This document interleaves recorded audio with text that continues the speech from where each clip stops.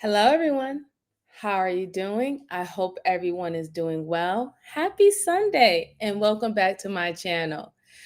It's party time, everyone! Woohoo! I want to say congrats to everyone. We have done it. We have gotten this channel to 100,000 subscribers.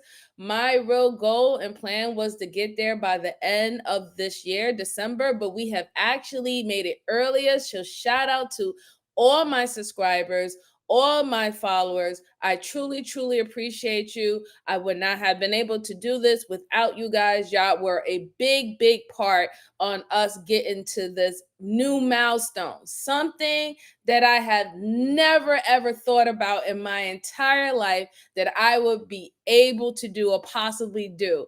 I tell you, there was at one point last year where just even getting 200 subscribers was such a blessing for me. You know what I'm saying? I didn't think necessarily many people had really even cared about some of my views, some of my perspectives and things that I had to say. So I was very appreciative of them. So to make it here is really a great experience. Very great experience. And I'm glad that I'm able to share it with all you good folks. And I hope everybody is doing well. I hope your loved one is doing well.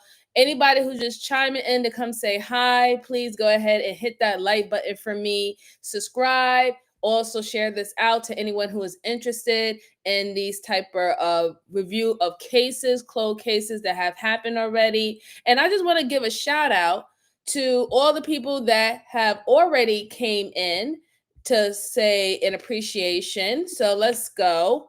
Ronnie Ron, thank you so much for coming, sir. Thank you. I appreciate it. Thank you so much. Genesis, thank you so much for coming. I appreciate you. Thank you so much for your statement.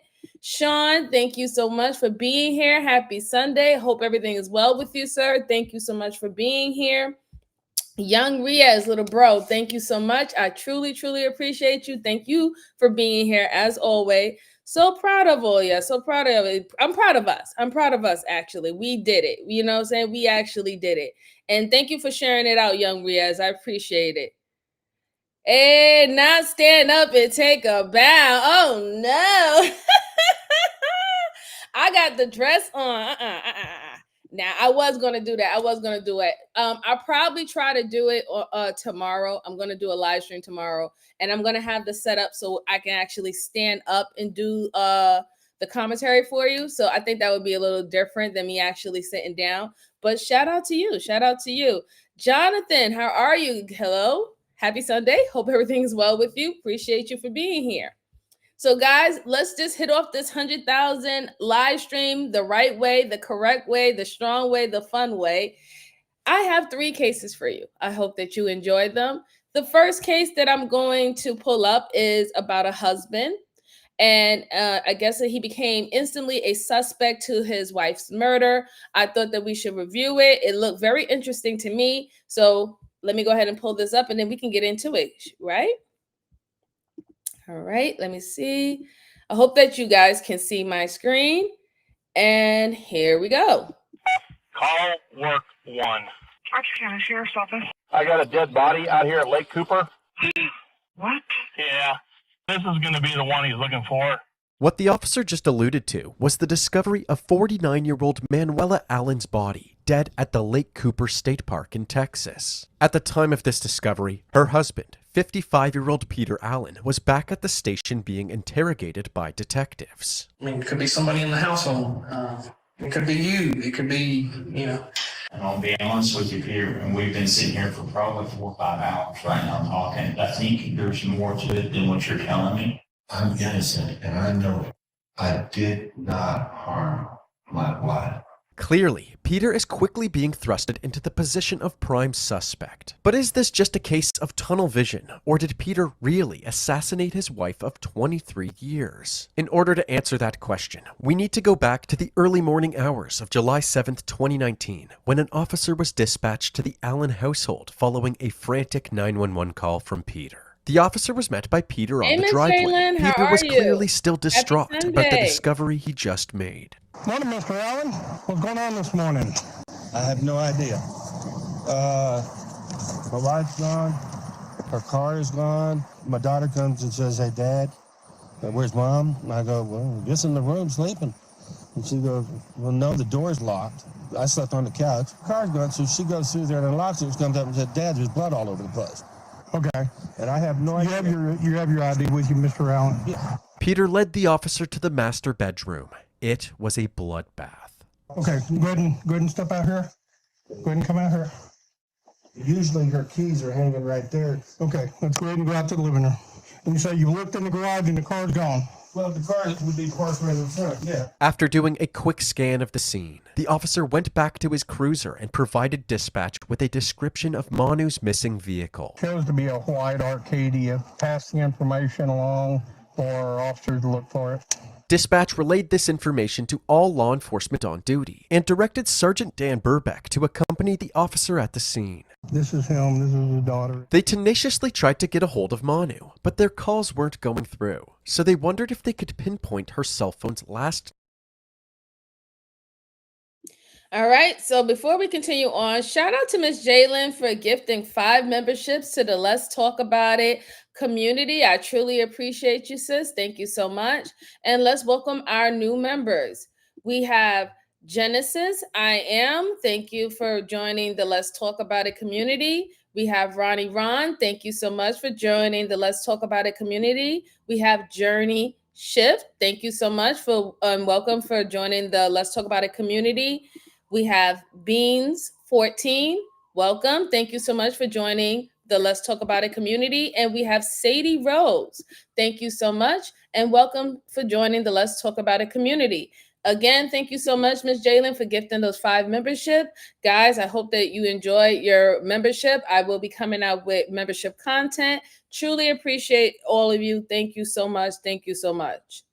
Hey, how are you doing, sweetheart? How are you? Happy Sunday, and thank you so much, Miss Sweetheart. I appreciate you. Thank you so much. Thank you, thank you, thank you. So, before we even start the video, just off the bat, the husband's response to not knowing where his wife is, coming to a house that's completely bloody, especially in their bedroom area. Her keys is not there. Her vehicle doesn't seem to be where it's supposed to be. He seems a little bit too calm, you know, He does. He seems a little bit too calm about the situation. Now, it could possibly be shock, right? And that's his way of, handling all that information coming to him at once. But he do seem a little bit too calm about not knowing the whereabouts of his wife and then seeing a crime scene in his house. But let's continue. Known location. Hey, can you ping a phone? They also contacted both of the hospitals in Olney to see if Manu was a patient at one of them, but neither of them had a record of her being there. With Manu missing and her room painted with blood, Burbeck declared the Allen household a crime scene. Peter and his kids, Kiara and Darian, were told to step outside. I need y'all to go ahead and step out here on the porch. Just have a seat. Mom, your mom's missing. Okay. We're already attempting to locate her. So I checked both hospitals here. I didn't find anything. If you'll stay here, I'm going to just kind of walk around. Sergeant Burbeck went back inside while the officer stayed on the porch with the family. He used this opportunity to begin building a rough timeline. When was the last time you saw her? Last night, probably about 9 o'clock. Yesterday evening, Manu gave Peter a goodnight kiss and went to bed. Peter ended up falling asleep on the living room couch. He said that he didn't hear anything suspicious all night. After waking up and discovering the blood, they realized that Manu was also missing, so they went directly to the hospital to see if she had already gone there. When they couldn't find her, they went back home and dialed 911. The officer found this part of the story suspicious. Why wouldn't they call 911 immediately after discovering the blood? It was also strange that Peter was showing little emotion despite these concerning circumstances. While the officer continued to gather basic information from the family, Sergeant Burbeck was inside the home inspecting the blood evidence. So now I'm kind of wondering whether or not if they did something, the daughter or the husband did something to the mom prior to them even calling 911, going to the hospital. Like, to me now, it seems that the fact that they went to the hospital first and they didn't call 911 in reference of where is she, or hey, I have a missing person, I can't find my mom, they're not calling. I haven't even heard about them even calling her cell phone or saying that her cell phone was going straight to dial tone. Like, I haven't heard that at all. They went strictly to the hospital when they couldn't find this person being registered in the hospital. Then they went back home and then called 911. That is quite odd, because normally the first thing that people would do is go to the, call 911 first. Then 911 would instruct you to be like, hey, we have to wait a certain amount of hours before this becomes a missing person case, but we'll keep the details and you can keep us in touch. You can call us back if nothing happens, or you can even call us back to let us know if you do find, you do find her. You know what I'm saying? That's really odd that they just went to the hospital first. Now, I'm believing, and this is just speculation because I haven't actually reviewed this case. What if they actually went to the hospital as a form of the setup or the cover-up, right? If you leave a trail with your car and your vehicle being seen out on the street or at the hotel at a certain period, or hospital, sorry, not hotel, at a certain period of time, maybe that was a cover-up. So now I'm wondering if the police or forensics is going to come in to actually see how old or how dry the blood that was found in the room that turned into a crime scene. How old is that? Has it been there for a couple of hours? Have it been there for a couple of days? Or did it actually recently just happen? Those are the little things that I'm kind of like looking at now, because like I said, the way how they did it, it seemed a little weird. It seemed a little off, but we'll see. Let me go ahead and continue this on a little bit.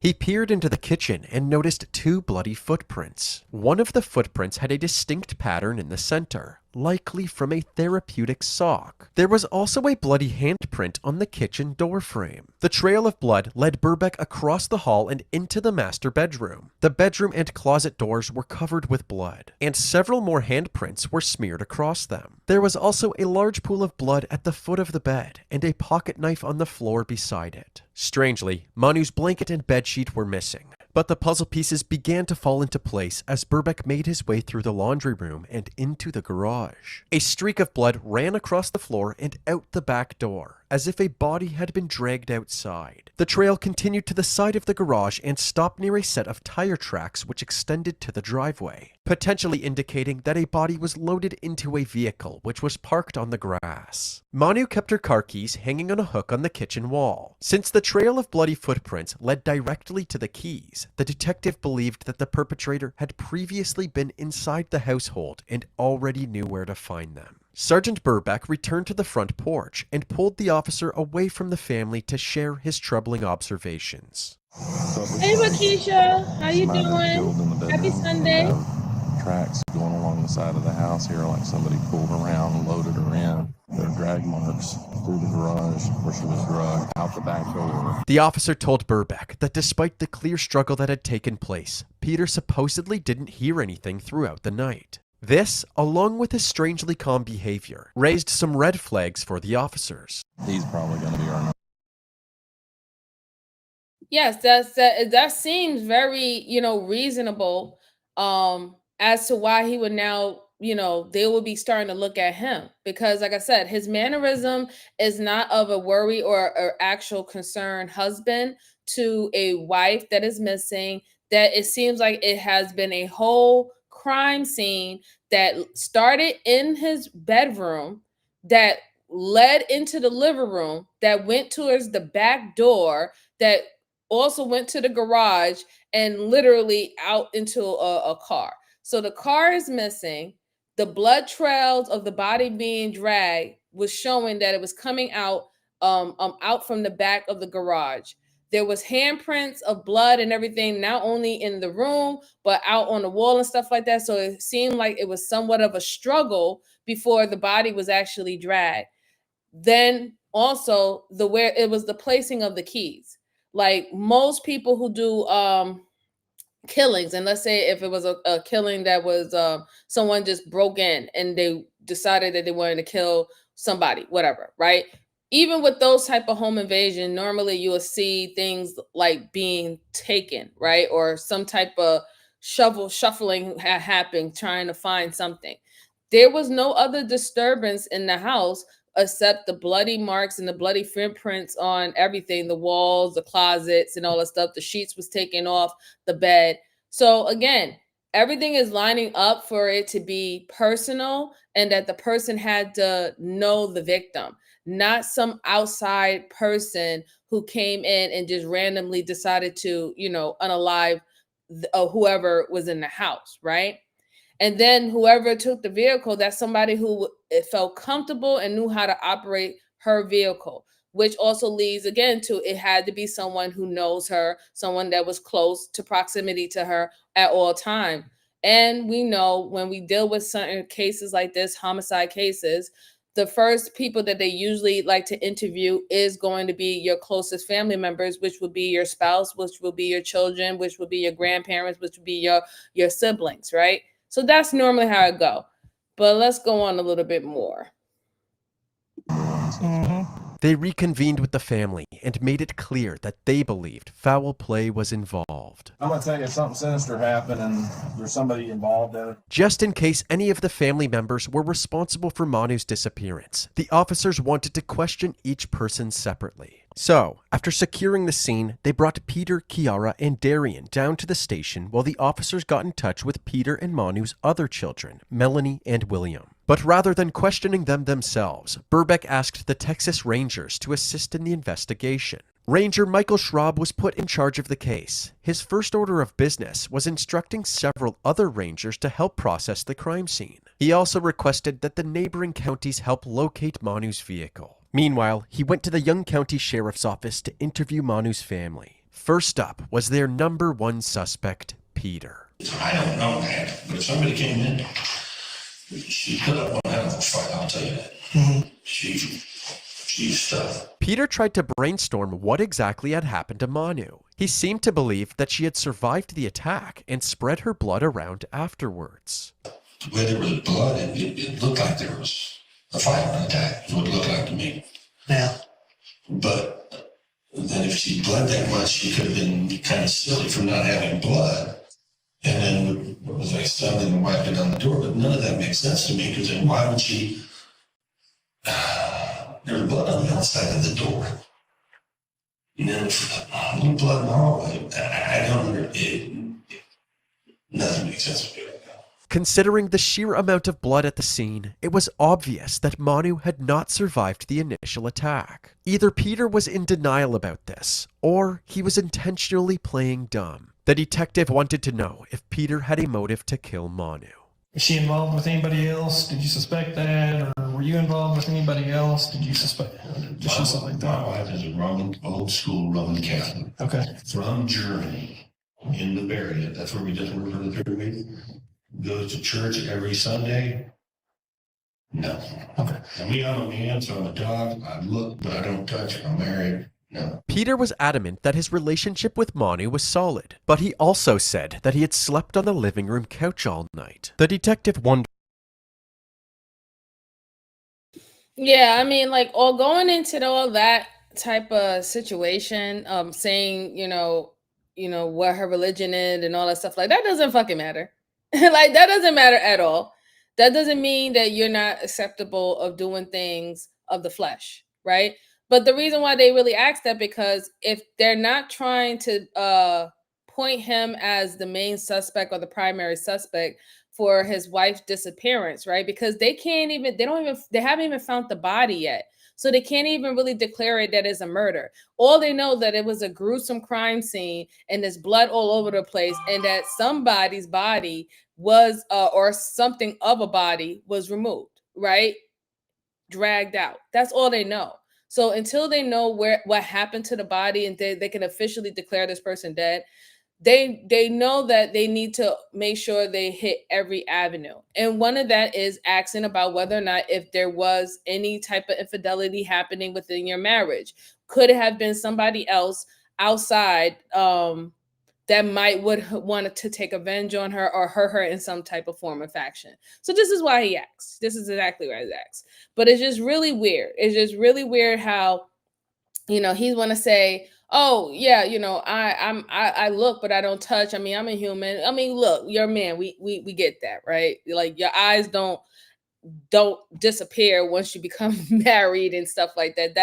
That's unrealistic. But everything wasn't perfect. Everything was not perfect with your marriage, and nobody can ever say that their marriage is perfect. That's just not what marriage is built up in. It is not built that way. You told them out of your own mouth when they came on the scene that you were sleeping on the couch at night. And the last time you saw her was at night. Then you said that you didn't hear anything.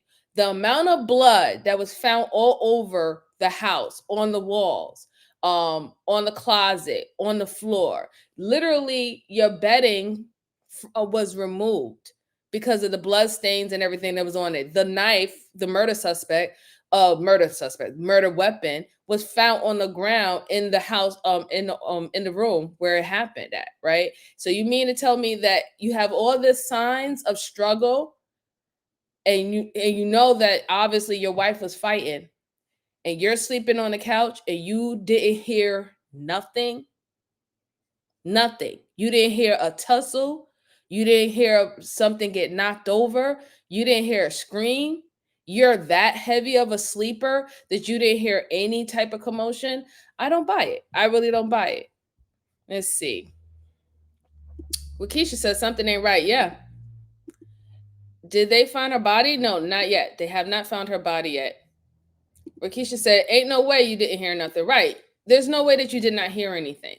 So that's a little hole in his story, but let's go on. If sleeping on the couch indicated that the two had been fighting. What led to you sleeping on the couch last night? Somebody told me that you had said that y'all had some type of disagreement or whatever last night. No? Is that normal that you sleep on the couch? Okay. If you ask my kids, they'll tell you I sleep on the couch all the time. But one, my snores really loud. Two, I snore really loud. Okay. Three, I had a few drinks last night, and me and my wife had an agreement. If I have even one drink, 1 beer, I sleep on the couch. While this was a convenient explanation for Peter, the detective still couldn't understand how he didn't hear the struggle that was taking place right down the hall. The detective didn't want to make it obvious that he was suspicious of Peter, so he shifted the conversation to Manu's relationship with the kids. any particular conflict with any of the kids? Me, my children? Yeah, your children. My children would never touch my wife. Okay. And my wife, she could beat somebody. If somebody came in, I don't know what happened, but if somebody came in, she'd put up one hell of a fight, I'll tell you that. Peter claimed that nobody in the house would have done this. The only other person who might have known where the keys were was Melanie's ex-boyfriend, Julius. He got mad at my older daughters and they were breaking up. So I'm not saying he's suspect. I'm saying that you know. Although this was useful information, Ranger Schraub from the family, he made it clear that everybody that was inside the house at the time of the murder was still a suspect. I mean, it could be somebody in the household. It could be you. It could be, you know. I know you have to keep everybody open as a suspect. I understand you gotta do what you gotta do. You understand, you find a person, I'm gonna do what I gotta do. I'll be honest with you, it sounds like it's somebody that had some type of relationship or something with her. And I'm sure it kind of, you can see that, I'm sure, too, to a certain extent, especially since you didn't wake up or anything in the middle of it. If there was a struggle. The struggles can be quiet. Just a long way from the front of the house to the back of the house. Yeah. I don't see any scratch marks on your arms or on your face or anything. You don't have anything on your chest or anything like that, do you? No.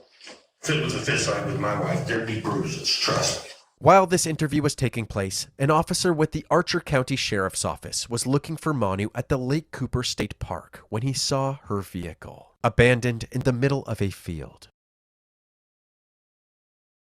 So I find it odd that, he didn't want to necessarily kind of point them in the direction to the ex-boyfriend, to one of the older daughters, but he kind of in a way kind of implied that. So why would that guy who doesn't date your daughters anymore, why would he have access to your house late at night? And then again, you didn't hear any noise. So that means if you didn't hear any noise, that means that you didn't hear someone come in or out your house, right? So we can be under the impression that nobody came into your house. So we can go under the fact that whoever harmed your wife had to be inside the house already, right? And you haven't established anything to the police officer saying that somebody came to visit at, I don't know, 9 p.m. and 10 p.m. and you don't know whether they left or not, or what time they left because you were sleeping. His story, it really doesn't make sense, especially with the crucial part about him saying that he haven't heard anything. Now he's also implying that, it's a far, long way from the house. So whatever happened in the back, you can't hear it from the front. No, the police actually walked the house. Your living room is not that far towards the back from where your rooms are, especially since your room and your wife's room is on the first floor, right? So it's not that much of a long distance. It's not that much of a hallway where you can't hear about what's going on, especially if it's a commotion or especially if somebody came into the house. If you're also sleeping on the couch, if you're sleeping on the couch in the living room, and if I'm thinking that the setup is that the front door is right in front of the living room setup, if you have an open plan concept, then you had to hear that somebody was coming in, clicking keys or something like that, or somebody went downstairs to open up the door. A lot of things is not falling in line, and it's making him look even more suspicious, especially the whole simple fact that he said that he didn't hear anything. And the crime scene itself shows that it had to be screams, it had to be commotion that was going on, it had to be a tussle. You continuously tell the detectives that if anybody would have fought your wife, she would have fight for the bitter death. She's a strong woman, she will defend herself, and she wasn't someone to play around with. You keep on saying that to the detectives, how strong and how much willpower and strength she has. So again, you're already telling them that your wife was fighting. Guess what? They can see by the crime scene that she did put up a fight. You are absolutely right. Your wife was fighting. But now that's why they asked about the scars and the marks, if he have any bruises or anything on him. Probably not, because what if she didn't know that the attack was happening, right? What if she didn't necessarily know that the attack was happening and she was trying to get away and not actually trying to push you off her? She was just trying to get away or run out the back door of the garage. And that's probably why you see blood that was smeared on the side of the wall when she was trying to get away. And then you just waited until she dropped. Or we don't know even what else you was wearing either, because we don't know if the clothes that he has on now that he's speaking to him with is actually the clothes that he was wearing when he supposedly went to go sleep at the couch. Those are my few little takes on it so far. It seemed that we got to the point where they found the missing vehicle, her missing vehicle. Not sure we're going to find a body in there. I don't think so. They probably will have a body around the area when they start to search the area, but we shall see. Sean said that one beer, one drink statement is implying that he was drunk, sleep maybe. Let's go on. This vehicle is going to be unoccupied, and looks like it's been wrecked out.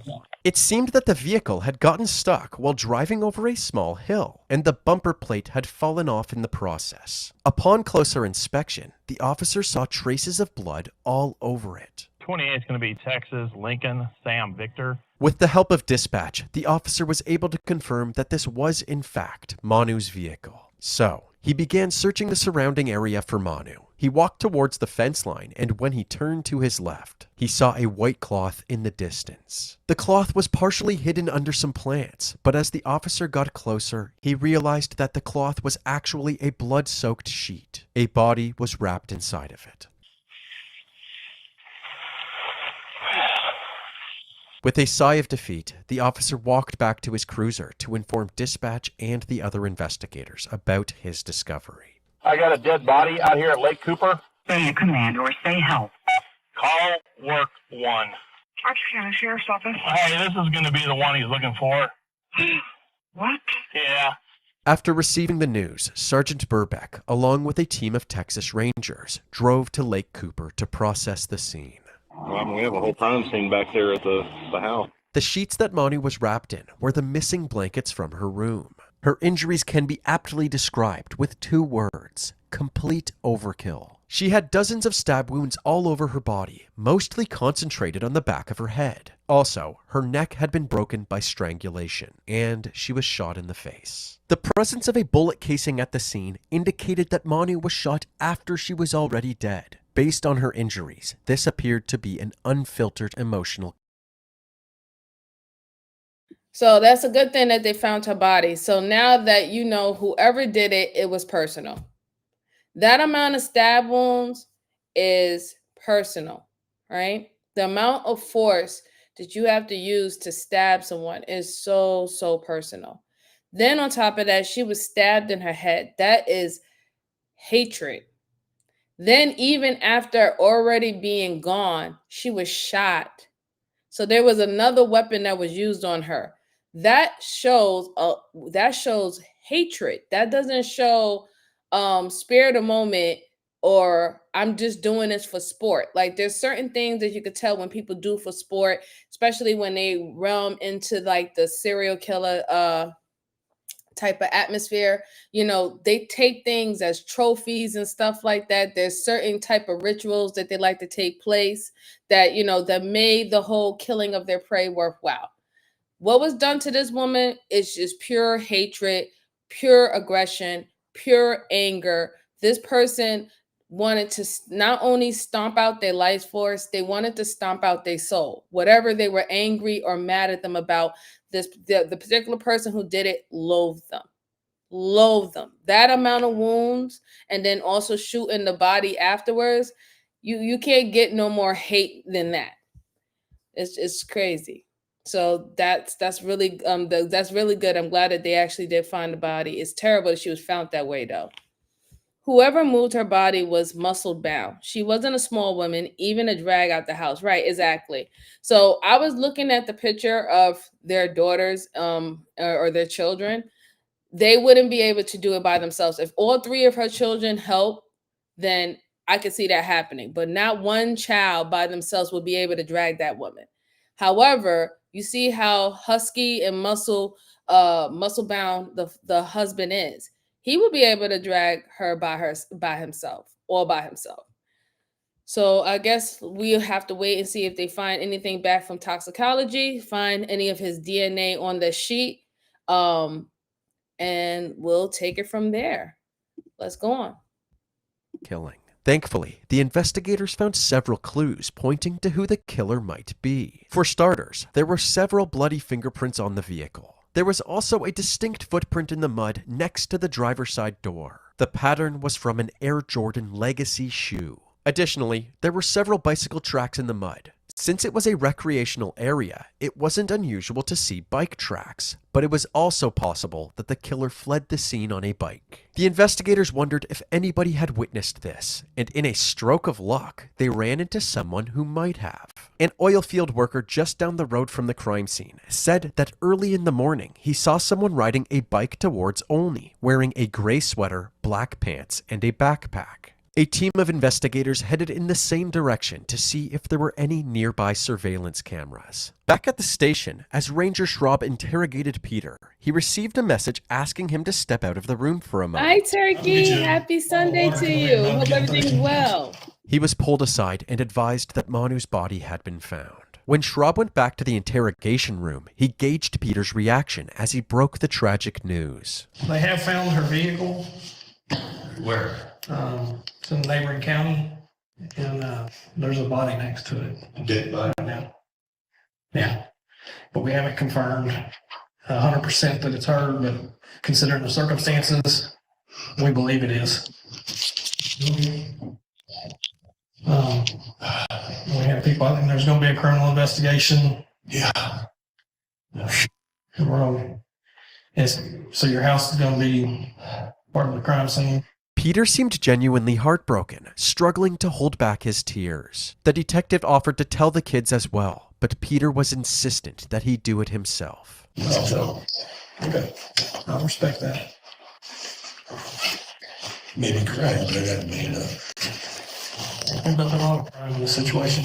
Peter and Manu's kids, Kiara, Darian, William, and Melanie, were all at the station at this point waiting to be interviewed. They all hugged their dad as he broke the news to them. Now they broke into the house and attacked your man while he was they found the car and they found your mother. They got that positive idea. As the family held each other, Kiara collapsed to the floor. The rest of the kids sat and grieved with her, except for Darian, who sat against the wall away from everybody. Although everybody grieves in their own way, the detectives found it strange that Darian would disconnect himself from the rest of the family during such a traumatic moment. After giving everybody some time to process their loss, the detective made sure Darian was the next person to be questioned. What's your name? Okay. Right off the bat, the detective noticed that Darian's legs were shaking. He also noticed a blister. So I understand that why they would want to question him, because this is a very troubling time for the family. You would think that this, out of all things, would literally bond them together, whether if they don't really necessarily like each other or like each other's personalities when they get older, because that's what usually happens with family, right? Just because you're born, that's your blood, and you have to be raised with them in the house. That doesn't mean that you actually have to like the person's character or personality, right? There might be certain things that you might not like them. You love them. I mean, that's your brother, that's your sister, or whatever not, but you don't really vibe with them. This is not somebody, if you had the choice to decide who would be in your life, you wouldn't necessarily have them in their life. And that is what happens with family. That is normal, right? I wouldn't necessarily make it seem like he's suspicious, but it does make sense for the detectives to question him, right? Because he could feel a kind of way. We don't know his relationship with his mom. Maybe he felt that he was the middle child who was never treated, or the redheaded stepchild. He was never treated like right or listened to. You don't know what type of parent to child relationship he had with his mom, his parents, or the rest of his siblings, right? So he could operate in a different way where he's not going to be pretending to come together and give hugs and all this stuff and cry in each other's arm when y'all would say that he ain't shit, or y'all would bully him or pick on him or say that he's worthless and he ain't good for nothing for his whole entire life. So that switch up doesn't happen, So it's good that they're questioning him. He does seem a little bit nervous with the twitching of his leg. That is a nervous reaction. I hope they're going to look a little bit more to examine him if there's any scratches or any cuts that he probably might have on him.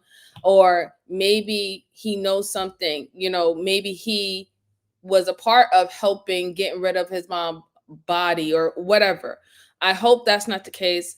You know how I feel about children harming family members, especially their parents, or people harming children. I always hate those type of situations, but we have to go through them. It is a part of life. It's a part of our reality and society. Let's see. All right, let's see. Lizzie said, what happened? We're just reviewing the case, Lizzie. Let's see. Sean said he could have known that maybe dad did it and want to disconnect from him. That could be a possibility. That's a good way to think about it, Sean, because what if he do know? What if he heard the commotion and he figured that if dad can do that to mom, what makes you think that dad can't do that to me? Right? So for fear of his life being in danger or something, like maybe he might be quiet. Maybe his father told him to help me get your mom out here and don't say anything about it, or you're next or something like that. Who knows? There's a lot of things that could have happened, and this is why they have to question him now, because he's the only one so far that seemed to had a different reaction from hearing that they found the mother's car and they found a body, and it perceives that it is their mom that was pretty much unalive viciously. But let's see. Oh, Stay Strong says, I have family members I haven't spoken to since the 90s. So family disconnected is automatically guilty. Well, I mean, I guess, but there's, like I said, you have your reasons why you probably haven't spoken to someone in, back in the 90s. You just don't see eye to eye. They're just not your people. Yeah, y'all have the same blood, but when it comes down to personality, they're just not the people that you wouldn't really be associated with. I wouldn't necessarily mean that is guilty, but it is suspicious. It's going to be suspicious to the cop because, like, again, if this is your mom, all the other kids is crying, bawling out of control. The girl fainted, right? And here you are just leaning against the wall, completely separate from the rest of the family. You don't even want to mourn together with them about the loss of your mom. Like, I can't believe this. Somebody broke in the house. This is crazy. What is going on?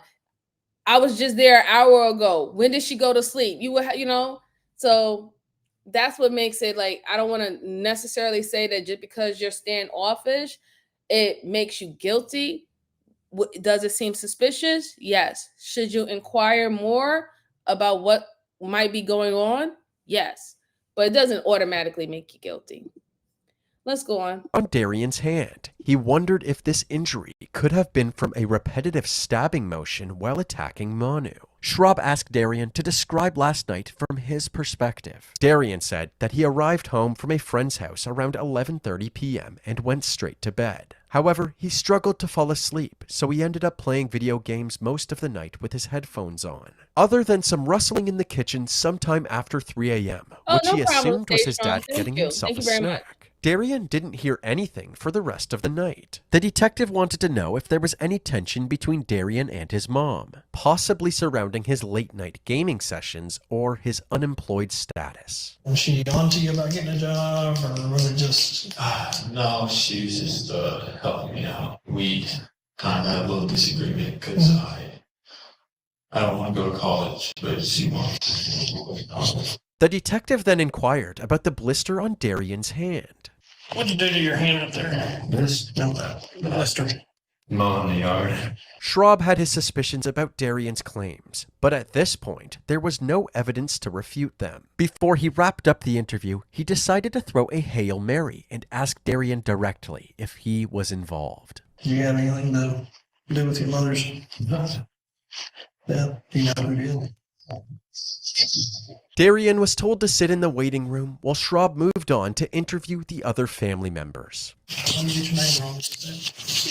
The detective had Kiara describe the night from her perspective as well. She said that she spent yesterday evening at her boyfriend's house and arrived home around the same time as Darian. I got home at like 11:50. Okay.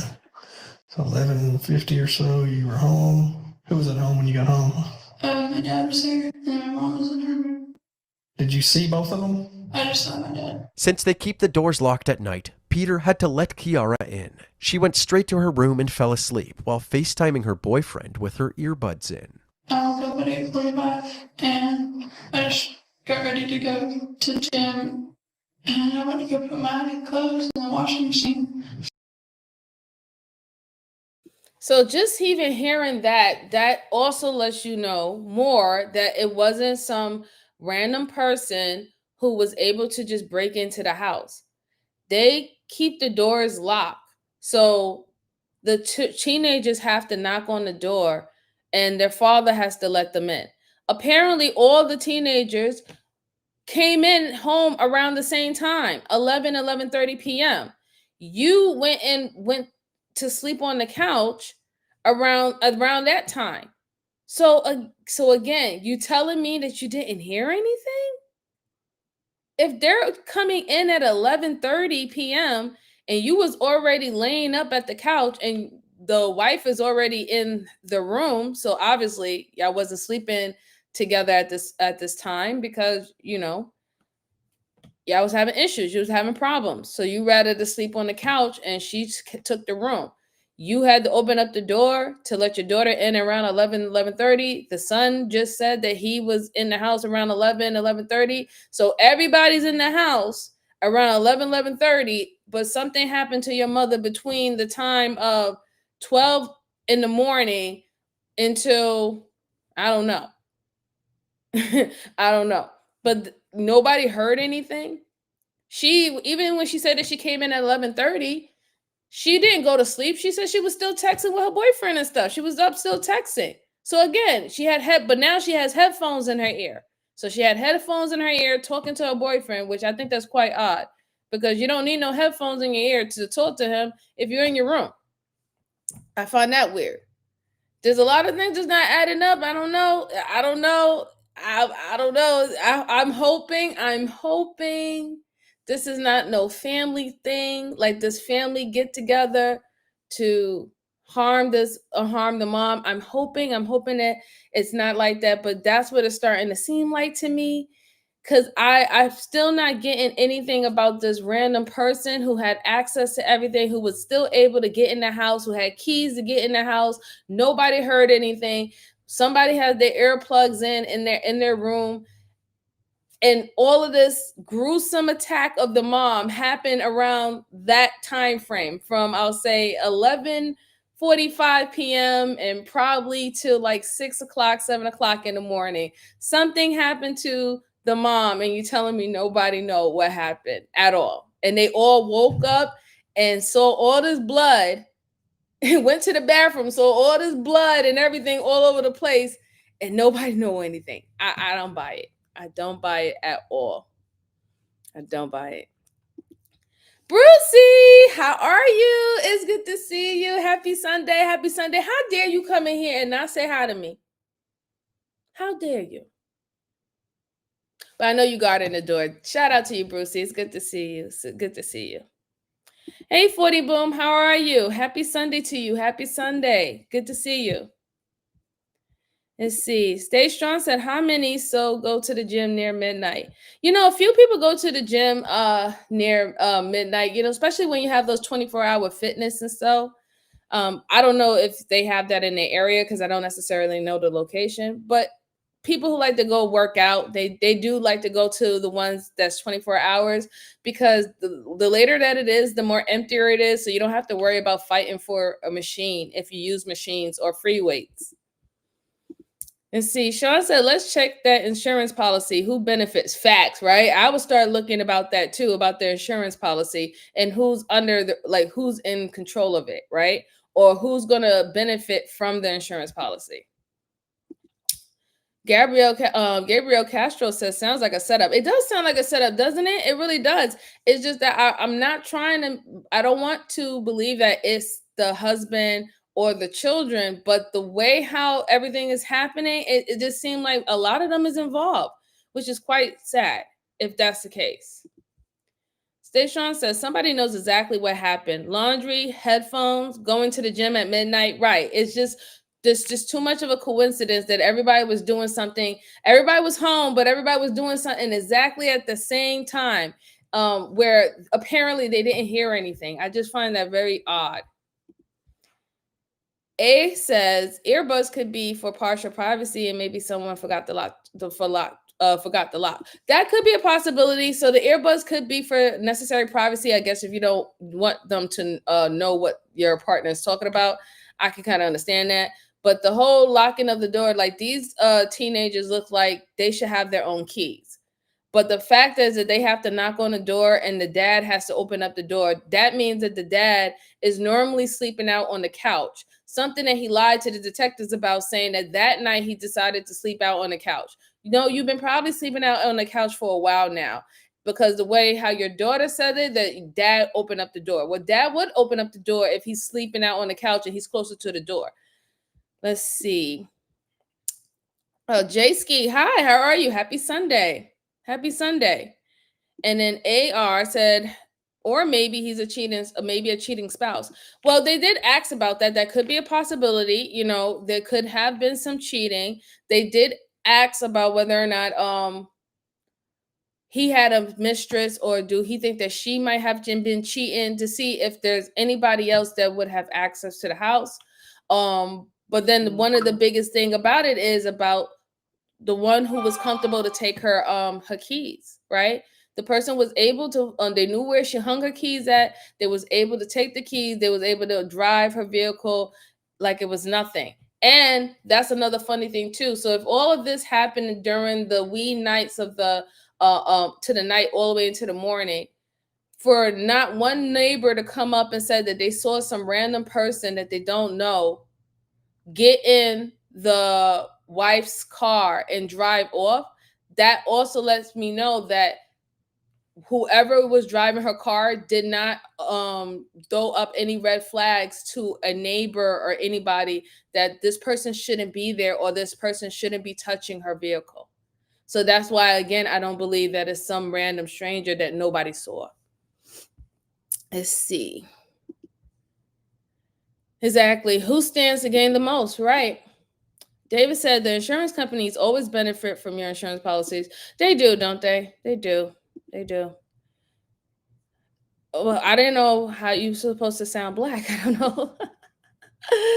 Where was she shot at? Location? Was she still alive when they got the body to the field? So no, she wasn't alive anymore. She was shot. Well, she was stabbed, and I think she was stabbed in her bedroom. And then she probably was trying to walk out. And they said that she had a lot of stab wounds to the back of her head and her neck. So I think that the stabbing took place in her bedroom. And while she's trying to run out or try to get away, whoever was stabbing her was continuous to stab her in the back of her neck and in her head. And then when she finally dropped, they had a weapon and they shot her right in her face with the weapon. From there, they decided to get the sheets from the bed, because that's where it started from. Get the sheets from the bed, wrap her body in there, and then drag her body through the back door of the garage all the way out to the side of the lawn where they can put it in the vehicle, and that's how it took place. Let's see. I'm American. Hey, RJ, how you doing, bro? Good to see you. Good to see you. Happy Sunday. Haven't seen you in a while. Hope everything's going well with you, sir. Hope everything is going well. Thank you so much. All right, let's play a little bit more. And I go to my mom's room because I have to go there to get to it. And the door is locked when I try to go in there. I mean, usually it's not locked. Oh, so thank you, RJ. I asked my dad where she was, and he looked really confused, and he just told me to go check her out through the garage. After going through the garage, Kiara saw her mom's blood-stained room. But rather than getting help right away, she started inspecting the room, looking for answers as to what had happened. I picked up a pocket knife on the ground to see if there's blood on it. To Kiara, this seemed like a reasonable decision at the time, since she wanted to know if her mother had been stabbed. But picking up the knife at a potential murder scene can easily compromise the investigation. Maybe she had actually stabbed her mother and was now lying to explain her fingerprints on the knife. Also,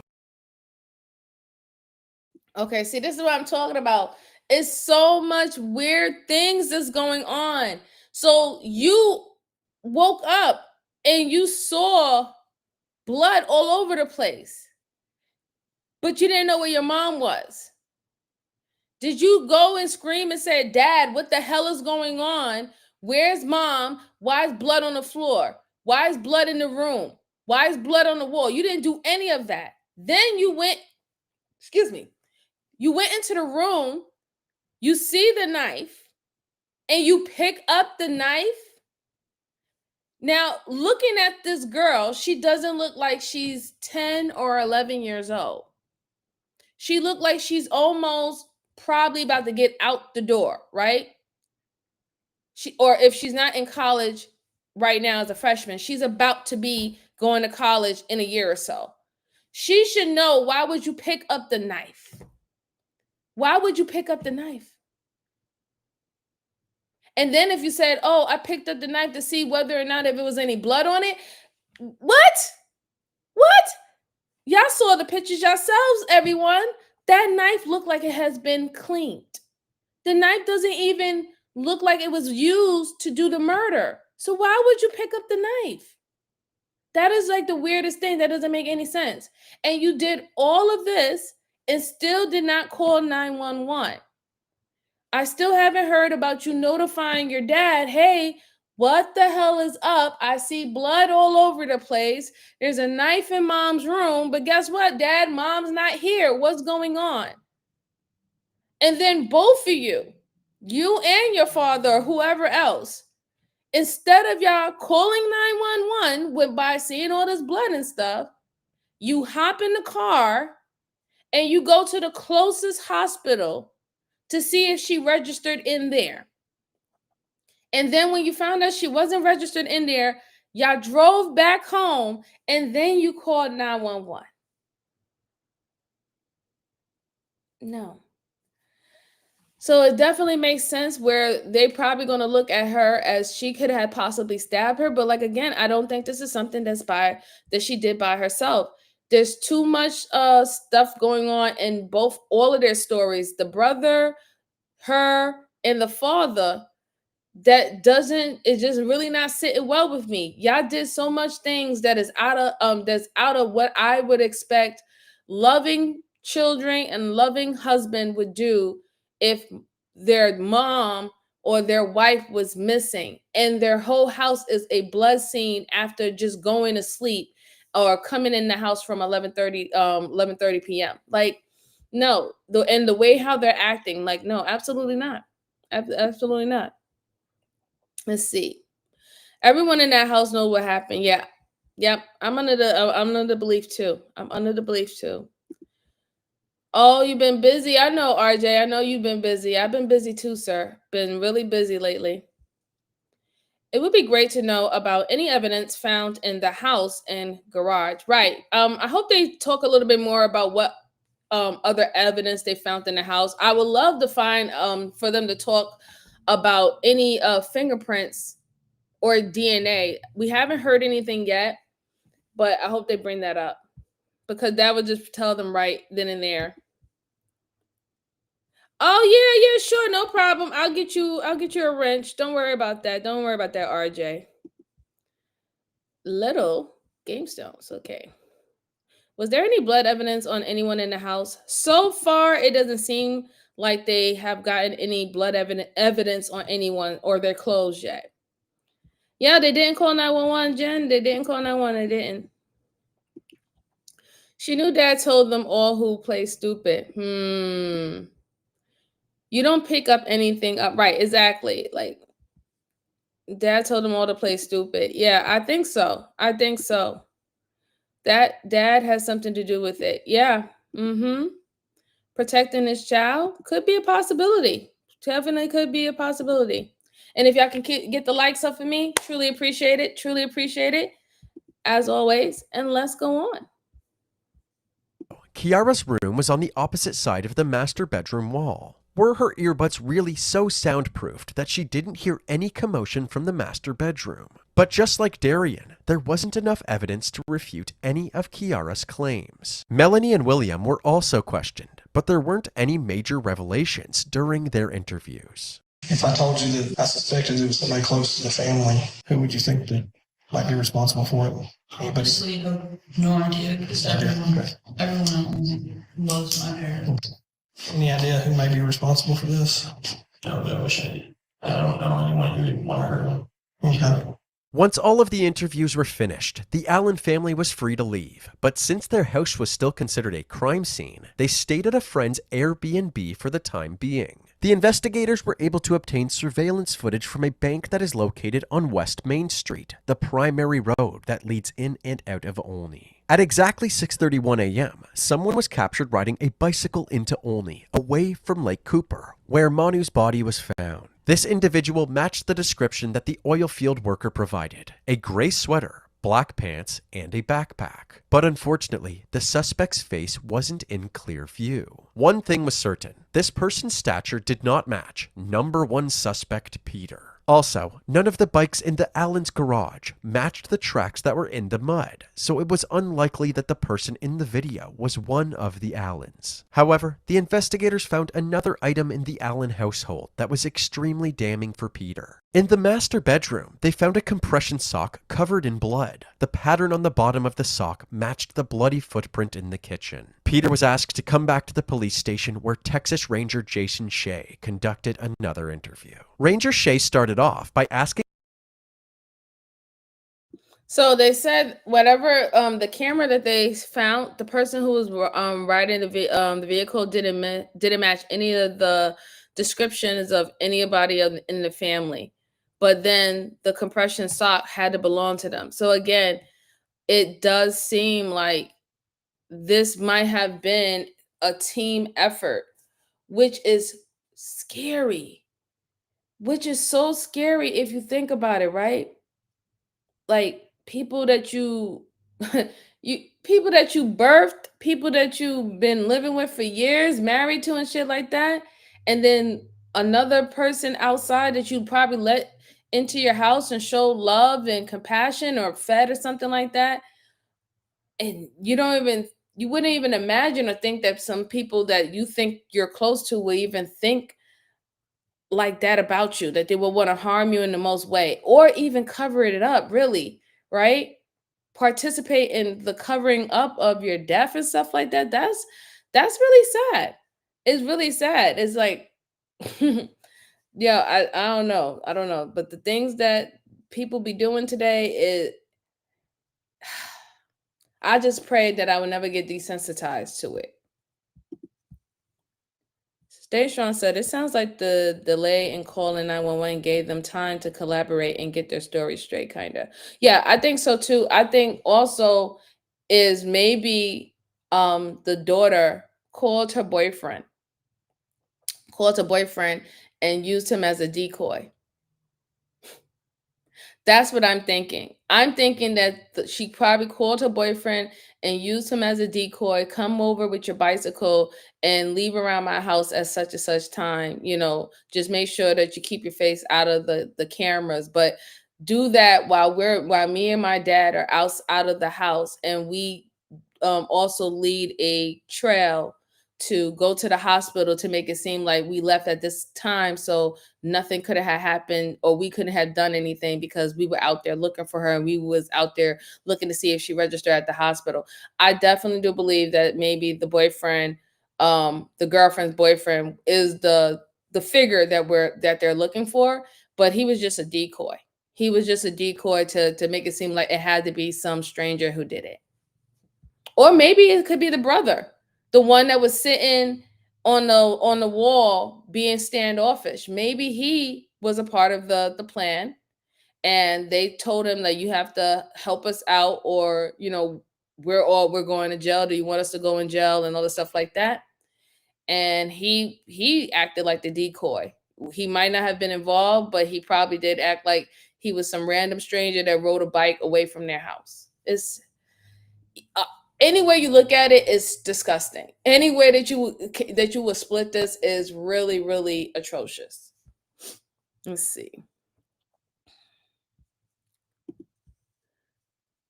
Sweetheart said the number of people in the chat is not equal to the likes. Please let us get the likes up to match the same number of people in the chat. Yes, truly appreciate it. Thank you so much, sweetheart. What a friend, setting him up. Yikes, yeah. Let's go on. Peter how he was holding up. He said that things had been hard and became overwhelmed with emotions. You need some Kleenex? You good? I've been crying for 5 days for too little more. Sometimes I cry, sometimes I feel pissed, sometimes I show outrage. I want to cry. Honestly, I want him dead. Before confronting Peter, they spent a large portion of the interview going over his story again. When was the last time you saw your wife?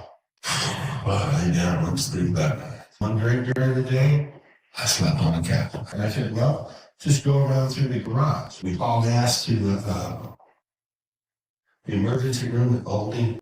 For the most part, Peter's story was consistent with the statements he made in the last interview, but there were some crucial new details. Apparently, he did hear some noises that night. Around 5 a.m., he heard Manu's vehicle starting up. I heard it start go, and then all of a sudden I didn't hear anything. I was thinking maybe my wife went to Allsup's to get them coffee or something.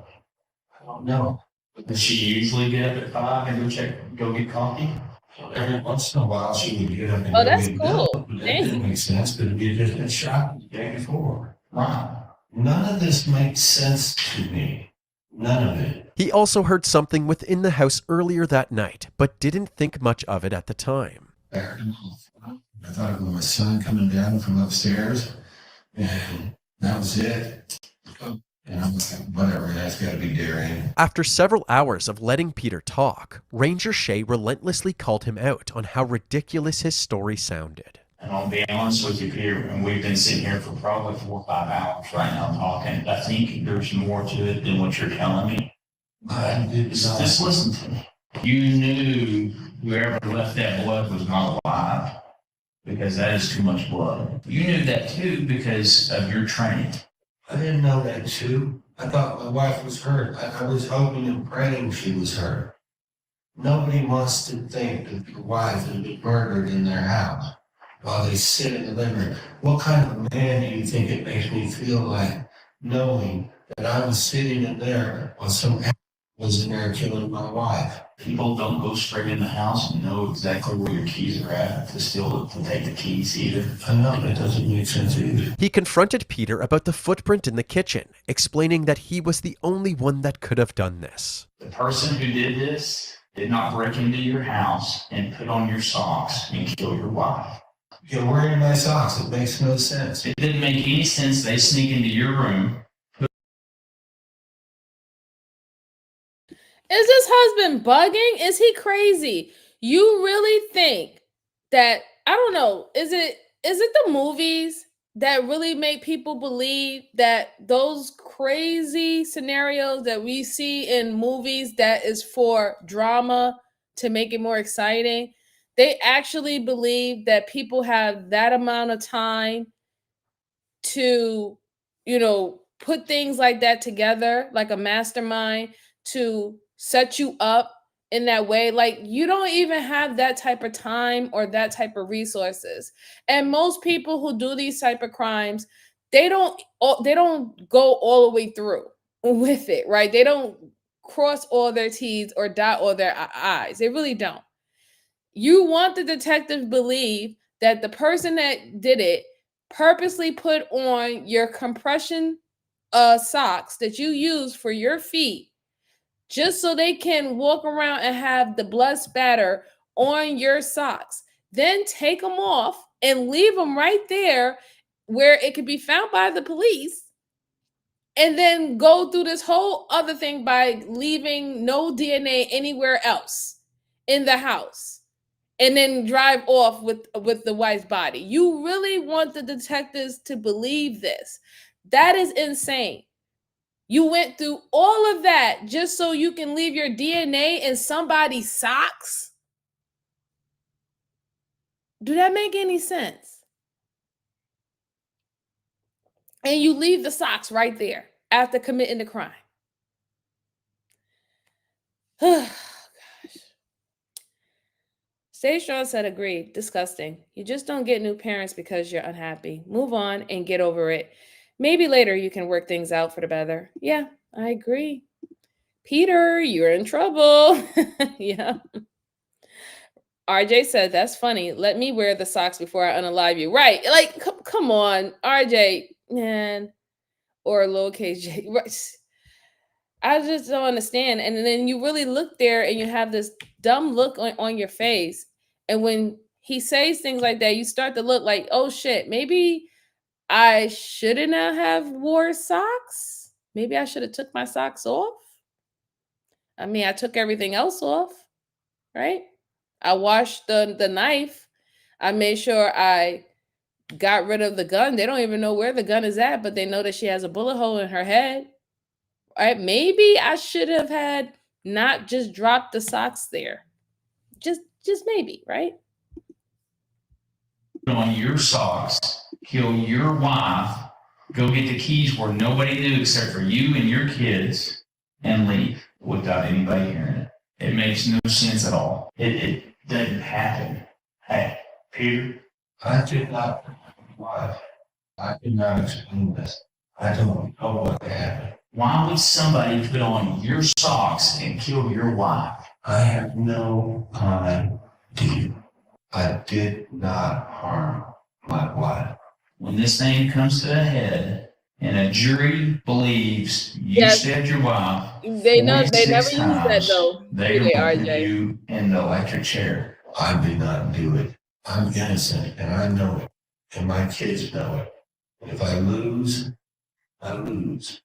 I lose my kids lose their father, but at least I go down knowing that I Hey, King didn't do this and had nothing Cosby. to How are you do doing? with Happy this. Sunday. It was clear that Peter wasn't going to confess anytime soon. Since all of the evidence linking him to the crime thus far was circumstantial, Peter was free to leave. The investigators believed that it was only a matter of time before Peter would be back at the station in cuffs. By this point in the investigation, the Allen household was no longer needed, so the Allen family was allowed to go back home. Peter's good friend, Verl Wolverton, drove from Arkansas to Texas to support the family through this hard time. Even he found it strange that Peter didn't hear Manu being attacked. So he decided to do an experiment with Darian. Darian went into the master bedroom and screamed as loud as he could while Verl sat on the living room couch. Verl couldn't hear anything. He and Darian swapped places, That is and Darian true. could hardly hear anything as well. They took this information straight to the investigators. The investigators weren't fully convinced that Peter was innocent, but they didn't want to get tunnel vision, so they decided to look into some other possibilities. Although there were no signs of a forced entry, perhaps this really was a burglary gone wrong. After all, it was well known in the community that Peter was an avid gun collector, and there was another gun burglary in Olney just a month prior. One of the main suspects in that burglary was 17-year-old Corey Taylor. Corey was a student at Olney High School, where Peter and Manu were teachers. He was known to cause trouble and had several run-ins with the police in the past. Sergeant Burbeck was You might be tasked with right, bringing Chris Corey Paul. down to the station for an interview. When he arrived at Corey's apartment complex, he noticed a bike under the stairs leading up to Corey's apartment. He inspected the wheels, and the tread pattern looked very similar to the tracks left in the mud near Manu's body. When Burbeck spoke to Corey, he asked whose bike it was, and Corey told him that it belonged to his friend Julius Mullins. When Burbeck told Ranger Schraub about the bike and said that it belonged to Julius Mullins, alarm bells rang. Schraub recognized that name. It turns out that the day after Melanie was interviewed, she actually went to the police station with something to tell the investigators. While trying to figure out who could have killed her mother, someone came to mind. Her ex-boyfriend, Julius Mullins, the same person that Peter brought up during his interrogation. He got mad at my older daughter, so they were breaking up. So I'm not saying he's suspect. I'm saying that you know. She provided a written statement to the police saying that she, quote, knew for a fact that when Julius was younger, he used to be in a gang, partook in drugs, and had killed people. At the time that Melanie told them this, the detectives were hyper-focused on investigating Peter, and they weren't sure if there was any weight behind her statement. But now that they had compared his bike tires to the tracks at the crime scene, they were eager to bring him in for an interview. Sergeant Burbeck brought Corey along while he picked up Julius, and all three of them went back to the station. Corey was then brought into the interrogation room with Ranger Shea, while Yeah, it does still sound like a setup, though. It really does. It does still sound like a setup. You're absolutely right, RJ. I think that it was the daughter and the ex-boyfriend, because now I see more of a motive with them than the with the husband, right? Also that evidence of the family friend doing the experiment to see if things can actually be heard. They said that they barely could hear anything. It was little. So they already did the experiment to confirm that you can't hear that much from the living room going back to the wife's bedroom.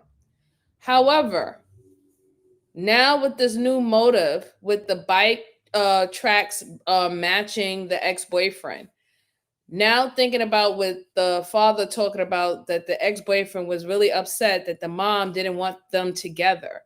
Now also hearing that the daughter went back to the police station and filed a report on, I guess, giving information about the ex-boyfriend and all the stuff like that and why they were upset. It seems like there's the motive right there. If he was mad that she didn't want them to be together anymore because he was in a gang or who he was hanging out with, and he did drugs, and they thought that he was going to bring their daughter down, that does explain a little bit more. I don't think that the daughter is not out of the she's not she shouldn't be looked at as not a suspect anymore. No, I think that she should be still looked at as a suspect, because she was in her room, according to her, she was in her room on her headphones and she was still speaking. She just left her boyfriend's house. Right? Now, I could be wrong that she does have two daughters, right? I think she might have two daughters. But if she doesn't, if she only has two sons and one daughter, then this has to be the same daughter about the ex-boyfriend. So that means that she will already have a new boyfriend and be on the phone with him? Or was she on the phone with the ex-boyfriend acting like acting like she's just having a conversation, but was the conversation about, yeah, you can come in now and get rid of her. My dad just went to sleep, and my brother, he went to the gym at night, and she's up.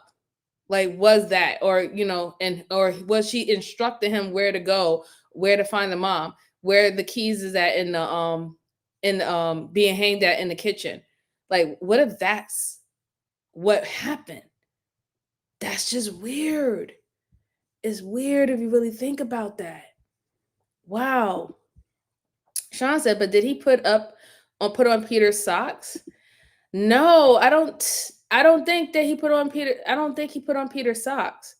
What I think what happened is, if the husband is innocent, let's say if he's completely innocent and everything that he said is true. When he was woken up and him and the daughter was like, there's all this blood, but we don't see where mom is at. Let's see if mom went to the hospital. He probably just stepped into the blood, went to the hospital, went and checked, came back, and he didn't even think anything of it. He just threw the socks down, right? Because like I said, the things that they did in the beginning was completely weird anyway. They didn't call 911 by waking up to seeing all this blood and not seeing the wife there. They just hopped in the car and went to the closest hospital. So that's only under the impression that if I believe that he still doesn't have any involvement in it, I can see why he would have blood on the socks. That's the only thing. Let's see. Brucey said MJ called it. They're looking at the bike. Yeah, they're looking at the bike now. Can they find DNA on the inside of the socks? Yes, they can. Yes, they absolutely can. You think, right? Yeah. Maybe more than just his. Don't forget about the body fingerprints they found in mom's SUV. Right, exactly, that too. I'm looking for more evidence about the fingerprints. They haven't really said it yet. Oh, absolutely. It's a setup through and through. Yeah. Stay Strong said bike trends near where the body was. Did he pull the trigger to finish her off to make sure? Stabbing isn't always fatal. Nobody heard a gunshot at the house. Right, here's the thing. Stabbing is not always fatal, but the way that she was stabbed was completely fatal. She was stabbed multiple times in her neck and in the back of her head. The bullet hole in her head happened when she was already dead. So that happened when postmortem already set in already. So that's what gave the even more hatred kind of like look into the person who did this to her. Sean said the socks though. Yeah, the socks. It's so crazy. Yeah, I agree. That makes sense. Yeah, I agree. I think that's the new possibility. I think it's the son and the daughter. They were really upset that they could not be together. And she probably threatened the girl too. Like, if you are found with this boy, whatever not, you're going to get cut off.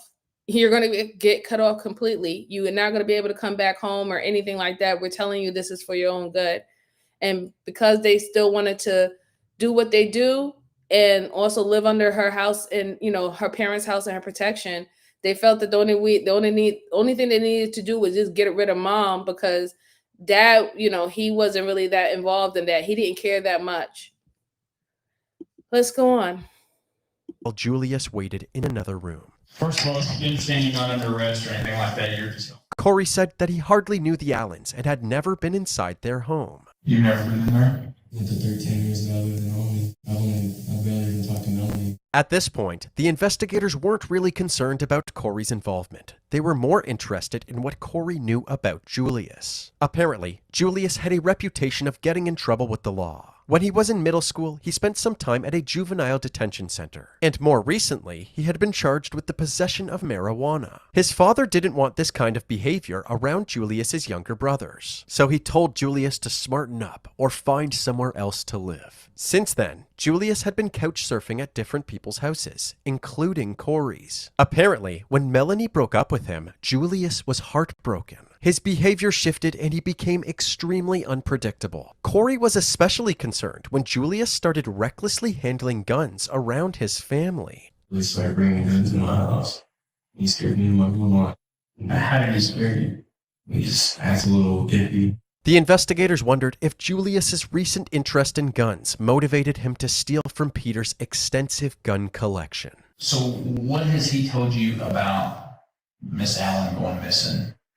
He hasn't really said anything to me, but it's weird how he didn't even cry or nothing, and he supposedly was real close with Melanie's mom. So I would cry if I was any closer, because she was nesting me in the hall. So Do you think Julius had anything to do with it?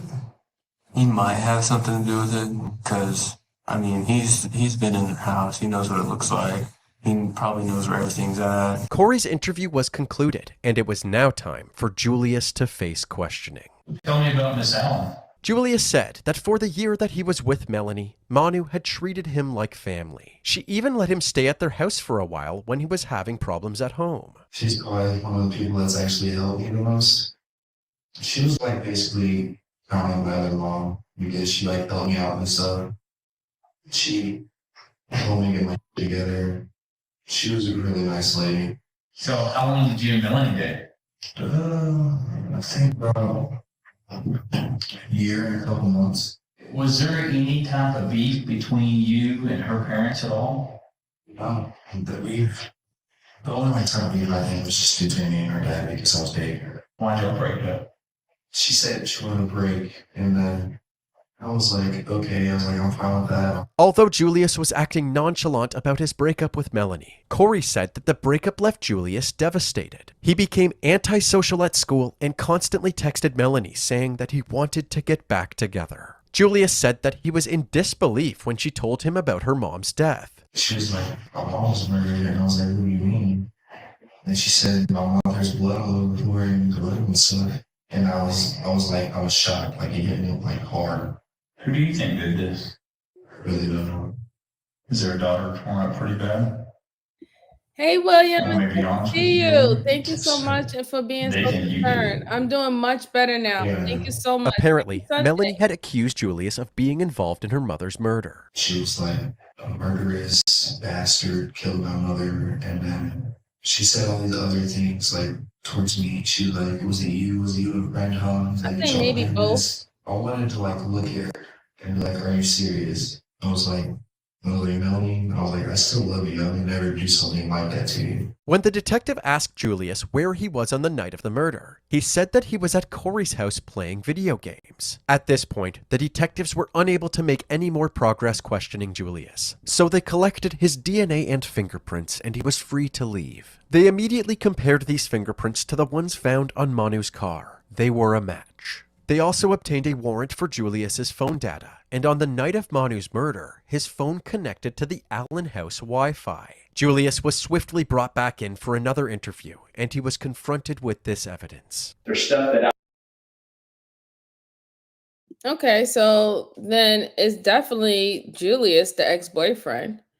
The Wi-Fi, his phone connecting to their Wi-Fi because he used to date the daughter and he used to be in their house all the time.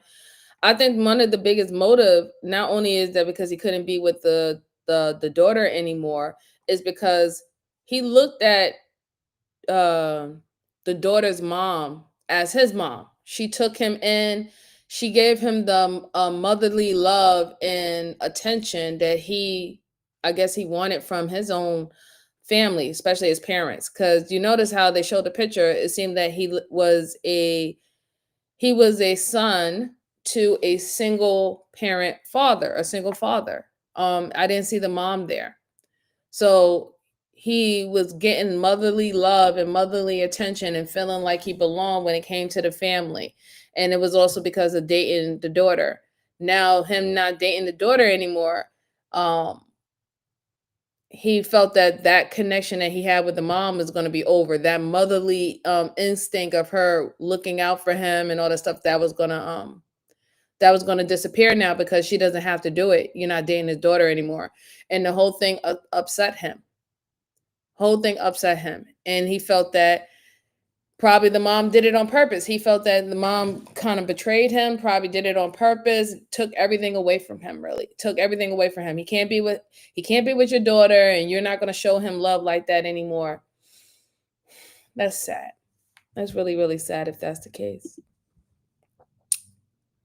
Julius is the only one doing this crime. I don't think the daughter had nothing to do with this. I can understand why you believe that. Yeah, absolutely. This is better than 48 hours Dateline. I could put in my 2 cents and an inexperienced investigator. Hey, we inexperienced investigators over here, guys. Yes, absolutely. I'm glad you're enjoying it. Oh, yes, definitely. And I appreciate the ones who do in sub. I appreciate it. Thank you so much, Bruce C. And thank you, King. I truly appreciate that for subbing. I appreciate it.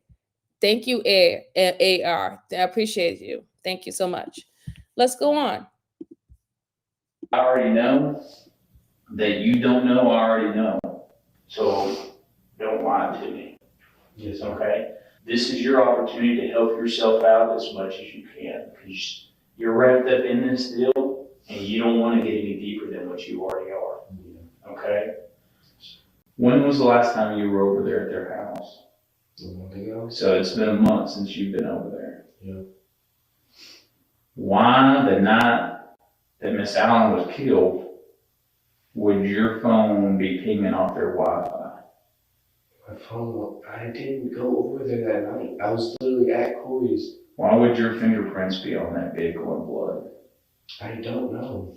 The detective spent much of this interview asking these same questions over and over, reiterating that Julius would face the consequences if he didn't tell the truth. Your butt's looking at some time in prison if you don't tell me the truth, if they don't give you the death penalty. But Julius wasn't biting. He adamantly denied any involvement in Manu's murder. What would be the reason that your fingerprints would be in blood on her car? Or your DNA? No, I really don't know. There is no reason. In her cuts like everywhere on my hand, dude. In Hi, her Terry. blood. Hope you're having a great Sunday. Thank you so much. Okay, I didn't say you did. Well, you're saying like I did. Although it was clear that Julius was lying about his involvement, there wasn't any definitive proof that he was the one who killed Manu. Another possibility was that Peter had killed Manu and asked Julius to help get rid of the body. According to everyone who knew Julius, he was desperate to get back together with Melanie. So perhaps Julius saw this as an opportunity to do her dad a favor and to ultimately get closer to his daughter. When was the last time? Yeah, that makes a little bit more sense too, right? Because the whole sock situation, that shout out to Sean and RJ in the chat, that they was not going to let that go about that sock situation, and I totally understand why, right? Because ain't no killer wasting 5 minutes to put on somebody else's socks to do a crime, right? But now what the video essay has said makes a lot of sense. If he wasn't desperate to get back with the girlfriend, and it was the mom who was adamant about them not being together, like I said before, the father didn't seem like he had no problem with it. He didn't really care about this boy's troubling past, the fact that he used to be in a gang, the fact that he has admitted to your daughter that he has unalived people before, that he does drugs. The father wasn't really in too deep about what was going on or who his daughter was dating. Then also the night of the murder, he was sleeping on the couch. You try to make it seem like you and your wife was having a lovey-dovey marriage. You weren't. Y'all was at the point where you was sleeping on the couch and she was sleeping in the room by herself, right? To the point where you as the father would get up and open up the door to let your children in if they're coming in at 11:30 or 10:30 at night or so. So that makes a lot of sense. He probably did not put one, finger on his wife. He probably allowed Julius to do it. And he probably, helped him get rid of the body. He probably helped him get rid of the body, and he went on about his business after it. That is a very, very, very plausible with all the information that is now coming out now. I can actually see that happening. If he was hating on his wife and, he was sick of her and whatever not, and then he's like, hey, I really want to be with your daughter and all the stuff like that. And, we're family and we don't need her. Let's just get rid of her and then we could all be family. I'll be with your daughter. You get the life insurance policy. You have the whole house and you still have your kids. It's a win-win, right? It's just, we just remove this person that is quote unquote the thorn in our side, It's just sad if that's what's happening. Revenge, revenge, revenge. Yep. That's what detectives do. Wear you down. They have to. And snoring had nothing to do with Peter sleeping on the couch. Right. It didn't. He was sleeping on the couch because he was not in the best communicative situation with his wife.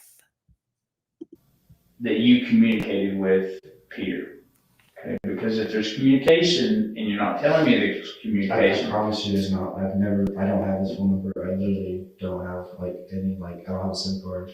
If somebody called you and says, hey, I screwed up, I got to get rid of this body, and you helped out and you let me know that, then I can help you out as much as I can. What I'm getting at is that you help somebody cover it up and get rid of the body. Hey, look at me. If you didn't kill her, I need to know. But if you helped get rid of the body, I need to know that too. Didn't get rid of the body. I didn't kill her. I didn't. No matter how much the detective applied pressure, Julius continued to deny his involvement. The detectives decided to wait until all of the evidence was analyzed before charging Julius with anything, so he was free to go for now. A few hours later, Ranger Schraub went to Corey's apartment to pick up Julius's bike and crossed paths with Julius. He asked Julius if he could take a look at the bottom of his shoe, and he noticed that it matched the shoe print left in the mud where Manu's body was dumped. The detectives went to the judge and presented all of the evidence they had gathered. An arrest warrant was granted. Julius was tracked down again, arrested, and brought back to the station for one more interview. We know that you were out there, but not only that, we know your shoes were out there. And not only that, But we know your bicycle was out there. I don't think you're 100% responsible for this. Yeah, I know it took more than one person to just move that body. If you think you're going to help her or help her dad or help whatever and help you get closer to you. And so I just want you to explain to me why all those different things are pointing towards you. Throughout the interview, Julius would answer the odd question here and there, but nothing that would incriminate him further. Whenever the detective brought up the evidence against him or asked him how he got into the situation, Julius went silent. Always appreciate my Brucey. Thank you. More information. I don't know. Are you the sole person responsible for this? Just tell me how it happened. How you got involved. However, after enough persistence, the detective had a breakthrough. You want to talk about this somewhere else besides this room? Is the camera keeping you from talking? After a quick smoke break and a change of environment, Julius was finally ready to talk. You already know we did it. Who are you talking about? You talking about Peter Allen? How did Peter Allen get hold of you? What was that, Allsup's? Allsup's is a convenience store located right around the corner from the Allen home. Julius said that he ran into Peter there, and Peter told him to get into his car. Once inside Peter's car, he pulled out a gun and pointed it at Julius. He was like, I'm only going to tell you this once. If you tell anybody else, I'm going to kill your entire family. He told me he unlocked that window. And he told me, here's what's going to happen. You're going to go in there. Julius began choking up, but the detective comforted him and encouraged him to keep going. You're doing what's right. What did he tell you to do after you got in there? He told me he left a butterfly knife on the counter, and that that's what I would have to use to kill her. What time did you go to the house? Like 2 a.m.? And what did you do? He told me exactly what to do. He told me to go for her head. How many times do you think you stabbed her in the head? I don't remember. A bunch? Yeah. She screamed a lot. Manu fought through the knife attack and ran for the door, but Julius slammed her on the ground and strangled her. He was just sitting there on the couch and he watched me do it. He couldn't see you from there, right? In the bedroom? He knew I was there. So Mr. Allen just sat in the living room the whole time? Helped me take her and put her in the car. How'd you get her to her final spot? Yo, that husband is wicked. If what Julius is saying is true, that means that the husband wasn't even asleep. He was sitting there watching the show. He was watching the show. It was a show. It was a show for him to watch this young man unalive his wife in front of him. That is crazy. Crazy. You wasn't even asleep. You might as well should have had popcorn in your hands and you was like legged up with your legs crossed and everything. That's insane. My only thing is with Julius, I don't think the way how he said in the beginning, how when they linked up and they got in the car, that he automatically pulled the gun out on him and said that you're going to do whatever I say or I'm going to kill you and your whole family. I'm not buying that. I believe they got in the car. Peter started talking about the situation of, how he's doing with the breakup and all the stuff like that. He started crying to Peter saying, I really want to be with your daughter. I don't understand why your wife is doing that and all the stuff like that. And I really do believe that they concluded together that, listen, this is what we're going to do. Because I'm sick of her too. This is what we're going to do. We're going to do A, B, C, and D. I'm going to make sure I let you in the house. Right. So it's not going to be something that's alarming. If I let you in the house, there's not going to be no breaking and entering. Right. Nothing's going to be shambled. I'm going to leave this here for you, or you bring this and you can come at this particular time. Nobody's going to be able to see anything. I'm just going to be able to see anything. The only thing I do believe is that he told him at the end of the whole thing, if you do tell anyone, your family is going to be life is going to be in danger. I believe he told him that after, if I do this for you and you're doing this for me, and then I feel like you're going to try to like set me up or, leave me out there hanging, then I will make sure that your family, pay the price for your betrayal. I believe that. I believe that he did probably say that to him afterwards, right? But the gunshot bullet to the head, that was all Peter. That's why they still haven't found the gun yet. They still haven't found the gun yet. But they found the knife situation. If I believe that this is what's going on, but this is crazy. Nonetheless, this is all really, really crazy. He probably did have popcorn, right? Yeah, I believe so. I really do. Husband doesn't have a soul. He doesn't have a soul. Did you see the performance that he did? And this is the first time I've seen a real actor act, because at first I was weary about him, how he was very, nonchalant and a little bit too calm to be having a missing wife out there. But when he started to do the little tearing situation during the first interview, I kind of believe that, yeah, maybe he might be telling the truth, because remember, we all grieve in certain ways. And some guys, they're not going to be out there bawling like how, like, wailing and stuff like that. Some guys are not like that. Some guys really do believe in stoicism and, keeping their emotions and their anxiety, down, what I'm saying? And trying to show a strong face that they can handle and endure everything. So I was thinking that that was just his form of grieving when he found out that the body that was found was his wife. But now with all this information, and him saying in a straight face, I didn't do it, not even flinching. He didn't show any defensive mannerisms to let me know that he was lying or forthcoming. He knew how to keep that really down. So he's an actor. He's definitely an actor for real.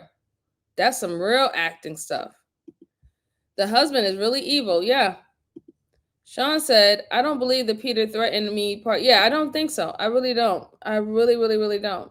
I don't believe that. I believe that it was literally them working together and they made the pact together. Julius is hoping for a deal at this point if he tells it all.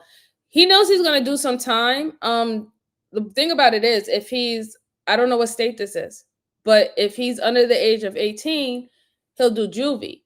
And after 1 year, it'll be off his record. He wouldn't, unless they decide to charge him as an adult. If he's charged as an adult, he'll get the time that an adult would get by committing this.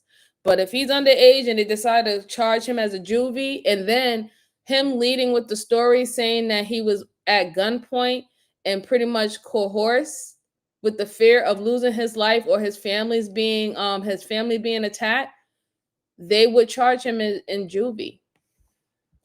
That could be another reason why he even told that story, right? We have to look at it in both ways, like the manipulation between both individuals who plotted this crime. They're both manipulators in their own way. However, who is going to come up on the better end is the question.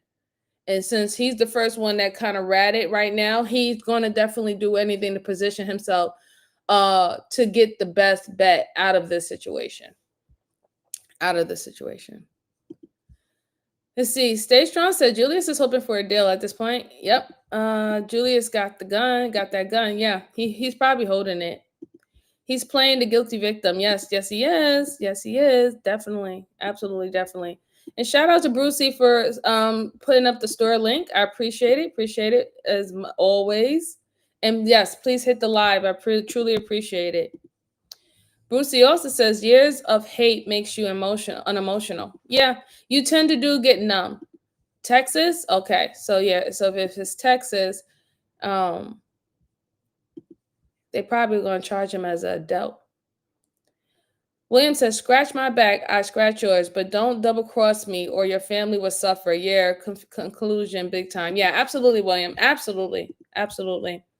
Murder as a teen close to 18 will most likely charge as adult. That's if they want to. If he gets a good enough lawyer, which he should have did from the beginning, is get a lawyer, both for them. if he has a good lawyer, they can plead for him to be charged as a juvie. But I don't know. The way how the crime was done, how it was very calculating, it was gruesome. They had no remorse. I think the judge or even the prosecutor is going to take that into consideration, that the way how gruesome the crime is, that both parties should be charged as adult and definitely not as no juvie. Definitely at no juvie at all. Terry said yes, but with all the evidence, I think Julius has a chance. Hopefully. I mean, tell you the truth, I don't hope. No, in fact, I won't say hopefully, because he actually murdered this girl, this woman, this poor woman. Excuse me, not to call a girl. I'm gonna respect her. He murdered this woman, and I don't think that he should be given no chance, because you still know right from wrong. And even if you was that fearful, you had opportunity to call the police. You had to eventually go home, right? He didn't hold you at gunpoint and then drive you to the house and then keep you locked up in a closet and for throughout the whole entire day, and then tell it and then say do it now. He didn't do that, right? No, you was able to go home. You was able to go get your bike from Corey's. You know what I'm saying? You was able to change your clothes. You know what I'm saying? You was free for a certain amount of time, so you had space to go and call the cops and say, yo, my ex-girl's father is crazy. I know I really want to be with his daughter really, really bad, but he said that I got to take his wife out, and that is going to benefit me and is also going to benefit him. And he said if I don't do it, he's going to kill me and also kill my whole entire family. You had time to do that. You had a whole cell phone. But let's go on. Let's see what else happens now that he's, singing like a canary. Did you shoot her at the lake after she was already dead? Yeah, he told me to do it. So you shot her right there? I didn't even know if I hit her or not. I just pulled the trigger and ran. As chilling as this confession was, Julius cried the entire time, showing clear signs of remorse. Hey, I see all sorts of remorse in you. You're not that bad of a person. I killed my ace and mom. Yeah, You made a bad decision. absolutely. Conspiracy to commit murder, yeah. He said he was going to kill my family if I did that. Thank you so much. He's a Green Beret. Following this Really interview, appreciate it. Julius was charged with first-degree murder and taken straight to jail. Now that Manu's murderer was behind bars, the detectives were ready to hone in on Peter, the one who orchestrated it all. However, after a thorough investigation, the detectives were unable to corroborate Julius's allegations against Peter. There was no evidence of their encounter in the Allsup's parking lot, and Peter's DNA wasn't found anywhere that would be incriminating. Even the compression sock that was covered in blood had Julius's DNA on it, not Peter's. Ultimately, Julius was the only one to be charged in connection to Manu's death. He pled guilty to first-degree murder, tampering with a human corpse, and burglary of a habitation. He was sentenced to 55 years in prison and will be eligible for parole after 28 years. Since being in prison, he has recanted his accusations against Peter and has openly admitted to being the sole perpetrator. He claims that he only broke into the house because he wanted to steal Peter's guns, but when things went south, he panicked and attacked Manu because he didn't want to go to jail. He currently resides in the All-Red Unit in North Iowa Park, Texas, and is projected to be released in the year 2074.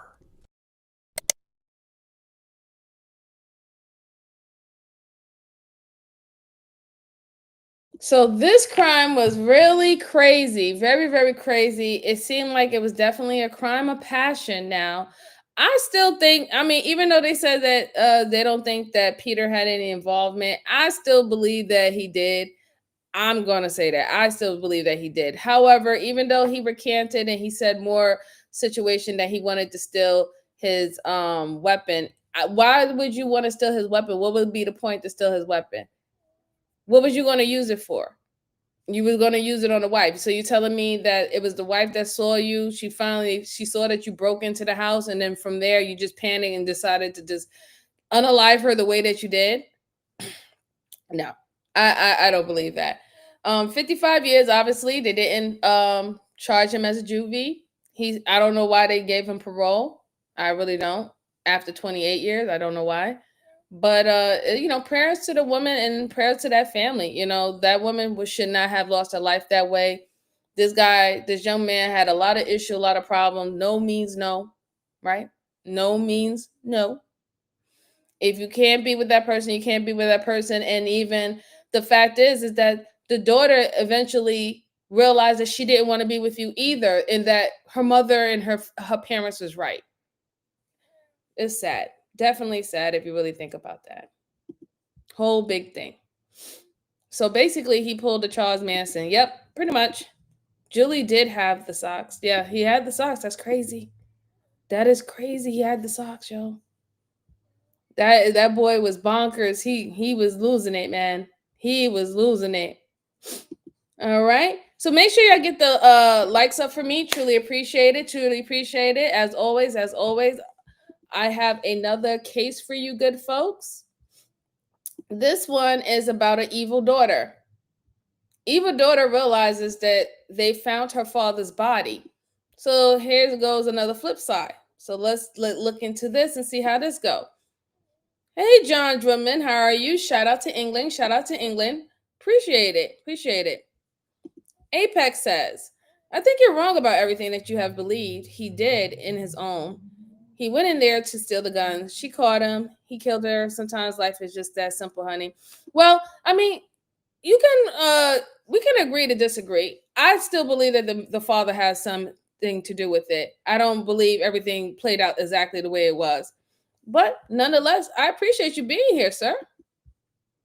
Peter totally cleared hogwash. I find it very hard to believe Peter knew nothing was happening while Julius was strangling her. Right. Absolutely. Absolutely. Let's see. Oh, you're saying hello to John from Tennessee. Okay. And RJ sent a $2 super chat saying, consider being a member. Shout out to you, bro. Shout out to you. Truly appreciate you. Truly appreciate you. All right. So let me go ahead and pull up this new case and we can go over about why is this daughter evil and why they found her father's body, which is weird. So weird. Here we go. On October 2nd, 2017, police were called to the home of Aaron Fryer after it was reported that he and his oldest daughter, 15-year-old Ellen Fryer, had gone missing. Inside the home, the police found evidence of a brutal attack, but no bodies were discovered. A surveillance camera outside showed a vehicle leaving in the middle of the night, but it was unclear who the driver was. Aaron had 2 other daughters besides Ellen, who lived with him and were still inside the home when the police arrived. They explained that their father wouldn't let Ellen see her boyfriend, 19-year-old Gavin McFarlane, because he was too old for her. They also claim that they heard Gavin's voice in the home in the middle of the night, followed by several loud banging noises. The police immediately sent out several patrol cars to search for Aaron, his daughter, and her boyfriend. As an officer was driving down the road, he spotted Ellen, Gavin, and another male, later identified as 22-year-old Russell Jones, casually walking along the sidewalk. All 3 were detained and brought in for questioning. The first thing the detectives noticed was that Russell was acting very strange while he waited for his turn to be interrogated.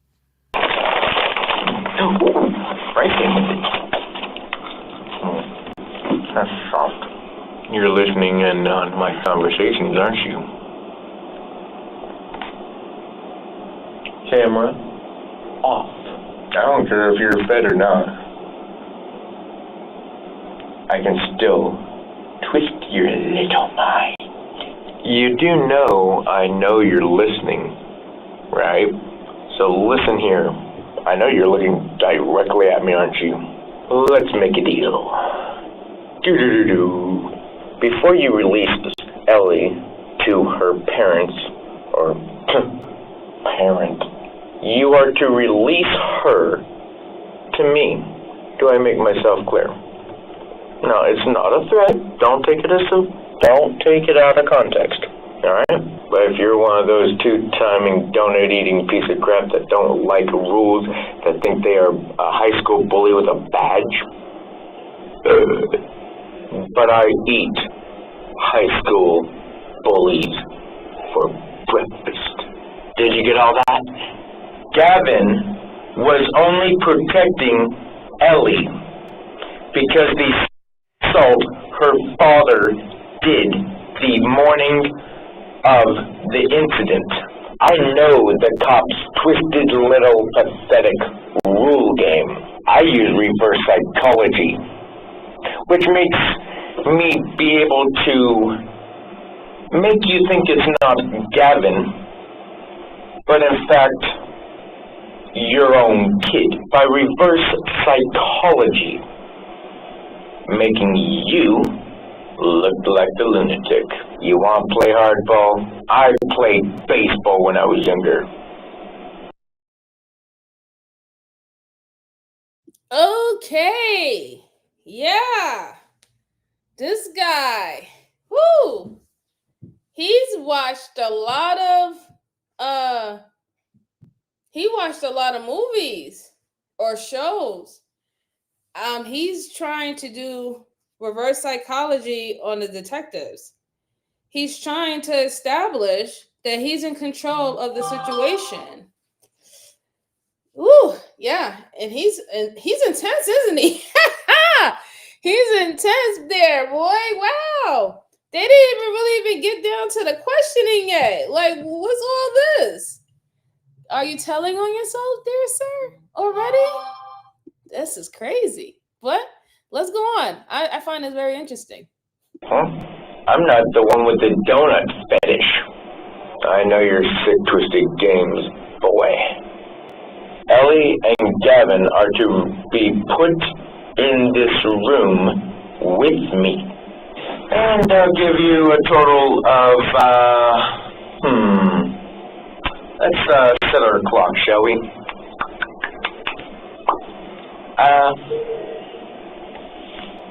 2 hours. So, we can do this the nice way, and we negotiate, or we can do it the hard way, and I can release my bipolar. Old MacDonald had a farm, E-I-E-I-O. 5 little piggies eating at the trough, E-I-E-I-O. Wait, no, wrong one. And I'd really hate to get hurt by a cop. Yo. Yeah. Oh my God. What? Yo, he is literally setting up a mental insane plea. He's literally setting it up. He wants to get an insanity plea so bad. And but he doesn't understand. You just threatened them. That's what this recording is showing, right? You're threatening that you will use the insanity plea or use your quote unquote bipolar disorder to help you if they're not trying to do some deal with you. So not only did you just use coercion, you also threatened the detectives, and you also let them know that you will use a insanity plea. Sir, just by this recording alone will confirm to any jury or any defense attorney or any prosecutor or any judge will confirm that you are in your right state of mind and that you're trying to act like you're crazy. You're trying to act like you have mental issues and that you will use mental issues as a weapon. Sir, when people really are bonkers, they don't have no control. You are showing a lot of control that you can use it as a weapon, which will completely debunk your claim of any insanity or high stress or high anxiety. But he's funny though. He's funny though. I'll give him that. The boldness, the confidence, the arrogance. I'll give him that. He's funny. They must have been having a field day with this gentleman of them behind the scene watching this recording or in the room. They probably was like, holy shit. Like 1 in a million. 1 in a million. Like for real. Give this man a show. Like, I'm like, why are you committing crimes at this point? You need to be in theater, my guy. What? You should have you took the wrong career field. Go into acting, my guy. Like, wow. Wrong career field, buddy. Wrong career field. Russell would continue acting very strange and saying odd things into the microphone for the next hour. Meanwhile, in the other room, Ellen is being photographed while she waits for the detective to begin her interview. At this point, the detectives aren't sure what happened, but they believe her boyfriend Gavin had something to do with her dad's disappearance. What they don't know but will soon find out is that not only is Ellen involved, she was the mastermind behind the plan. I would like to know why I'm in handcuffs and why I'm detained. I have the right to know. Okay. So we got a call of concern at your house today. Well, first I'm going to tell you all your rights. My house? This morning, your little sisters ran over to your mom's house and told your mom about something that worried them that they saw in your house.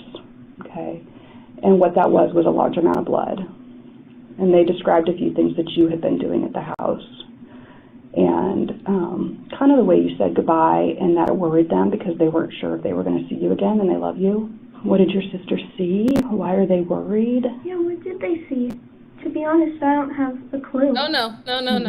You said that there was a large amount of blood. Is everybody okay? That's what we're trying to figure out. So what have you been up to today? I haven't been home, and now I'm really concerned about what's been going on. So what was going on yesterday to make you leave? Just didn't really like the environment. So who was home when you left? My sisters and my dad. Okay. Where's my dad now? I don't know. Your sisters have actually been already talked to by somebody, and your sisters talked about seeing you at the house this morning. The interrogation begins with Ellen lying about her age, claiming that she is 18. She also explains that she hasn't slept in 24 hours and has been walking around town, so she has no idea what happened at her home. After filling her in, the detective asks about her boyfriend her father hated. Tell me about the boyfriend you had that your dad thought was too old. Oh, yeah. Yeah, you can tell that she's trying too hard, and she do seem very manipulative. That childlike voice, you ain't no child. You ain't no little girl, right? And she's giving off this little girl type of personality, even the way how she's answering questions. The fact that she lied about her age to the detectives as if they can't run birth certificates, they can't run social security numbers, they can't run driver's license. If you drive a vehicle, like, that's crazy. So you already started it off being manipulative, right? And you're withholding something. You could tell by her mannerisms about how she's fiddling with her hands. You could tell that she's trying to pretty much figure things out that's going to remove her from the situation or remove her from not knowing anything that's going on. Looking down, the way how she's looking down, she's trying to formulate something that's believable and plausible. This is all an act for her. So this is not looking good. I prefer the boyfriend. Bring him back. He was hilarious. He was his own stand-up comedy show. Her, she's just pathetic. Could be acting a fool from the stressful situation. Yeah, that too. Yeah, exactly. Myself, he's the guy I hope would smart mouth me and it give me a reason to smack. Gavin looked like he punches holes in his wall. Yeah, he kind of do. Wow, 1 hour and I must have been in the theater in the back room. Right, exactly. Let's see. Brucey said, if I was a cop, it would have been really hard not to feed this guy his teeth. Yeah, the cops was rolling on the floor laughing. They so were. RJ would have been dying laughing in that room. Sean said, or some donuts, Bruce, to keep the show going. William said, fidget with hands with a giveaway hiding the truth. Right, exactly, William. No eye contact, looking down instead. Yep, putting up, thinking about what else she's gonna be able to say that's gonna seem reasonable, believable, and plausible, right? RJ says she's searching for the answers and quickly formulating a believable plan. There you go, RJ. Bing, bing, bing. Thank you. I'm glad that I have a fellow, person who works in law enforcement here to confirm the things that I'm saying. But let's go on. The boyfriend. That's another situation. My dad's just flat out, I don't like this guy. You need to break up with him. Mm-hmm. And of course, I want my father's wishes for the person I'm seeing. Who was the guy that was too old for you? I won't give names. My parents are very controlling. Yeah. My dad is very abusive. Mm-hmm. In what way? Verbally, emotionally, and a few times he would grab me when I did something that he didn't like. Oh, really? He would grab me right here and They hit me using against these the type of wall. cases in the training, RJ? I don't know. It's been a while for me. And then my little sisters would freak out and then he'd stop. This morning, when the police were called to your house, it was because your sisters actually saw you and Gavin and somebody else in there, a couple other people in there leaving. And then then they saw a lot of blood in the house, okay? They called Mickey and then ran to your mom's house, and so everybody is really concerned and worried about you and your dad, because we actually don't know where your dad is right now. That's really frustrating. That's really disturbing to hear. I agree. You were there this morning, and Gavin was there this morning. And a few other things I want you to know, because we are all trying to piece together what happened, because we're very worried about your dad. And I get that it doesn't sound like to you he was the best dad. Of course I'm going to be worried about him. He might have abused me for most of my life, but he's still my father. I feel like you maybe have a few more answers than you're giving me about your dad. Yeah, she did it. She definitely did it 100%. Because she doesn't even seem concerned about her dad at all. And she had already let them know that he was, quote unquote, abused her the rest of her life. So you already trying to undermine or destroy your father's reputation. Here it is. You don't even know where your father is, and everybody's supposed to be concerned. Yeah, I'm sorry. She doesn't even know that she gave up so much in this interrogation about herself. Her mannerisms alone lets you know that she had involvement in it. And I do see mastermind in it. She couldn't care less if her dad was gone. Her dad was the issue, right? And just her saying that right then and there, oh, he abused me. Well, guess what? Now you just gave them motive as into why you would take his life. So I will see, or I will believe that the detectives later on, they might ask a question saying, did you have to take his life? Because now that you said that he'd been abusing you all this time, did another abuse situation happen and you felt like you had no choice? Was it self-defense? And they're going to throw that out there. They're going to throw it out there. We've seen it numerous times on so many cases on this channel, where the detectives would throw out certain narratives, and they want to see which narrative the suspect will quickly gravitate to and be like, yeah, that's exactly what happened, because they want to see are you going to stick with the truth that you said, or are you going, if I put out some type of gate or open door that you think that is going to make you get out of this, are you going to take the bait? So when detectives sit up there and they throw out certain narratives saying like, hey, listen, just tell me, that you had to defend yourself. You had no choice. Or did things get out of hand? Did somebody converse? When they throw those things out there, I'm just letting you know, those are tactics to see whether or not are you going to now pick up the narrative that you believe is going to help your story more, or are you going to stick by exactly what you said? That is going to tell the detectives everything they need to know if you are fishing to get out of this.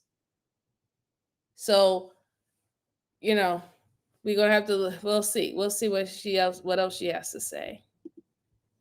Let's see. Don't believe the abuse narrative. She's feeding the detective. Right. Mm-hmm. She's lying about the physical abuse. The way that she held her neck was an act. Yes, and I know. Absolutely. And I don't know if y'all can see her face very well. She looked like a deer in headlights when she was saying that. No, absolutely not. Right now, I don't believe what she said. I don't either. Stay Strong said, I thank God my kids love me and I love them. It's so hard to believe a son or daughter could off you for something so petty. Yeah. Yeah. It's a hard thing when you hear about children hurting just anyone, but definitely hurting their parents is it's a weird thing. It's a weird thing. But let's go on. Oh, well, hold on. William says something. Teen brat who didn't get what she wanted, or that the parents are bad to her in all aspects, or dictating to her who she sees or dates due to him being older and parents are trying to protect her.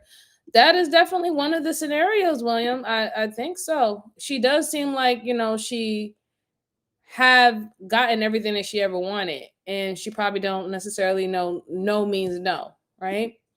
But let's see what else she has to say. Let's go on. And when you last saw your dad? I'm so out of it right now. I haven't taken any drugs. Okay. You can test me for anything you'd like. Meanwhile, in the other room, her boyfriend Gavin is waiting for his turn to be interviewed. While he waits, he doesn't say very much to the officer in the room. However, Russell has plenty to say. Like, I protect people, like I said, but I try not to resort to violence. Good. I always try and talk to the person. Her father is a drunk, compared to what she's told me. And I've only talked to him over the phone probably once or twice. He seemed really not that good of a father. Really? Yeah. Her father? Yeah. He went into her room I don't know what to think and about laid that. next to her. How long was going? Really? She tell you that? Yeah. And that's why I got her out. Yeah, but I've always been kind of a protector of people, so. Because I can't legally work with the SSI. Yeah. Because I can only work under the table jobs. Yeah. And interesting enough, I started talking to my mom during Christmas. That was a great present. I got my mom a Christmas. But you seem like a nice guy. The guy that I was talking to seemed like a nice guy, so. That's great. Perfect. Is that good? Yeah. Perfect. Now all I need is a cigarette and I'll be happy. You want to get a smoke? Sure. You have any smoke? I got some in my desk. Are we allowed to smoke? Yeah, we can go outside and smoke. Oh, outside. Can we go outside and have a cigarette real quick? Sure. All right, let's go. The detectives take Russell out for a cigarette. Russell continues chatting with the detectives outside for nearly 30 minutes. While they chat, detectives are still interrogating Ellen, who continues to play mind games with them. Ellen is creating a narrative where she is an emotionally and physically abused victim. Investigators already spoke with her friends and family, and they confirm that her father was never abusive towards her. That's all. I'm trying to piece together everything right now. Mm-hmm. Well, so far you've told me you're 18 and your name is Rain. And I'm here to tell you, you're 15 and your name is Ellie. And so, like I said, I'm not trying to be rude, but I'm kind of just laying it out there. Like, I've talked to a lot of people. I've talked to a lot of people about difficult stuff, and the things you're doing right now are not unusual for people to do when they don't want to talk about something, or it's hard for them to talk about something. Saying I don't remember, saying I'm tired, saying any of that is a cop-out. What do you think Gavin and Mike are saying? I don't know. Okay. I have no idea. Okay. And how long have you known Gavin? Since last year, school. And that was actually the older boyfriend? We were friends with benefits, but never really a relationship. Okay. And did your dad approve of that relationship? I didn't really tell him about it. I don't understand, but like this childlike, I don't know. The way how she's trying to act very like childlike is just annoying me, right? But number one, she's doing a bad job, right? But it's just really annoying because she's trying to act like, I don't know. But yeah, we was hooking up. I don't think my dad really know about it. Like, huh? Lady, you should, Miss Mastermind, you should know that they're talking to the other fellows, your boyfriend and the other guy, the comedian. Like, you should know that. But I think at this point, she doesn't care about these guys. She just got these guys to do her bidding. And right now she's just trying to completely remove herself from it. We already seen that she tried to throw the bomb of her father being abusive and stuff like that, just in case if any evidence comes back to leading her as she was the one, who planned everything, like, emails and text messages and stuff like that. They start doing Google searches and stuff, and they find out that all of that came from her devices. She's gonna put in now, oh well, he was really abusive to me. I wouldn't even put it past her that she will get to the point where she'll say that he was sexually abusive to her, right? Anything to make it stick where she remains an innocent victim. I see her doing that. But it's just like really irking my nerve. I don't know. It's just the voice. The voice is really irking my nerves right now. It really is. Really, really is.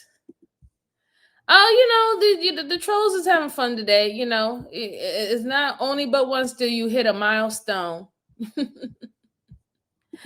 Let's see. Some people get stuck in their baby toy voice. Yeah, I know some people do, but I think that she's putting it on. I don't necessarily believe that this is her all the time.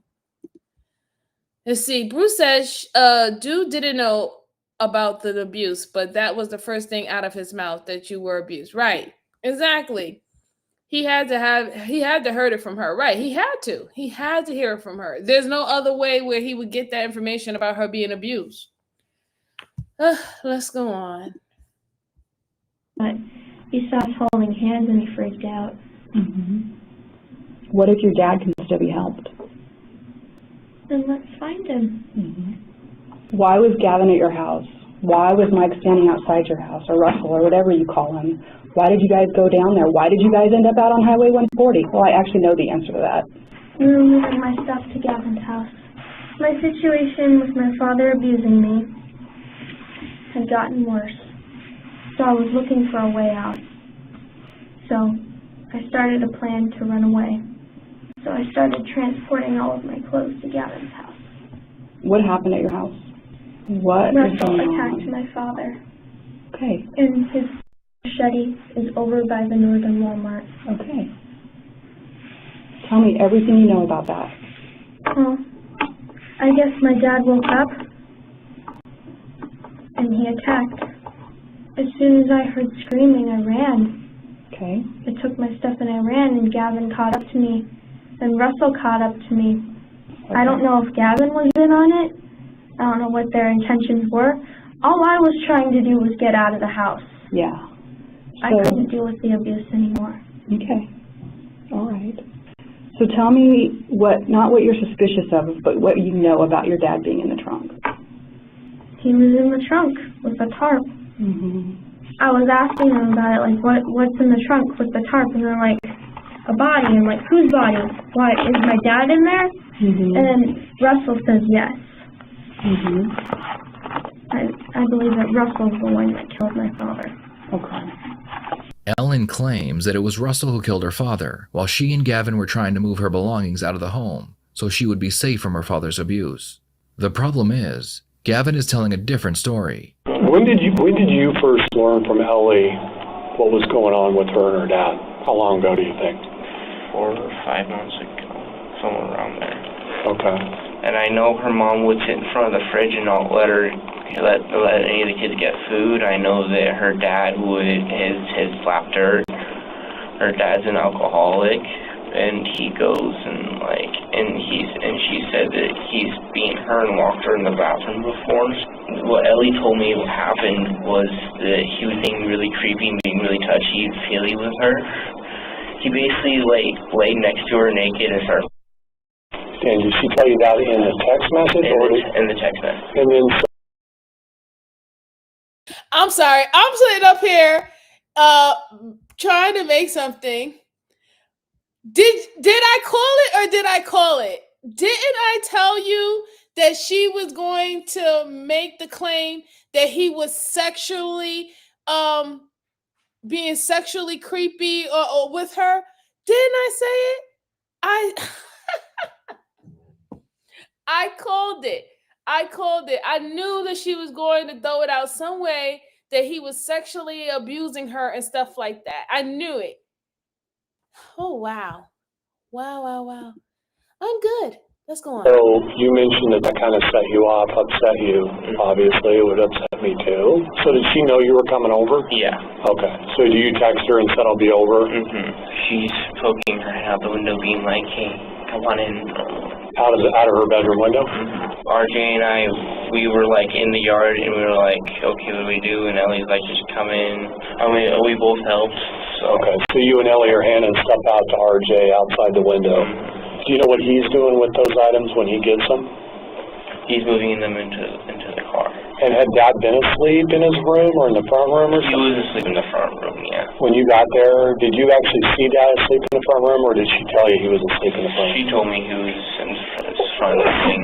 So, and he snores pretty loud. So you could hear him out there? Yeah. Okay. So then Ellie got out, and they waited in the car. And when you said they waited in the car, are you talking about RJ and her? Yeah, and then I had the bat, and I was walking out to check the house, and then but then the dog started barking, woke up, and then I was like, I don't know, I didn't know what to do. You go out to you're getting ready to walk out the door, and you have the bat in your hand. And where is RJ and Ellie at this point? They were both outside. RJ's already making sure everything in the car's ready to go. And then he starts to wake up, and I just acted on instinct. Okay. Tell us what happened. I just swung the bat downwards. It was dark. I couldn't see. So, and I don't know what I was doing. How many times do you think you hit him? Like 5 or 6. First, I don't know. These two guys seem like they're a little bit older than her, maybe by like 1 or 2 years. They look like they're like 17, and her being 15, she lied and said that she was 18 to them. But from what I'm getting, the difference of interviews, she literally set these boys up. She set these guys up. It seemed like she was feeding them stories about her father being abusive and sexually abusive and all this stuff to them. And now they put on their Super Saver Hole cap, and they wanted to save this girl from this horrible, wicked father. And whatever happened, it was just like whatever she said went down. She was communicating with you guys before you even came to the house. So now it's also premeditated, because this is something that y'all was talking about before y'all actually went on and did it. So I don't know why folks throw their lives away for stuff like this. But so far, this girl is really diabolical, because she's, if anything, who cares if she destroys her life, right? If you want to destroy your life, you go ahead and do that. But you took your father's life, and it seemed like all your father wanted to do was, protect you. He wanted to be a father to you. So if he say things is no, and it's not something that you're supposed to be doing, is going to hurt you or hinder you in the future, that is not him being a dictator. That is him literally worrying about your well-being for the future, right? No reason to unalive your father. No reason to get young men to unalive your father under the pretense that he is a monster. And then when we have situations like this where people are actually with parents who are monsters, who are sexually abusing them, who are touching on them, who are beating on them, who are starving them, locking them up in closets and chains and stuff, like when we really have those type of victims, is things like this. that prevents these people to actually be heard and sympathy shown to try to get them out of the situations that they're in and put them in a better situation. It's because of lying and manipulating people like that. Like these boys, yeah, they, of course the boy probably wanted to smash. I mean, she probably was smashing them anyway. But they also took on the protective role. They felt like they had no choice. They felt like they had to be the one to put this guy straight because the number one person that she's supposed to rely on until she's married is her father, the male figure of the household, right? He's supposed to be number one protector. And now when you tell these guys that the person that's supposed to protect you out of anybody in the world is the one that's hurting and harming you, yes, they're going to feel like they have to put on their cape and stand up and do something about it. And this is what you put these guys in. Now, I mean, to me, I think they're foolish that you allow someone to put you in this situation, right? I mean, y'all could have all came together and got the cops involved if there was any real abuse going on, but you couldn't because there weren't no real abuse going on. It's just sad when, it's sad when you see people take advantage of really bad situations that does happen to people. And then when they really need that sympathetic or that empathetic ear, they don't get it because you have so many situations where people abuse it. It really doesn't help us at all. Let's see. Friends with benefits, that's where the benefits come in. AR said, is sneezing on him without shielding mouth an interrogation tactic? I don't know. It could be scary. I mean, I know definitely I would be scared. They'll be sneezing on me. It said, wow, what happened to the like button? It's okay, Miss Jalen. They're going to hit the like button. They'll hit the like button. Seth says he was trying to smash, but the only thing smashed is her daddy's. Yeah, that's bad, man. It's called being a parent. Right, Bruce? Right. Looking back at how my mama was, everything she did was for my own good. Yeah, we don't really realize that until we get put in their shoes. That's just one of the situations of being young and then transitioning into being an adult. A lot of things like epiphany, you're like, holy shit, Dad, my mama and my dad was right. Especially if you have your own children and now you have to literally tell them the same thing that you were told and you couldn't understand it then, but you definitely understand it now when you're adult. Let's see. I'm a father of 5. Sometimes you just got to be the bad guy for a good cause. I understand that. I understand it definitely. William says setting these guys up for a fail. These Gen Z generation are so in-depth at manipulation involving multiple parties to help them. Yeah, I noticed that too, that a lot of them don't do crimes by themselves. They always including other people more than ever before. Sean said we didn't see that when we were younger, Brucey, but I know, but now I think Cynthia. Yeah, absolutely. This kid said he's known for 5 or 6 months. Why didn't he go and tell someone he suspected abuse? Right, exactly. If she was doing that for 5 or 6 months, feeding all of these guys this information, aren't you around other adults? Don't you have parents? You still can't call 911. Y'all all got cell phones. You said that she'd been texting this to you on text messages. So that means you have a cell phone. It works. All right. You got internet. Go to the cops. If you can't go to call them, like 911, something. You didn't do anything. You sat back and you wanted to be the hero. You took on the hero complex and she fucking played y'all asses like a fucking fiddle because you wanted to be the hero. That's what happened. Let's see. Julio said, have you seen the video of the soldier woman who unalived and buried her daughter? Oh no, I gotta watch that. Thank you for letting me know. If you know the name, can you put it in the comment section for me so I can look it up? We could probably review it. Thank you so much, Julio. Seth says this is like a Gypsy Rose from the subway. Yes, Gypsy Rose Lee. Yes, Seth, you bringing up the oldies. I love it. Yes, I love Gypsy, the movie Gypsy. Yes, ma'am. Yes, sir. Yes, absolutely.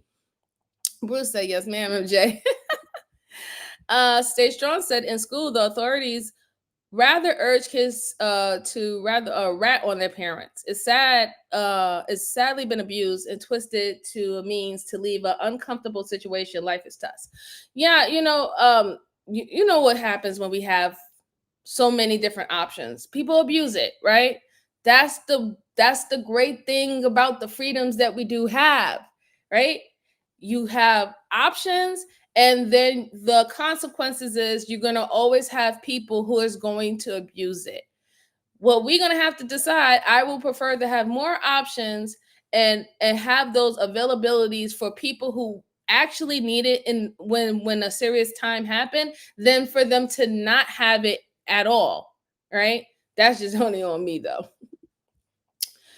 I just said, my daughter told me just last week, thanks for being tough and strict, protective but loving, and wanting everything that is best for me. Oh, your daughter loves you so much, RJ. That's wonderful. She wasn't allowed to date until the age of, say, 18. Sound like my dad. Sound exactly like my dad. He did this because he did somewhat the same thing to me. She gets it. Good on her, bro. Yep. But it's child also be because I'm a cop and every boy. Yeah, I mean that too, because you're gonna be attacking every boy. Every boy gonna be scared to death. They gonna be scared to death to come to your house. All right, Jay.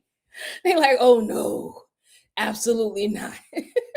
Let's go on. Maybe 5 or 6 times. Yeah. Why not just everybody go out the window, get in the car, and leave?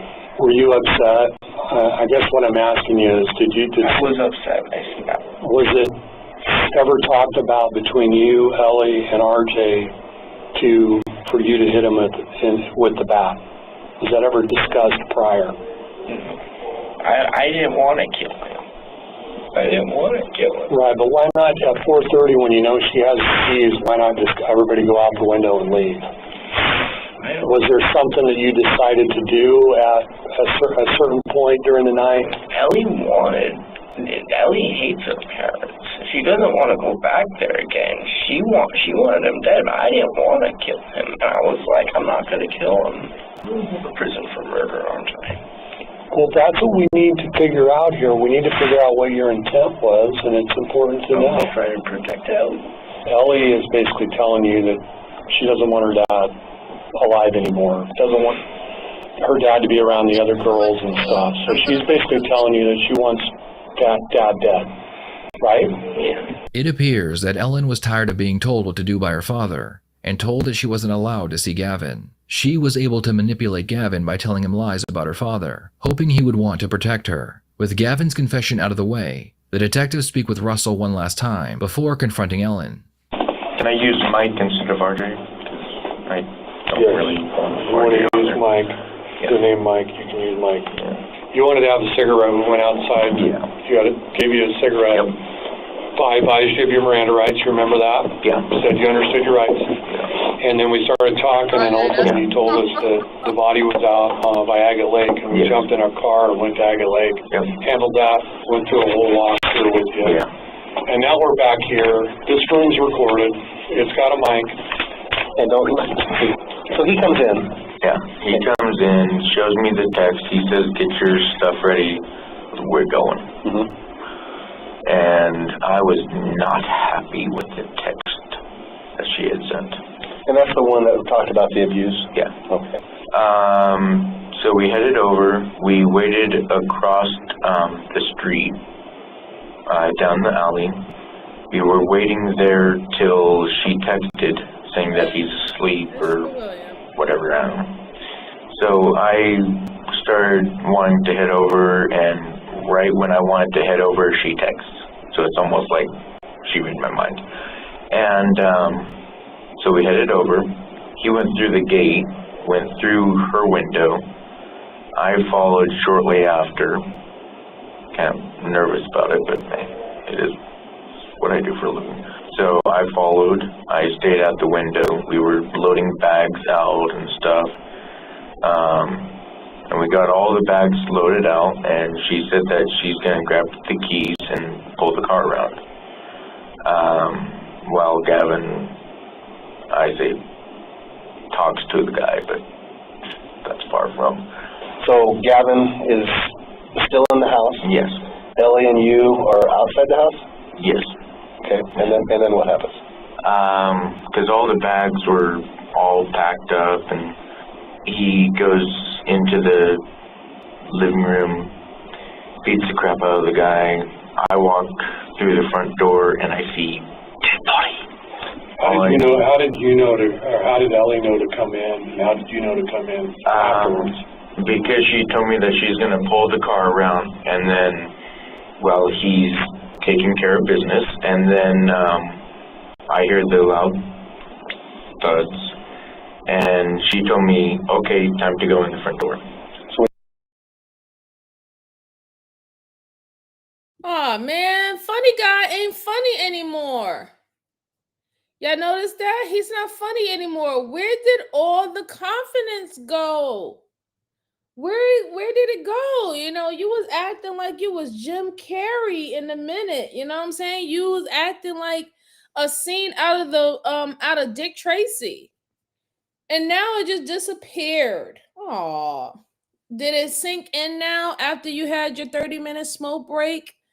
That is really serious. And then now I see his mannerisms has changed too. He has his arms folded. So he's not being forthcoming anymore. He's not fun anymore. Oh man. Darn it. Thought I was gonna continue to get a laugh. Darn it. He's scared now. He's shaking in his boots now. It's not funny, or is you just cold? Interesting. You went in, what did you see? Very scary face. The last thing we did was took out his body into the back of the car. My plan with them was to get her out and into Gavin's house, away from her father. Okay. Gavin wanted to take him out because he tried to kill him several times. Aaron tried to kill Gavin. And you talked about that with... Yeah, multiple occasions. He shot at him, threatened to kill him, whatever. And those aren't things that you saw, those are things that Gavin told you? Yes. Okay. What is your diagnosis? Bipolar, which I keep down with cigarettes. Okay. I used to take Abilify, but that kind of made me fat. Okay. As one of the side effects, so I said, I don't want to be fat. Okay. Are you just bipolar? Yeah. Any schizophrenia? No. My grandma had bipolar schizophrenia where she would be Marilyn Monroe one second and Hillary Clinton the next. When you went over there last night, did you know that this...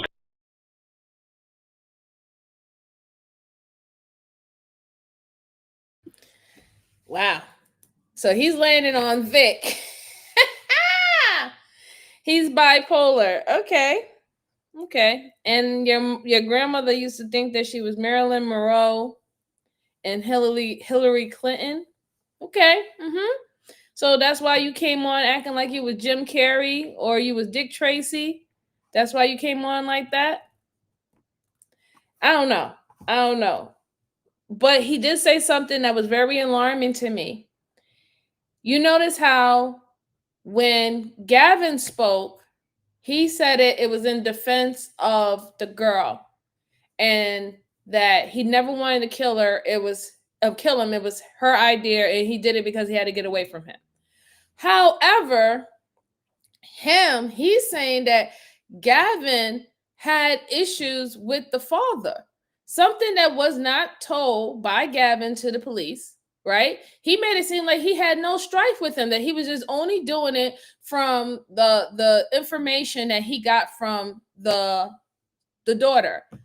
Now he's saying that Gavin had his run-ins with the father and the father has threatened his life numerous of times.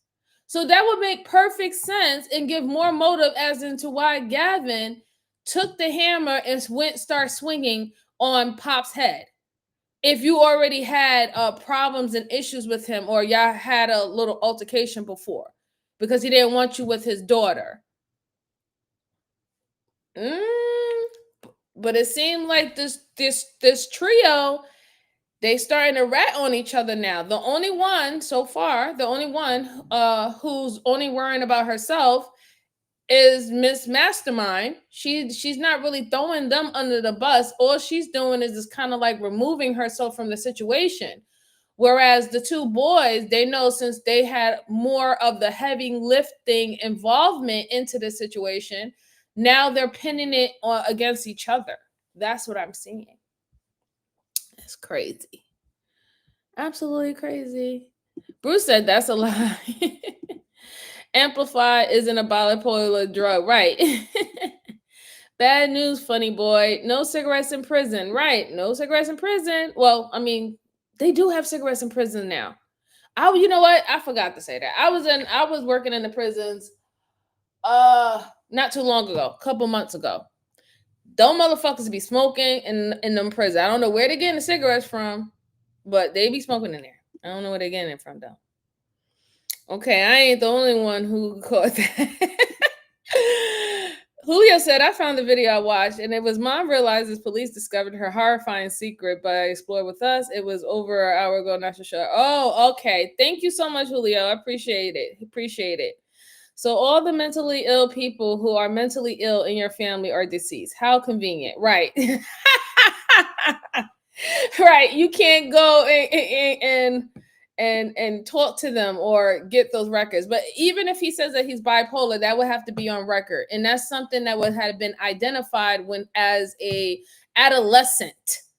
If you have social antisocial personality disorders, that's going to be on record.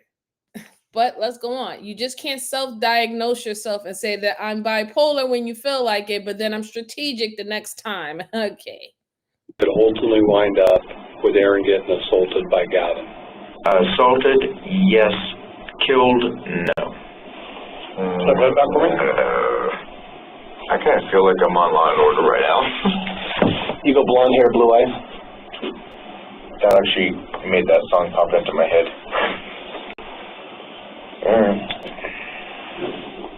Basically. Turn around for me, face Just don't ask me to take off my pants. I have no underwear on. Okay, turn around, face the wall for me.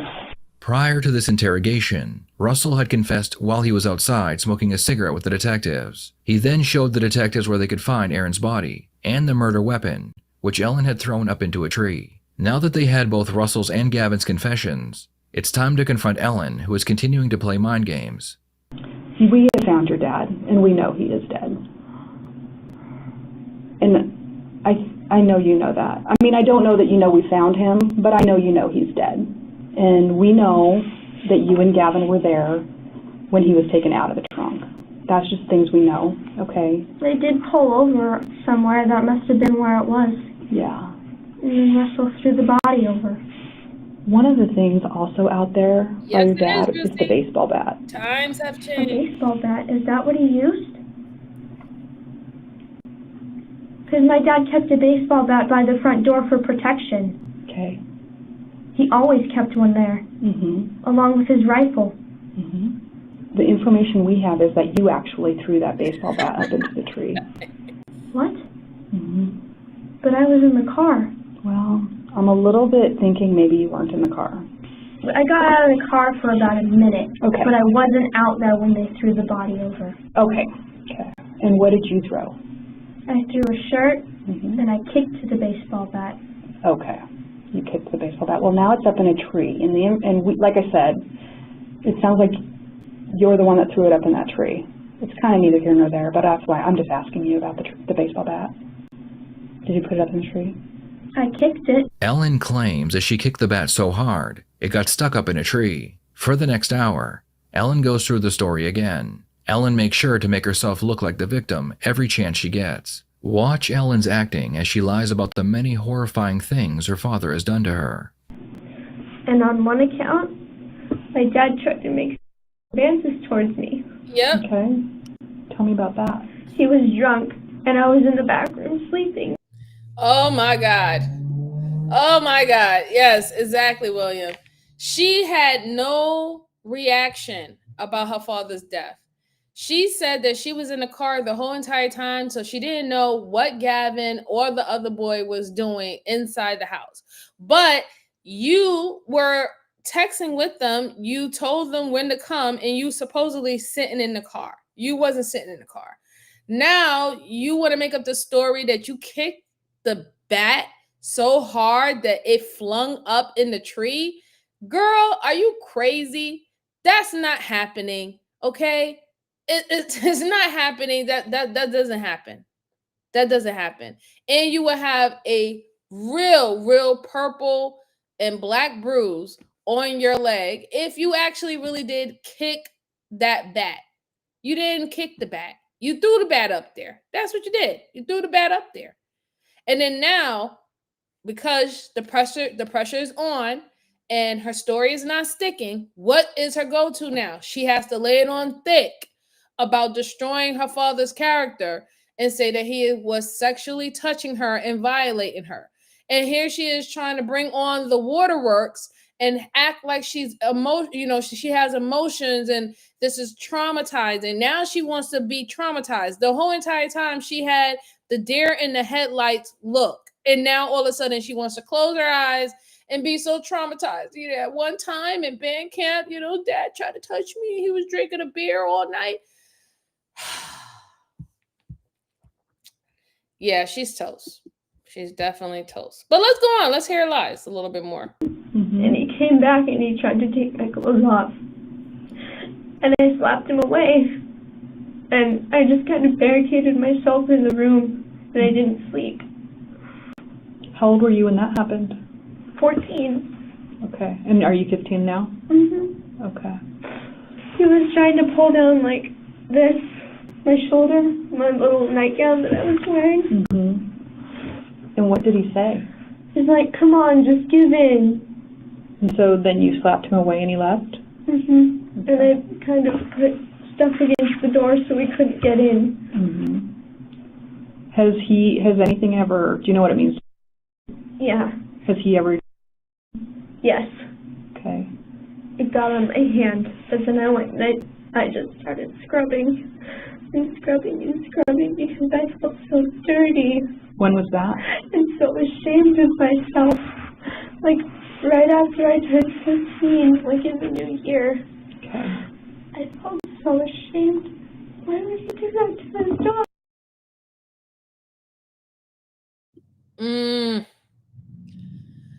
Oh my God. I'm getting a little triggered. I'm getting a little triggered for her lying and the acting that she's doing. I don't know what movie or how many movies that she watched that she think like, I'm sorry, sweetheart. No. It's not working. It's absolutely not working. And here's the thing too, where she's not realizing. If you were being that abused, and that was the whole reason why the guys went over there to do that and all the stuff like that. As soon as you was able to leave the house, and you've been able to leave the house numerous of times, apparently, Miss Friends with Benefits, Miss I hook up with these guys and my father didn't like it, right? You could have took that opportunity to go get help. You could have took the opportunity to let an adult know what was going on. You could have called CPS. You could have called 911 and they could have called CPS. You could have called 911 and a mandated reporter, because I used to be a mandated reporter, still am. They would have took the report for you as a minor. Everything that you have done does not seem like someone who was in that distress to it had to be taken to that level where the only way that you was going to be able to get away from your wicked father is to beat him to a pulp. Or not even that, have other people beat him to a pulp. is a little triggering to me, because the way that she's trying to make those waterworks come down, and she's acting like this is a whole movie. He touched me here, and yes, some of it got on my hand, and I just kept on scrubbing, and I just felt so dirty inside. And you know what's so bad? Because that does happen to real victims, but not you. Like, that's what really kind of irks my nerve, because there are victims who are dealing with that, who are really reliving that, rehashing that every day of their life, that situation that happened to them. They can't let it go. It's going to be in their life forever. And you're literally playing on other people's stories just to protect yourself, just so you can get out of not having to deal with the consequences for you being a manipulative, spiteful, spoil killer.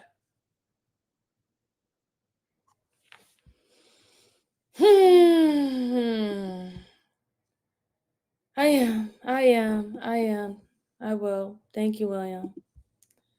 Assassinating his character as well. Yeah. Word for word, we heard everything she said in dozens of movies. Dirty, ashamed, repetitive washing in showers while crying. Yeah, absolutely. Absolutely. It really does irk my nerves. It really does. It definitely does.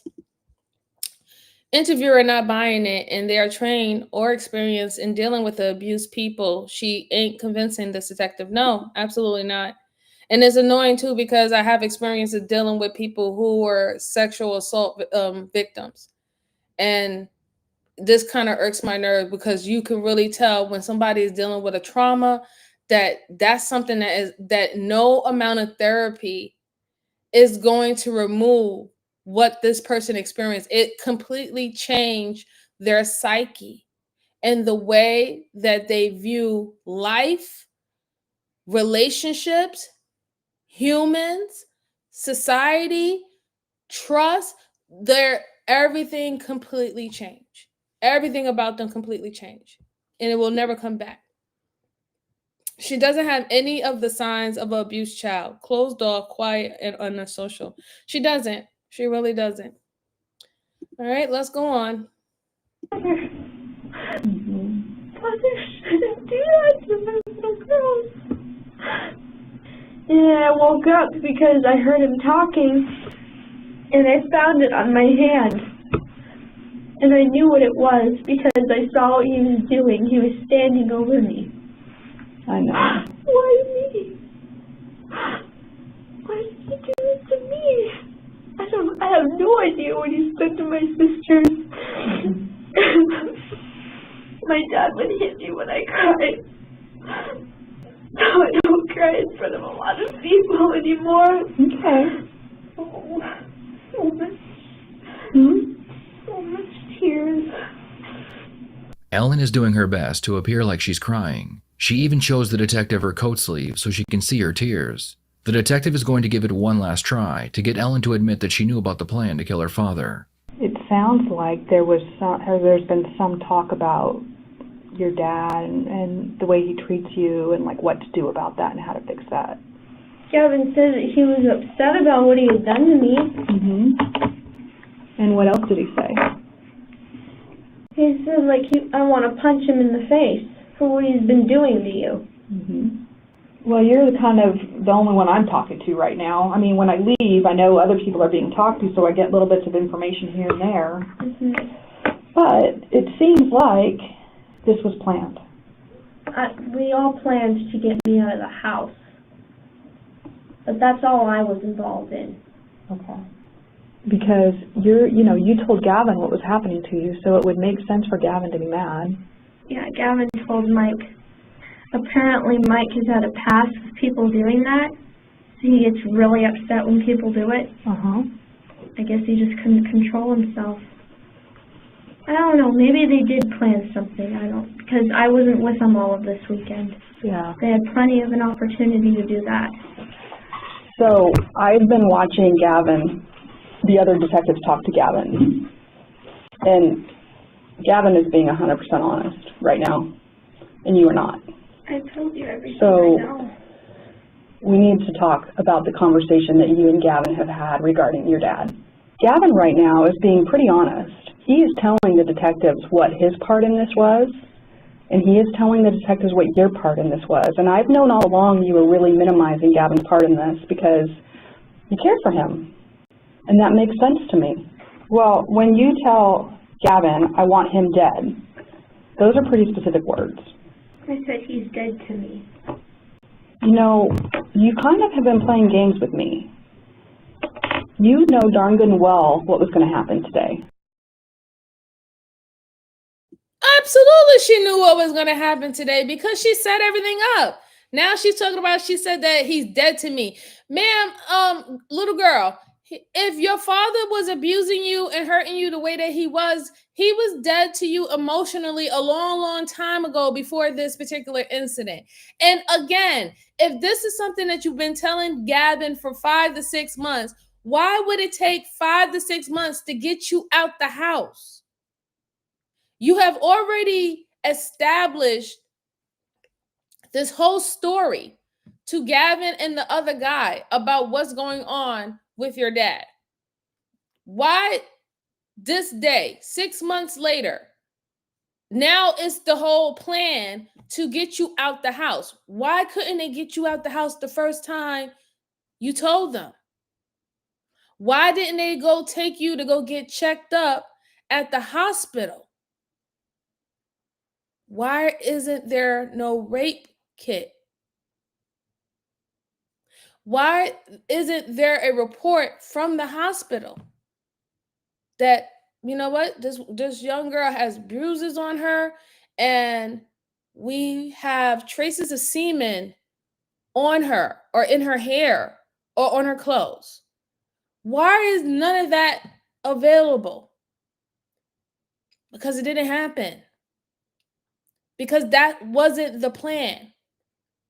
The plan was what y'all planned to do that day. And it was to take this man's life, your father. And you was adamant and you put in the text message to Gavin that you wanted him gone. D-E-A-D, dead. Not, oh, he's dead to me. Not you trying to change what you wrote in a message. You can't say, oops, that's not what I meant. No, you meant exactly what you wanted to say because you said it with your whole chest. But when you can see, you can tell her mannerism right now, if you're looking. She leaned back in her seat. She knows that somewhat the jig is up. All that crying, all that fake crying, all that trying to force tears out your eyes, that dried up very quickly when she stated that Gavin is being interviewed on the other side and he's being very, very, very honest. Because now you're realizing that it's no problem, RJ. Have a good evening. Thank you so much for stopping by, bro. I truly appreciate you. Thank you. You're now worried and concerned that Gavin is spilling and ratting out that you've been talking to him for almost 5 to 6 months that you want him gone, that you want him dead. And how are y'all going to do this? How are y'all going to get together to do this? You know, that's what you're concerned about. You're concerned about all the other details that leaves you, put you right in the middle of everything that went on. And also that it shows premeditated too. It wasn't a spare of the moment. Your life wasn't in danger in that moment to use deadly force on your father. And you're realizing that now. And you're realizing that the detectives are not buying it and that they've been allowing you to paint the narrative. They've been allowing you to tell your story, but it just came, epiphany came to you that your lies and your manipulation did not work on them. Let's go on. Because you guys talked about it. And at least Gavin is standing up and being honest and truthful about it. Why are you lying to me? Why are you putting all this on Mike? Because it was his original plan to take out my father. It was, okay. And again, he initially brought that up. Gavin is not saying that. What Mike happened? started talking to me about the possibility of doing that. Of doing what? Taking out my dad. And what does that mean to you? Killing him. Okay. Who did you talk about it with? I talked more about it with Mike at first than I talked to Gavin about it. So, you and Mike are texting about taking out your dad. And you know that that means to kill your dad. Mm-hmm. Okay. And what plan did you have to do that?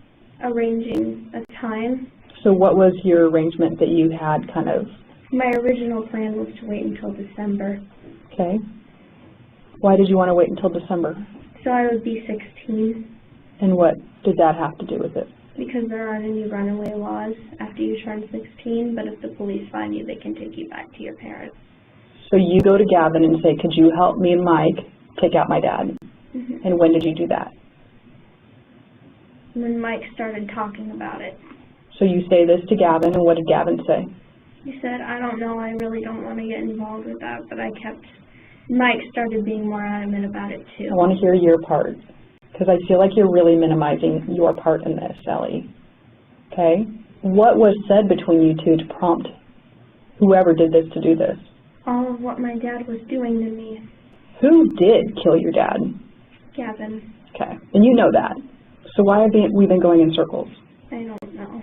The police would execute a search warrant on Gavin's home. Inside, they would find dozens of written plans detailing different options on how to kill and get rid of Ellen's father. This was enough to charge Gavin with first-degree murder and Russell and Ellen with conspiracy to commit murder. Gavin was sentenced to life in prison with the possibility of parole after 25 years. Ellen was sentenced to 25 years in prison, and Russell received 15 years. What are your thoughts on this case? Should they all have received life in prison? Please share your thoughts in the comments below.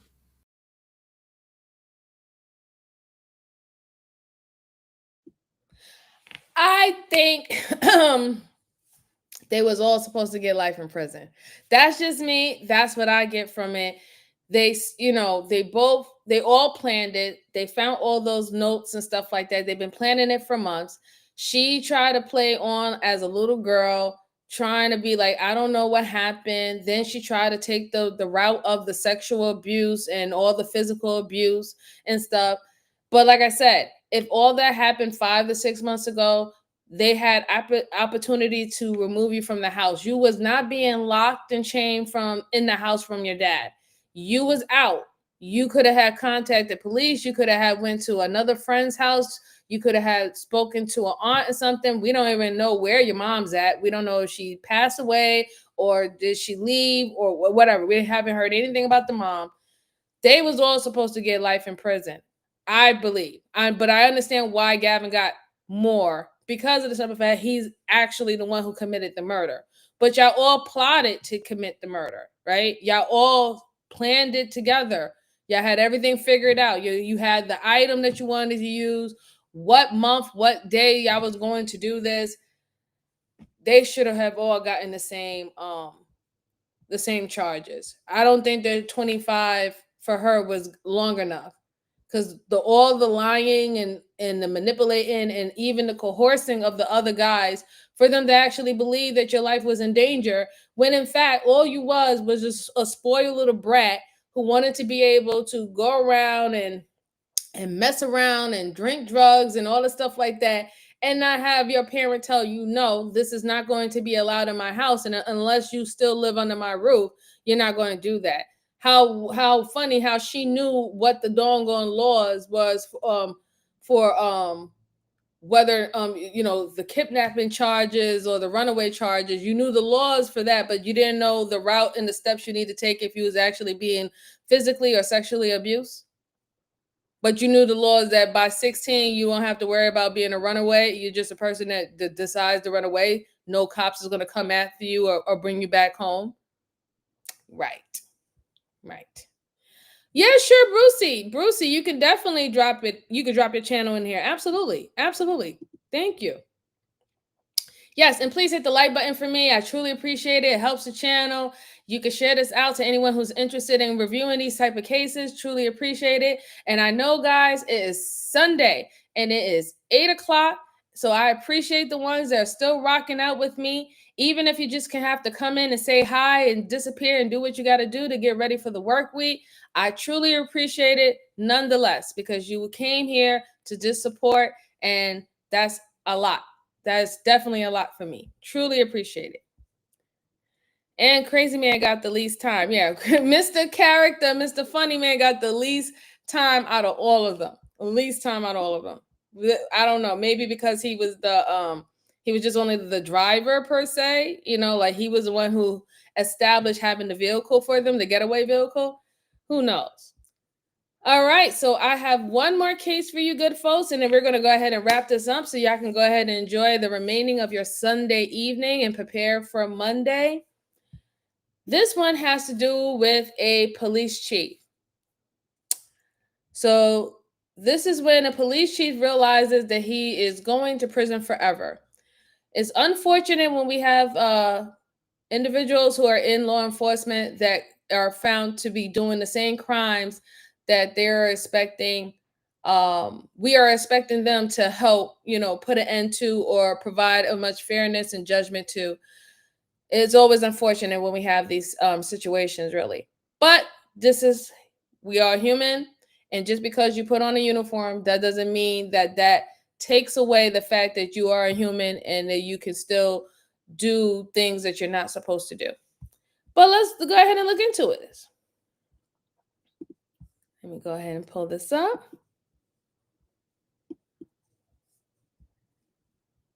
Let's see. You want to be that cop. You tried. And you want to sit here and try to say you didn't do it? Man slap me. Do it. Miss Joanne, I have not seen you. You want me to man slap? Hold on. Miss Joanne, where have you been? I haven't seen you. You didn't pop up at all. I didn't see your messages at all. How are you? Happy Sunday, dear. I'm so sorry. I didn't know that you've been here. I didn't see you at all. Thank you so much. And if you have to leave, no problem, darling. No problem. And have a good night. But I didn't see you at all. My apologies, Miss Joanne. I did it. Your name didn't pop up at all on my screen. I apologize. Let's see.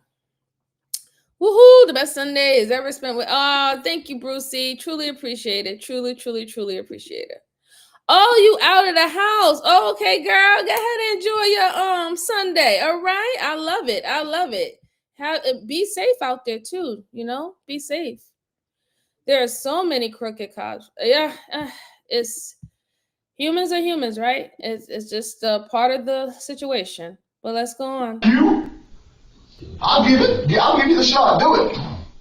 Why not? Because I'm not a little 3-year-old, 31-pound girl. On October 20th, 2018, Police Chief Timothy Dean accidentally drove his vehicle off the road in Wichita, Kansas. Another officer drove by and saw what Timothy had done, so he stopped to help. Timothy told the officer that he was on his way to New York to visit a friend, and that help was arriving soon. What the Kansas officer didn't realize is that the police chief was on his way to New York, armed with several handguns, an assault rifle, a shotgun, and body armor. His target was his wife's ex-boyfriend. 2 days later, on October 22nd, 2018, police responded to a double homicide in Sodus, New York. When they arrived on scene, the police found the body of Joshua Niles lying under his truck in his own driveway. They also found the body of his girlfriend, Amber Washburn, seated in the driver's seat of her vehicle that was also parked in her driveway. Their young child was in the backseat of Amber's car, and he appeared to be uninjured. The police interviewed the neighbor, who told them that a masked man had approached Joshua as he was working on his truck. The unknown male pulled a gun on Joshua and shot him. At the same time, his girlfriend Amber was pulling into the driveway. The shooter immediately turned his attention to the female and shot her through the windshield of her car. The police noted that the shot that killed Amber would have been very difficult to make, which led them to believe that the gunman had experience with firearms. The investigation continued, and the police learned that Joshua was in a custody battle for his children with his ex-girlfriend Charlene Childers. They were also made aware that very recently, Joshua had been granted full custody of his children after a judge deemed Charlene's home as unsafe for the children. Charlene was married to Police Chief Timothy Dean, who was also going through a custody battle with his ex after a video was taken of him striking his own daughter. The police began to realize that Charlene had motive for wanting to eliminate Joshua. Her husband was also an experienced shooter, so perhaps they were the key to solving the case. The detectives were able to find Charlene first, and she was brought in for interrogation. Charlene explains that she and her husband are in the middle of a divorce, and he currently lives in Texas. And basically, when's the last time we talked to him? He called me on my way up here from a restricted number, and he's like, at first I answered it, and I was silent. And he's like, hello? Hello? Okay.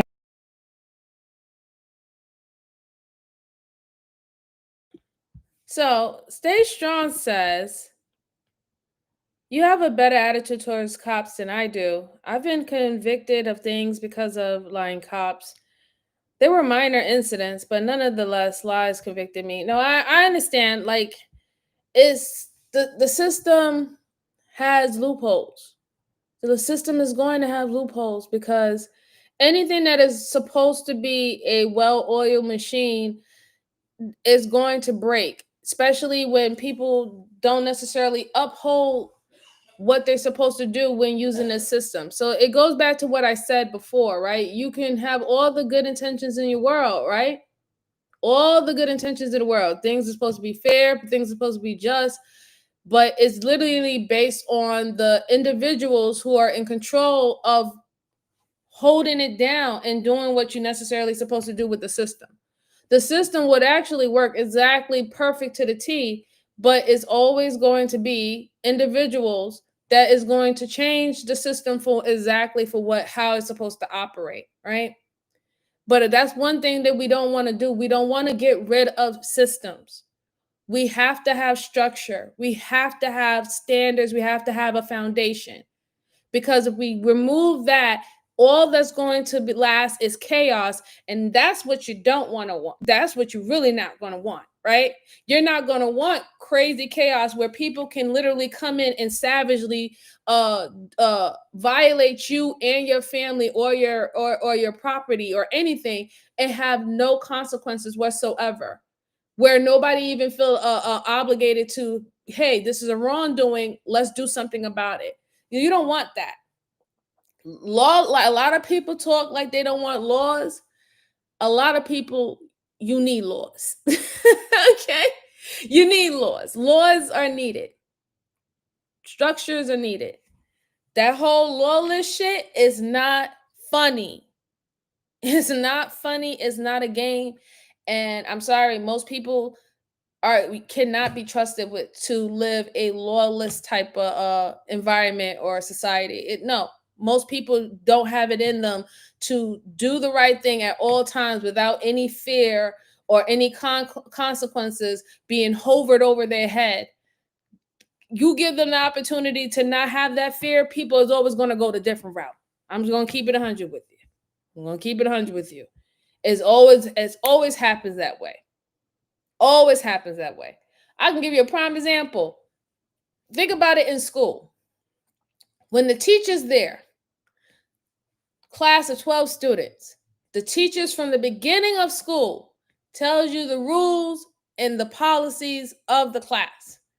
You violate that, you're going to get in trouble. You violate that, you're going to get a consequence. You violate that, you're going to go to the principal's office. You violate that, you're going to get 2-week suspension. There's the rules. But then what happened? Kids eventually conform to the rules, right? They understand it. As soon as you get the substitute teacher, all the rules of the class goes out the window because they do not correlate the rules of the teacher, the original teacher, with the substitute teacher. The substitute teacher, he or she has the identity of lawlessness. I now make the rules. And this is what happened. What they do, they start to press the buttons. That's when they start doing whatever they want. They don't listen to the substitute teacher. They run around here running them up. They do all that crazy shit. So that's just the prime example. Is showing by nature. If you give people that type of freedom where they don't feel like any consequence or anything is going to happen, they're going to go, instead of them doing the right thing, they're going to do the opposite because they don't have nothing else to worry about. They don't have nothing to stop them, right? It's just human nature at this point. Brucey said, kids and animals are the most innocent beings on this planet. Kids are evil. They're very honest, though. They're very, very honest. Is it just coincidentally being breaking a lot around? Yeah, let's see. The good cops outweigh the bad ones. I believe so, too. True, but the bad cops seems to get more publicity than the good ones, unfortunately. That's just how publicity works as of right now. That's by design. They want us to, yeah. Let's see. You subscribe if you want to. That's all. The laws aren't necessarily the problem. The problem is the bullies are being hired to be on the hall or monitor. Yeah, I mean, I understand that. Yeah. I mean, if you think about it, everything that's wrong with the system is by design. I would say certain things that can have been included or added can be problematic. But I'm telling you, the system is there for a reason. It's who's in charge of the system and making sure that they follow their system. But let's go on. Hey, I know you don't want me calling you. I was like, why the f are you calling from a restricted number? Because I know you wouldn't answer your phone. Touche. Okay. Makes sense. Makes sense. Yeah. Okay. And he said he had saw what happened on the news and was asking me about it. I was like, I know as much as everybody else does. How would he see that on the news down in Texas? Because I had shared a couple of the news articles on Facebook. Okay. All right. Has he ever been to New York? He has with me. Do you think that he came up here? I don't believe that he would. Hey, Lord, how are you doing? Reason to Happy believe that he Sunday. would. I mean, I know the guy has had his life turned upside down, but so have I. Right. You know? What's he ever said about Josh? Me and Josh did not have a good relationship. Okay. Okay. Tim knew the stuff that Josh had done to me. Okay. What do you mean? Josh used to beat the hell out of me. Oh, really? For 5 years, he beat the hell out of me. Tim had never really spoke too bad about him, you know. It was more of, you know, if I could ever get into a fight with him, I would fight him. And that's what I've gotten a lot of messages about is, oh, was this a drug deal gone wrong? Why are y'all asking me? And plus, you think my ex tells me everything he does? Oh yeah, I'm going to sell to this person today. Mm-hmm. No. All right. Do you think Tim's capable of shooting somebody? I can't see it. Yeah. Like, unless it was, like, on the job protecting his life. Right, yeah. I can't see it. He's not that type of person. No, really. What the hell is going on? Yeah. Like, it still feels like a horrible bad dream. Right. How, who, why? That's what I want to know. My kids need the closure. Yeah, absolutely. Now, if it turns out, and God forbid, and I swear on everything, if it is Tim, my kids will never find that out. Okay.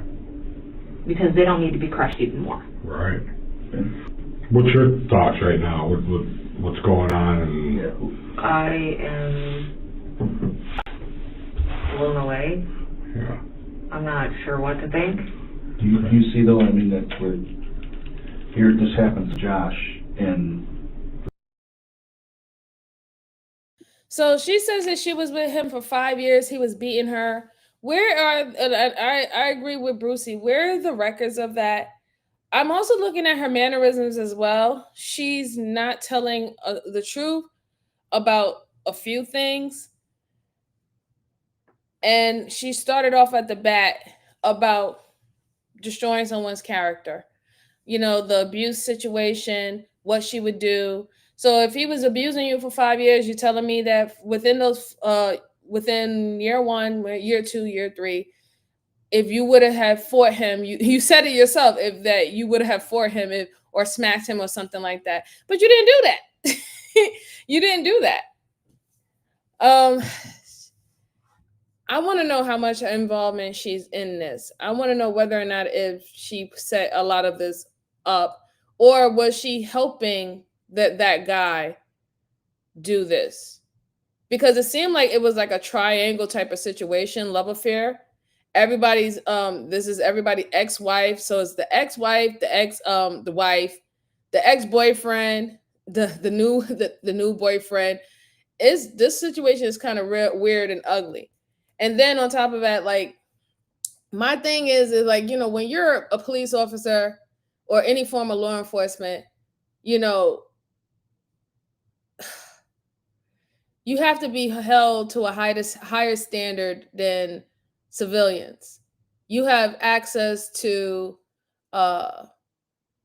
weapons. You have access to understanding law a little bit more than the average civilian, unless they take classes, unless that's their career field that they're going into.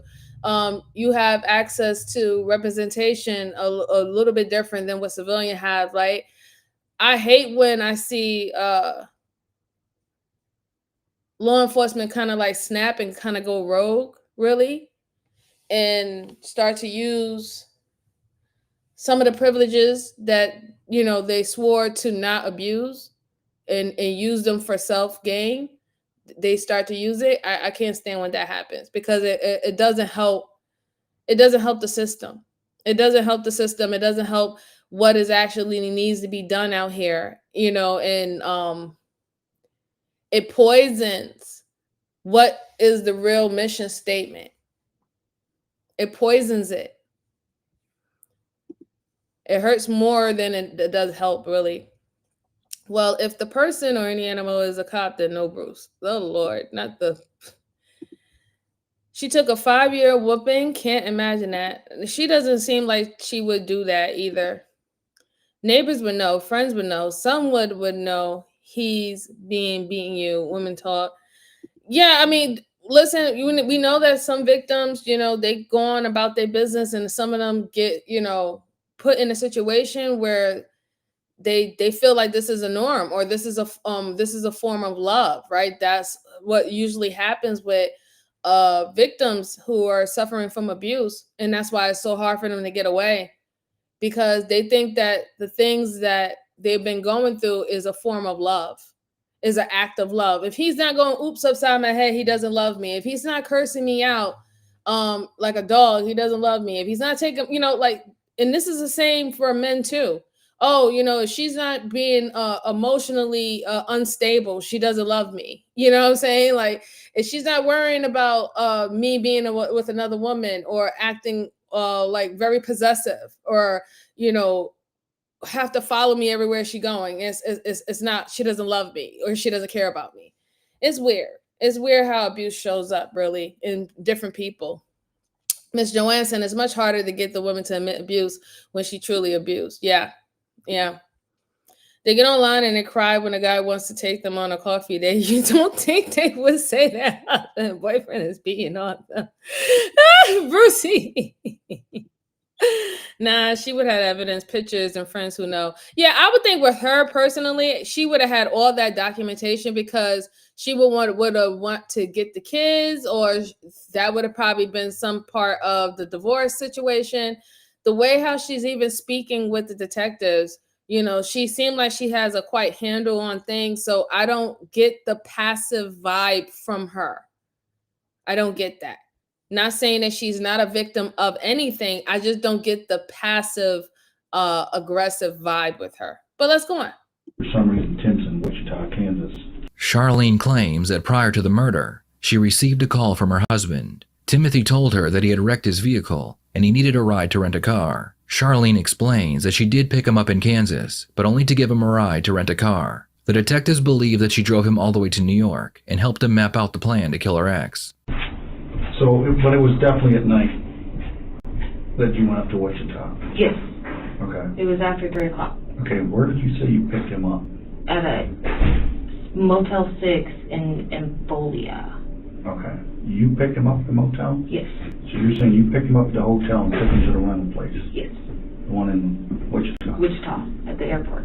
So if I was to contact this Motel 6, and ask to see their security video. Mhm. And I would see you picking him up at that Motel 6. If they have cameras outside, because all I did was pull up right by their front entrance. If they have cameras outside right there, then you would. You'd see it, my black SUV. Did you have anything to do with Tim shooting Josh and Amber? No.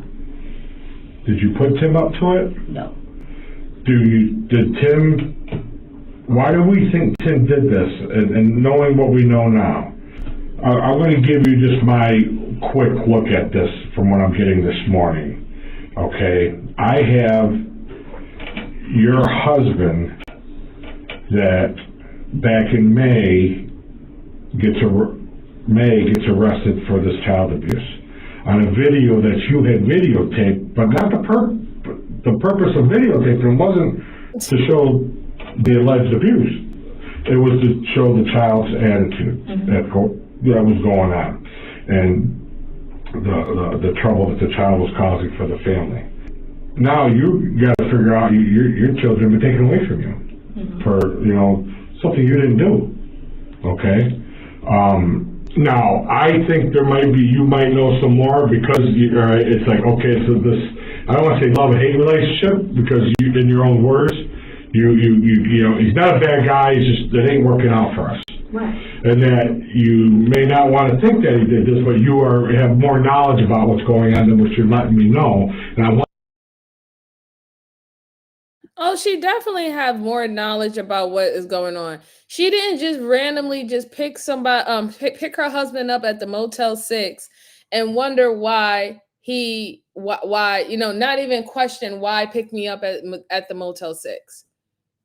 What happened? Why didn't you come home? What's going on? She knows. She absolutely knows. You could tell that she's lying. You could tell by her mannerisms that she's lying. All I know. Oh, if they have cameras there, then yeah, you could see me there. I didn't go in. I was just outside waiting. You were just outside waiting for your husband? You wouldn't go into the hotel and see why your husband is in the hotel? Like, is everything okay? What the fuck? Why you didn't come home? Why you didn't just drive home? Why did you tell me to meet you here? Nah, absolutely not. She knows definitely way more than what's going on. And it seems that she was the main one that would have benefited by her ex being gone because she was having a custody battle issue. So it's just crazy how your husband is found with weapons and behind his fucking vehicle. And it was literally hours ago that your baby daddy or your ex-husband was shot to death. And also your husband's baby mama, whatever now, or ex-wife was also shot to death. Girl, bye. I want to give you that opportunity to say, hey, if it sinks him, it sinks him. Okay, but you don't want to go down with it. You know what I'm saying? I want to, you're a better witness than you are a suspect. Don't try to save him because of this. Okay, that's why you're here right now. Okay, as this courtesy to explain why this stuff that we had some information. We've been working this all week. The stuff's not jiving, and I think you can answer it, okay, but it's probably going to be, against him, okay? I think that you might know some more carnal knowledge about what he did. And I want you to grasp out of this opportunity right now to give us that information about that. I don't know that he did it. Okay. I don't know. Okay, tell me what you do know. I know he loves me, and I know that he would do anything to try to make my life less complicated. Okay. Do I want to sit here and believe, yeah, my soon-to-be ex-husband freaking murdered the father and stepmother of my children? No, I don't want to believe that. Not at all. So why did you think you were renting him a vehicle?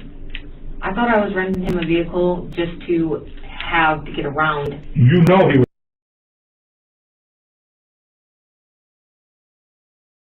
You just randomly renting your husband a vehicle just to get around?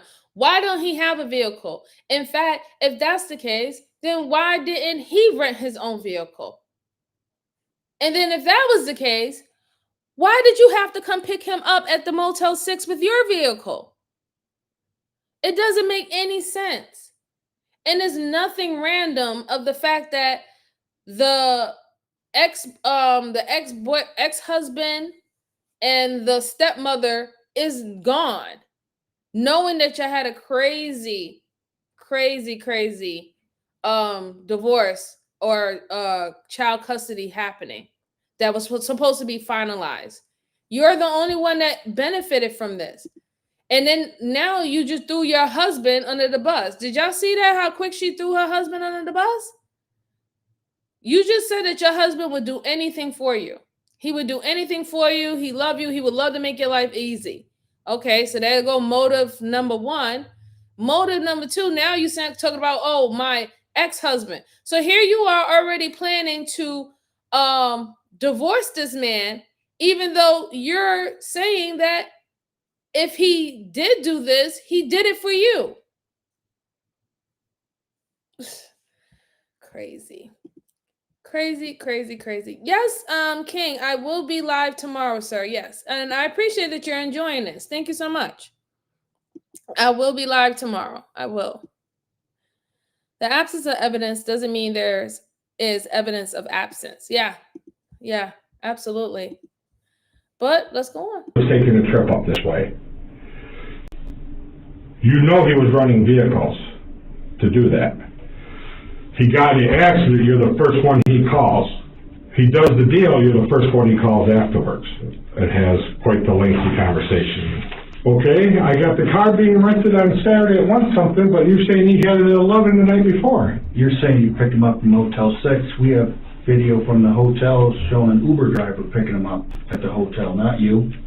So we can imagine how it looks to us when we do find that you're not being honest with us. Mm-hmm. So, I mean, you're talking about us twisting things up. I mean, we just want the truth. We're not twisting anything up. Charlene realizes that she's stuck between a rock and a hard place. She decides it's best to admit that she talked about how much easier her life would be if Josh was out of the picture. Yeah, we did talk about it. Okay. Explain that to me. You know, being in pissed off modes. Every time that I turned around, it was like I was getting some other kind of bad news. Right. You know, August when I come up. Yeah, my lawyer's got me pumped. I'm going to get my kids back. I got this. You know, I'm a good mom. I do what I got to do. I work hard, and I always support them. They always have what they need. Not necessarily always what they want, but they have what they need. Right. And that's our job. And exactly. I'm a damn good mom. I don't care. I lose. I'm torn. Why do you think that happened? I lost my kids because my kids didn't feel safe around Tim. Okay. So we had talked about it. You know, I was like, God, I wish he would just die in a ditch somewhere because, you know, 9 years, 10 years now of just total BS. Every time I turn around, that man's trying to do something to my life. Doesn't matter that I live halfway across the country, and that's the reason I moved halfway across the country, was to get away from him. Right. To where he could still see the kids. We had a visitation, but no. Every time I turn around, he's always bad-mouthing me. Me and Tim talked about it. You know, yeah. Okay? Shoot him. Just shoot him. Did I actually mean it? No. Well, what did Tim say? He's like, oh yeah, I'll get it done. Whatever. Okay. Then what? So you just admitted that you said just shoot him. Just shoot him. Like, listen, even if you want someone to just crawl to the pits of fucking hell and all that stuff like that, to make a statement like that, just shoot them, that's like equivalent of me talking about somebody and I'm like, oh my God, I wish they would just die. And normally when people say, I wish that you would just die, they're literally talking about like karma, right? Like, listen, if the universe says it's time for you to go, then the universe tells you it's time for you to go. But no, you just admitted that you was having conversations with your husband about shooting him, knowing that this man has access to weapons. And he was like, oh my God, just shoot him. I can't stand him. He's bad talking me, bad mouthing me. He took my kids away. My kids told me how they were uncomfortable with him. And because he has the funds and he's more stable than I am, he won over the kids. I wish that we could just get it over with, just get rid of him. Why are you having conversations like that with your husband? You really want the detectives to believe that you having a whole conversation about how you want to get rid of this and being very specific. Shoot him. But you didn't mean it that way. You didn't mean it.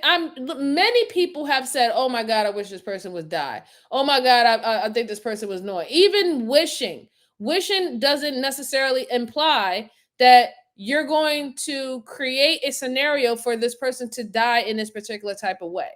Most people, when they say that, oh, I wish you would die or whatever, not, they're literally, like I said, they're talking about karma. They're talking about the universe doing its duty, and whenever it sees fit where he's supposed to go, the universe is going to handle it. They're not talking about, I want to go ahead and why don't you just stab this person? If you just stab this person into death, he just need to go. Like, no.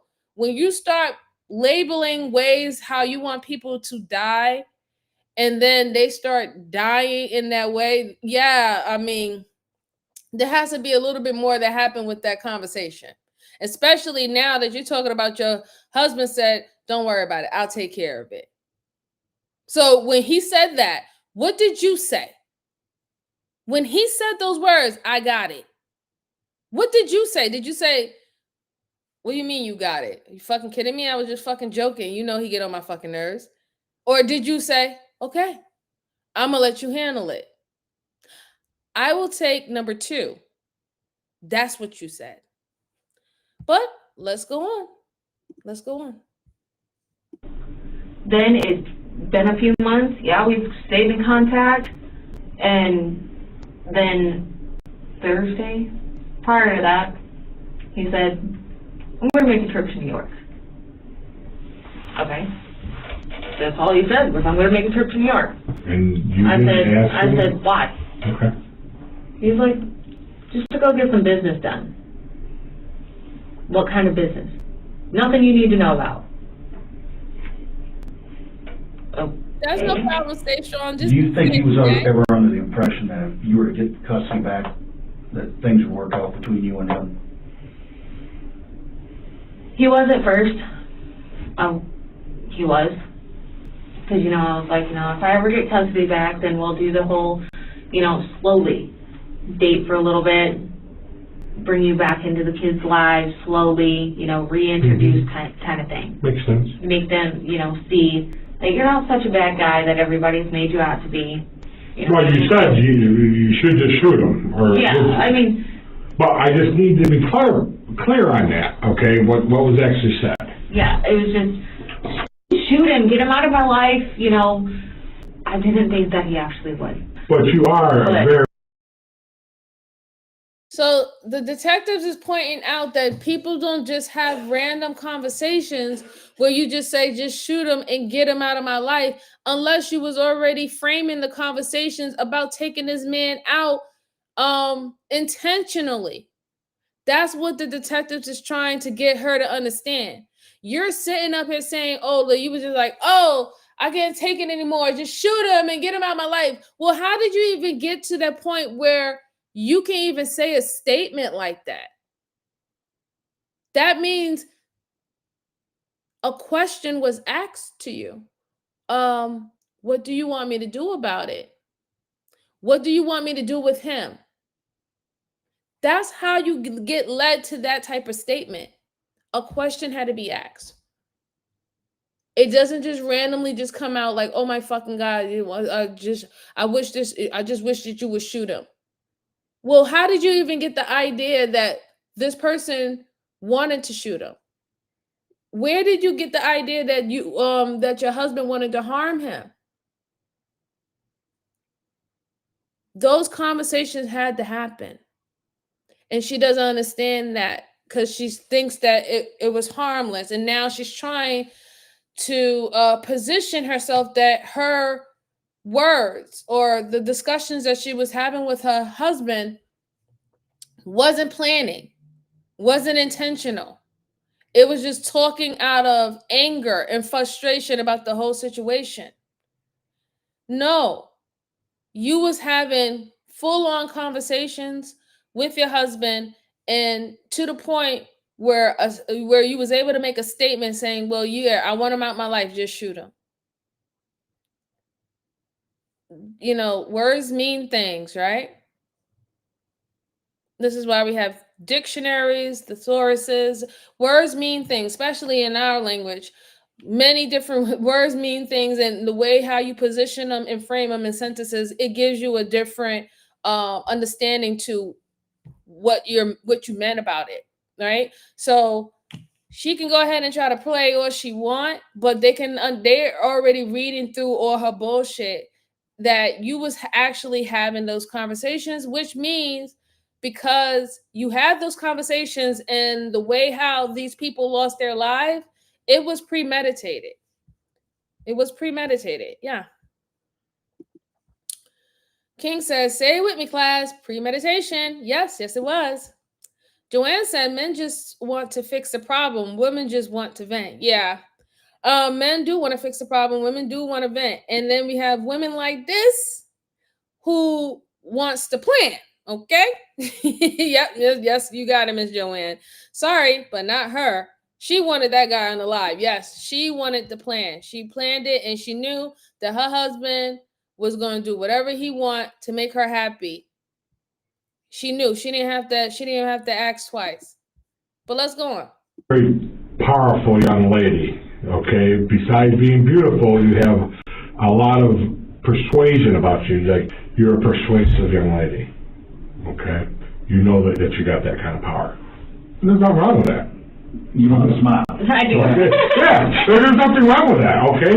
Hey, I'm a beautiful guy. I know I got that power too. So I'm with you on that, okay? You have a beautiful beard. Okay, there, thank you. You don't. But anyways, I'm just kidding. Hope not. No, I'm just kidding. Charlene has admitted to telling Timothy that he should just shoot Joshua to make her life easier. Charlene claims that it was all said in the heat of the moment, and she didn't believe he would do it, despite knowing that he was madly in love with her, and she is very persuasive. You know, did I think he was going to shoot him and kill Amber? You thought maybe he might come up here and get in his face and tell him to leave you alone. I think yes.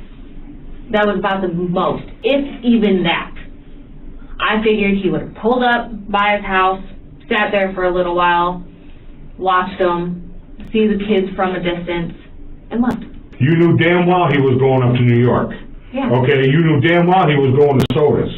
You knew damn well he was going at minimum to confront Josh, okay, about you getting your kids back.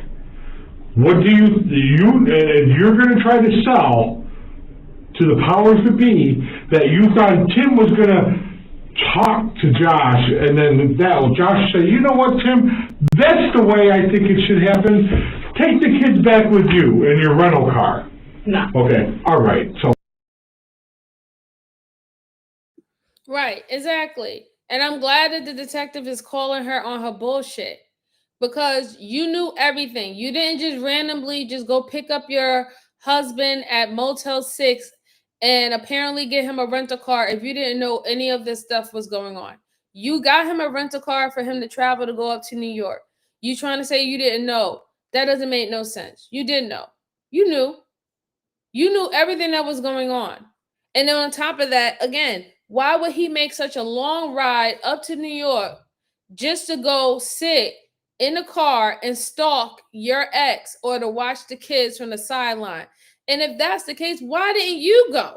Why didn't you go with him, since the whole problem and the whole issue is that you wanted to be with your kids and you was having a custody battle, and he was doing things like bad mouthing you to the kids, or you felt that the kids were scared and they really can't talk to you because they felt that, you know, since they live with dad, that it would cause issue and problems there.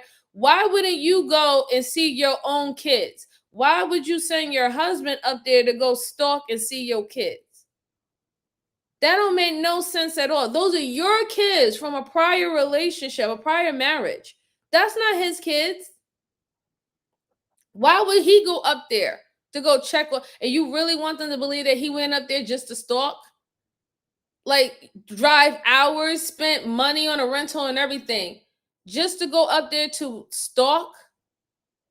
I mean, we know that we got creepy people out here who do that shit, but I don't think that he would just do that. Not no hours and stuff like that. He came up there for a purpose. If he was gonna make that drive up there, because if they're talking about their I think in Wichita or something like that, I'm not too sure. You driving from Wichita to New York? Hours? Hours beyond hours? Just to sit in your car? Nah, absolutely not. No. Sean said she knew she had the influence over him. Yeah, she did. Yep. The power of the... Stop, like, can't help but just by looking at her, she looks like trouble. I know you can't judge a book by its cover, but she reeks of trouble. She's manipulative. She's very manipulative. It seemed like she has always gotten her way when it comes down to men or even being in a relationship. So, like I said, she does not give passive aggressive. She is blunt. She is full on. She is confident in her approach and confident in even in her statements. There is no fear there, right? So she's not passive aggressive. She's never, you could look at her and you could just tell by her tone of her voice and also how she explained the story. She's never been the quote unquote victim in her life. She has always had a handle of things, some level of control, authority about how everything moves. Even as a tiger mom, you could even see that with her too. She could possibly have been a tiger mom too. She seems very involved. She doesn't have nothing passive about her. So, like I said, her trying to play herself a little bit as being some passive and I let all this happen, that doesn't fly with me. That's not your attitude whatsoever. You are very bold. You're a very bold woman. And that's not a negative thing. That's not negative at all. I'm just saying that, you don't seem like a passive individual. Ride to New York to look at family? Are you kidding me? Yeah. Twisted Rider said, how the tables turned. Joanne said, yeah, stay strong. Stinky, yeah. With a bag of guns, body armor, and a mask. Right. So you mean to tell me that when you went to go get the rental car for him, you didn't see him loading all this stuff in there? What did he come to New York for? Did he come to New York to go hunting? I mean, we do have hunting season. Did he come to New York to go hunting? You still need a license to hunt up here. You just can't just willy-nilly come up here. You need a New York license to hunt up here. But anyway, let's see. Sociopathic tendencies? Possibly. All right, and yes, I'm being facetious here, okay? All right, so, with that said, I can't help explain your end of it if you're going to blow smoke up our ass here. It was, honestly, he called, restricted. Yeah. I answered it, was silent for a minute. He said, hey. So I know you don't want me to call you and have contact with you, but I just saw what was going on Facebook, and I was wondering what the hell was going on. That's you know it, okay? I'm gonna call shenanigans on that. Because now you just got done talking about, you just got done setting up a vehicle for him to pick him up after an accident, for him to go to New York, and now he's gonna nonchalantly call you and say, hey, I just happened to see what went on the phone. Okay, I think it was something like that. I think it was more like, hey, what are you hearing? What's going on? What's gotten back to you? What is it? I think it's more of that. I think there's more talk that he told you, but you're not being fully honest, because nothing's jiving with this. I'm renting vehicles out for him. I'm looking up the cheapest car for him to drive. I'm getting a hold of a buddy, and I'm driving the buddy to go get a vehicle. I'm telling the buddy to pick him up when he gets in an accident. I'm telling the buddy not to put his name on the rental agreement as a driver. I'm telling him this, I'm doing this, and I'm bringing him here, and then you're going to tell me this phone call afterwards Is like, oh, hey, I heard what happened. Come on. Because that's what it was. But And I'm telling you this because I know for a fact that he could have sworn to God that his phone and my phone were tapped. So he was going to talk like that, acted like he wasn't even at the scene, acting like he wasn't in New York. And he said, yeah, well, I know they're probably going to come after me because I've been MIA for the last couple days since me and you. When did he say that? He said that in that phone call, that 60 Okay. But you didn't say that. Well, you didn't let me finish it either. You were giving this is the first time we've asked you about the phone call. The phone call. Okay. All right. So you never said don't do this. I was just kidding. I was just venting, right? No, I didn't. Okay. And I talked to my lawyer and I asked him, what do I do? I mean, I know the lieutenant wants to talk to me. I know he wants some questions answered. Yeah. And what do I do? He's like, whatever you do, do not talk to the police. You knew that he would do anything for you, and you did nothing to stop him. How do I explain that to the powers that be? That you, the one that had the power over him, you're the one that asked him to do this. How do I make it not look like you're the evil one here? No. Charlene's confession was enough for the police to arrest her and charge her with accessory, at least until they had enough evidence to charge her with murder. Meanwhile, back in Texas, Timothy was arrested at his home and brought in for interrogation. So what made you go up there and do that, man? I didn't do it. So you're there, you don't dispute that. Do you dispute you shut your cell phone off? Why'd you shut your cell phone off? Help us understand. I left home with the intention of going somewhere far away and putting a bullet in my. So you can already see off bat that he's in defensive. He's not trying to give up any information. He's looking down, arms crossed. He's defeated, but yet he's still not going to give up any information easy, right? He's talking right now. He's saying that he had all intentions to drive somewhere far away and put a bullet in himself. But that's not what you did. You drove all the way from Texas. You drove all the way from Texas up to New York to put a bullet in your head. As big as Texas is as a state, my God, you could have went down to Dallas. You could have went to Houston. You could have went to San Antonio. Anywhere that would have took you an hour away or 2 hours away from your house and put a one in your head. Not travel almost 24 hours away to drive to New York.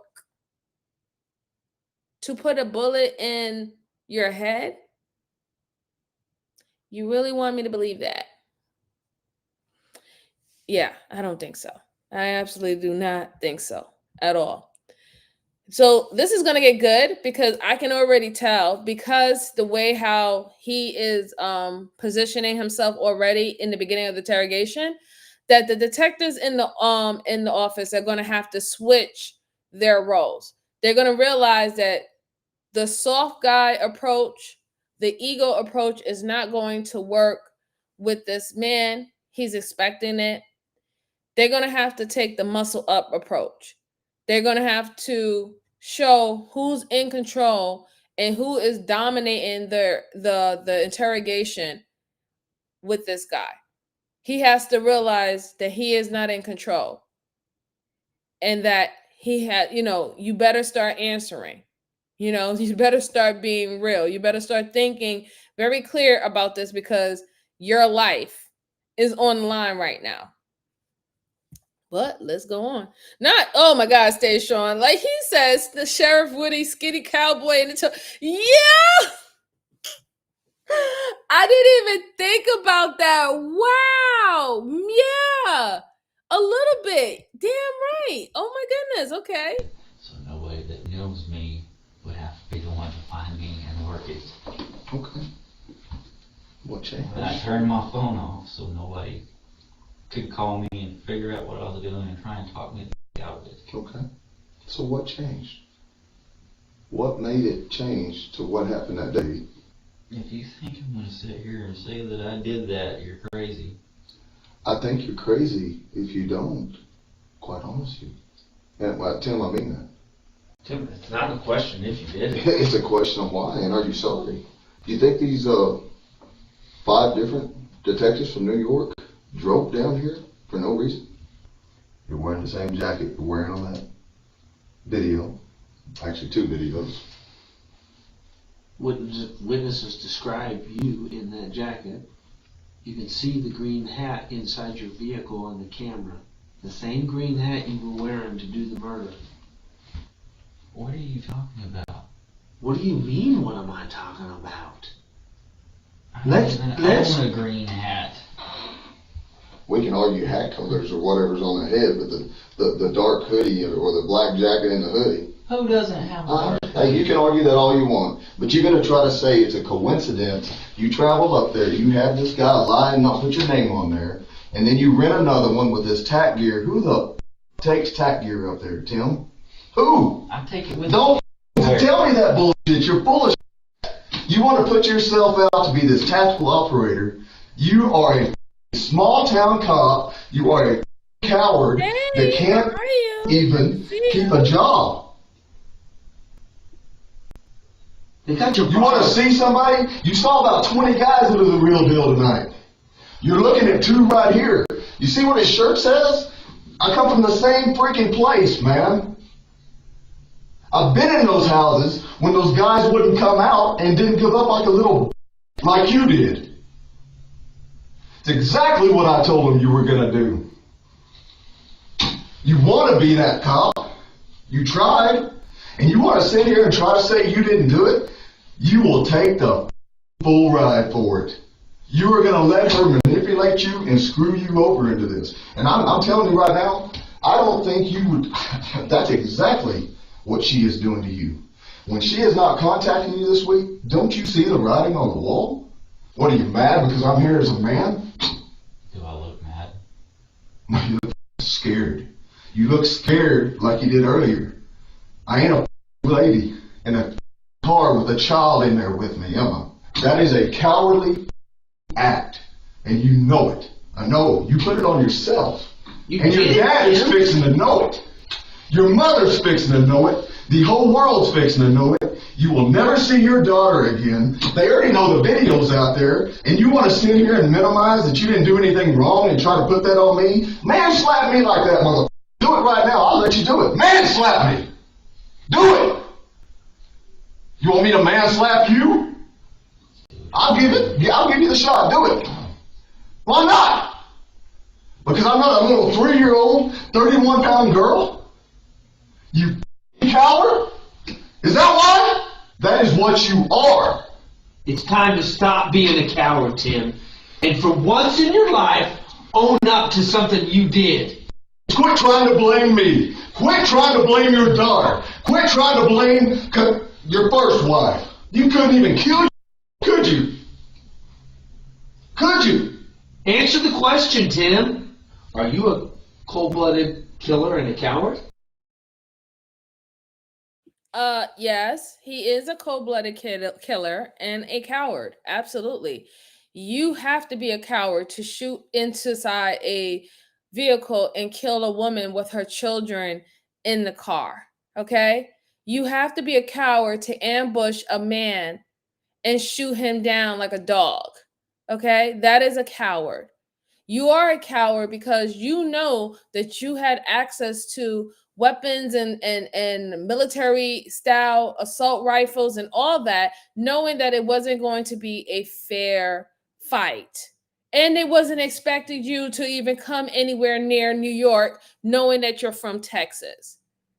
And then for you to sit up here and be a coward in front of these detectives and tell them that the only thing that you wanted to do was to put a bullet in your head, then sir, why are you here talking to them right now?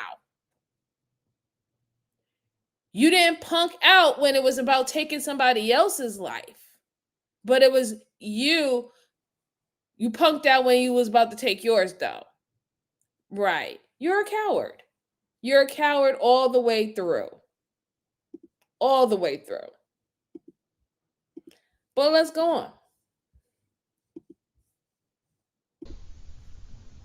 Or were you going through a hard time and were depressed and not in your right mind and manipulated by a very oppressive, manipulating woman and did something to try to keep that marriage together because you screwed it up for her?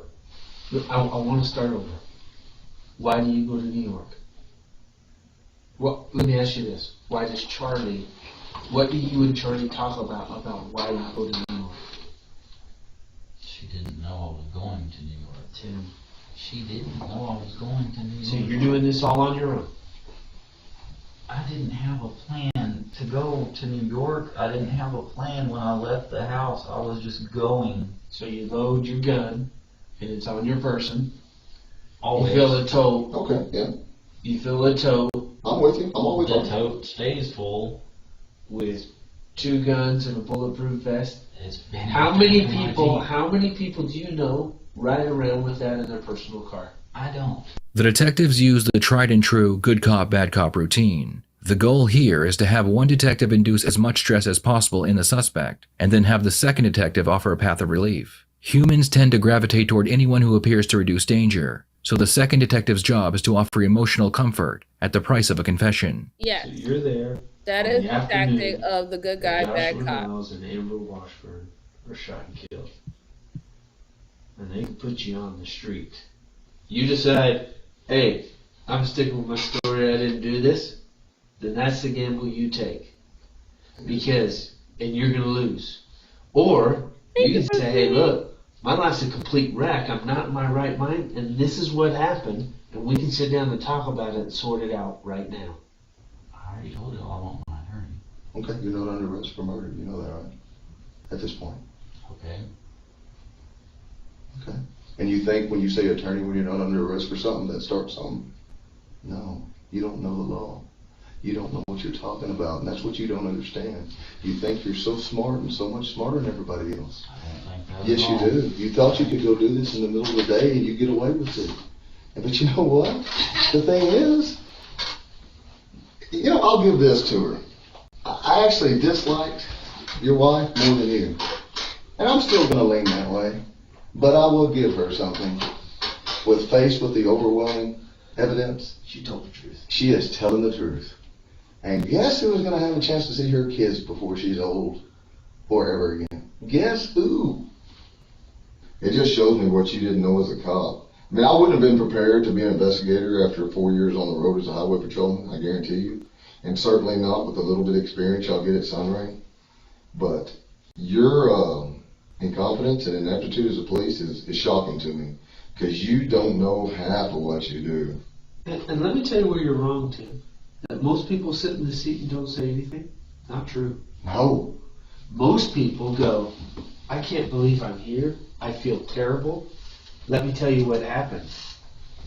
I gotta tell you, I'm not gonna BS you and say 99% of the people say, because that's not true. But I'll tell you about 80-85% of the people that I sit down and talk to feel terrible and they realize they made a mistake and they want to make it right. Well, let's answer me this. Are you sorry Josh and Amber got killed? I'm sorry when anyone gets killed. Okay. That wasn't the question. No, I'm not asking about it. Of course he's not sorry that they got killed because he wanted to do it for the girl that he's obsessed in love with, his wife. He's not sorry that they're gone. That's why when you asked him, he paused. And then he said, I don't like when anyone gets killed, but we're not talking about anyone. We're talking about these specific individuals, a mother and an ex-husband, a father that you took away, from his children. This is insane. And, it's good that they kind of called him out on it because he think that just not saying anything. If you're a cop, and he is, why didn't you do what everybody know that you should do? You should have gotten a lawyer. You shouldn't even be sitting here having this conversation with them. But then you didn't do that. You sitting here and now you just want to be quiet and stuff like that. And you think that in some way that's supposed to translate into feeling guilty or you're innocent. No. You're telling more about your psyche and your mindset and why you did this by your actions right now than you would ever have done before if you would have just came out and just said, you know what? I did it for my wife. I did it for us. I didn't want that stress and hassle in our marriage. And yeah, I wanted the kids to be with us too. And since this was all coming into a big problem and an issue, you know, I felt that I had to deal with it. That would have been honest. Doesn't make it right. It doesn't make it justifiable, but it does look like it's honest. But now you're making yourself seem very incompetent and very gullible. Something that you cannot be in your career field. But let's go on. Well, they fit into anyone. So Because you don't want to face who they are. You can't. Are you sorry Josh and Amber got killed? Are you? I just said that. No, you didn't. What did you say? You're I'm sorry when anyone gets killed. Thank you, King. I That's appreciate generalization. That's a classic indication of deception. Foolishness over here. See, stuff you don't know about because you've not done this part of the job. You think you have. Say, I'm sorry Josh and Amber got killed. Not that you did it. No, you didn't. You're saying it in parts. You can't even, because you can't. You know what? I'm about done with this dude. Aren't you? I'm really done with him. When we take the stand, what are we going to say? None? No remorse. None. You want to look at me like that? Do I look scared? Do I look like a little girl to you? Do I? You want to stare me down? Do I look like a little girl? Do I look like that scared Amber in that car? See, you would never face me. I bet you didn't even get any fights on the street, did you? Legitimately, that you had to. And I want you to look right below that one. Charlie just confessed and implicated him. This ain't bullshit. Of course she is. Of course she will. She was not going to be say whatever she wants to. I bet Charlie used to beat on your ass, didn't she? I bet she could whoop your... Didn't she? I bet you were scared of Charlie. Is that why you didn't? I bet she beat you. She beat you to do it, didn't she? You can beat Christina, that's it. Look at the little cowardly butt. Look at the little coward. Oh my God, that's it. Oh, that's it. I'm in the presence of a double killer. Isn't he scary, Scott? Actually, no. God, he's a joke. The detectives leave the room and force Timothy to sit and wait for several hours. Eventually, 2 different detectives enter the room to try their luck with this coward. She's up in New York right now, putting this all on you. You understand that. And this is no bullshit, okay? You're not going to let her do this to you. And in my opinion, as a mother, okay, you would never do that to your children, what she's doing. Okay. This poor girl right here with her child in the back seat. I got a picture of her at McDonald's 20 minutes before, smiling and laughing. She had no idea 20 minutes. This little boy, I know you saw him back there, right? Look at the bullet hole behind Sitting in the you. back seat of the car. Are you going to do the right thing? Tim, if you've done, if anything comes from this, you've got to do the right thing. She didn't do anything to anybody. Tim, how long was she in the driveway? Did she just pull in the driveway when you got there? Oh, lawyer. I mean, you are just showing that you are a monster. Now you are that monster lawyer. that everybody's pictured, it's painted out there on social media, all over the news. Monster shows up, kills 2 young parents with young children. That's what you want to go out as? You don't want to go out as the fact that you were trying to defend your family? Meanwhile, in New York, Charlene had already spent several days in jail when she decided she wanted to make a deal with the prosecution. Important thing is that you tell the truth.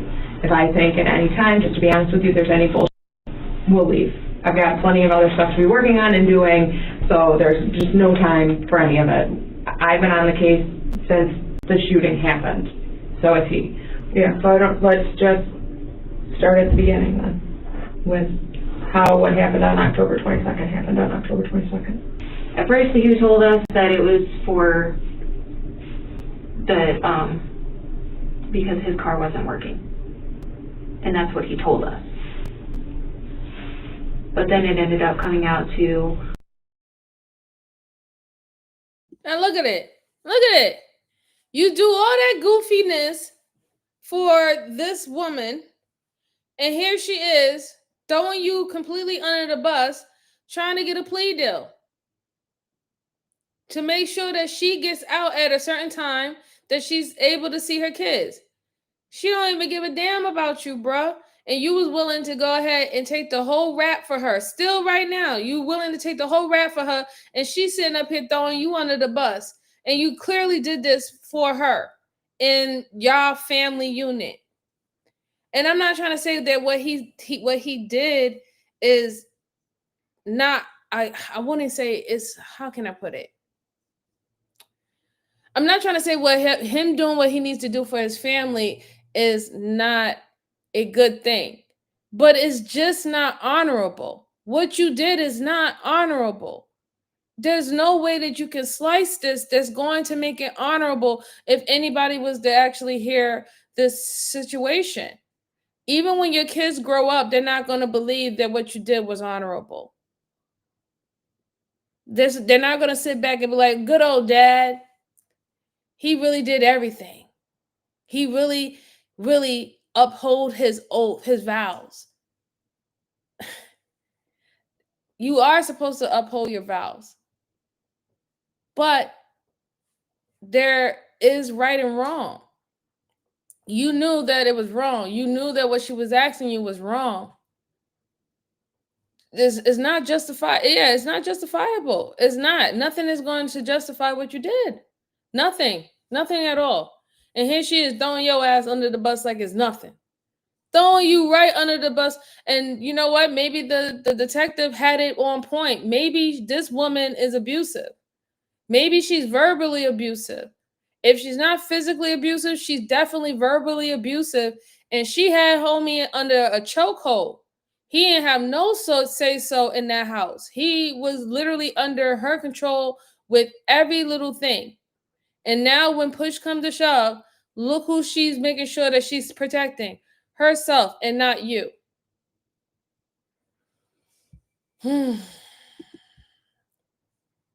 She is manipulative, yeah. They're going in on this punk, yep. Oh, he unalived her ex-husband, the father of her children, and his wife, his new wife. Say with me, class. So. What is the name of this case? I want to watch from the beginning. This one can be found on Stay Awake. I'll see if I can give you the link or at least the names, okay, Melissa? I don't understand why some men let their wife call the shots. Where is his leadership and head of the household skill? Well, see, here's the thing. It's not about calling the shots because I don't think that one person should be calling all the shots in a relationship. I don't believe that. I believe that when you are coming together as a unit, y'all are supposed to call the shots together and make the decisions together.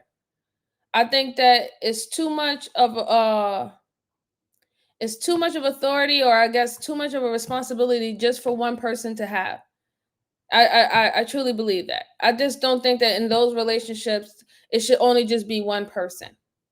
I don't think so.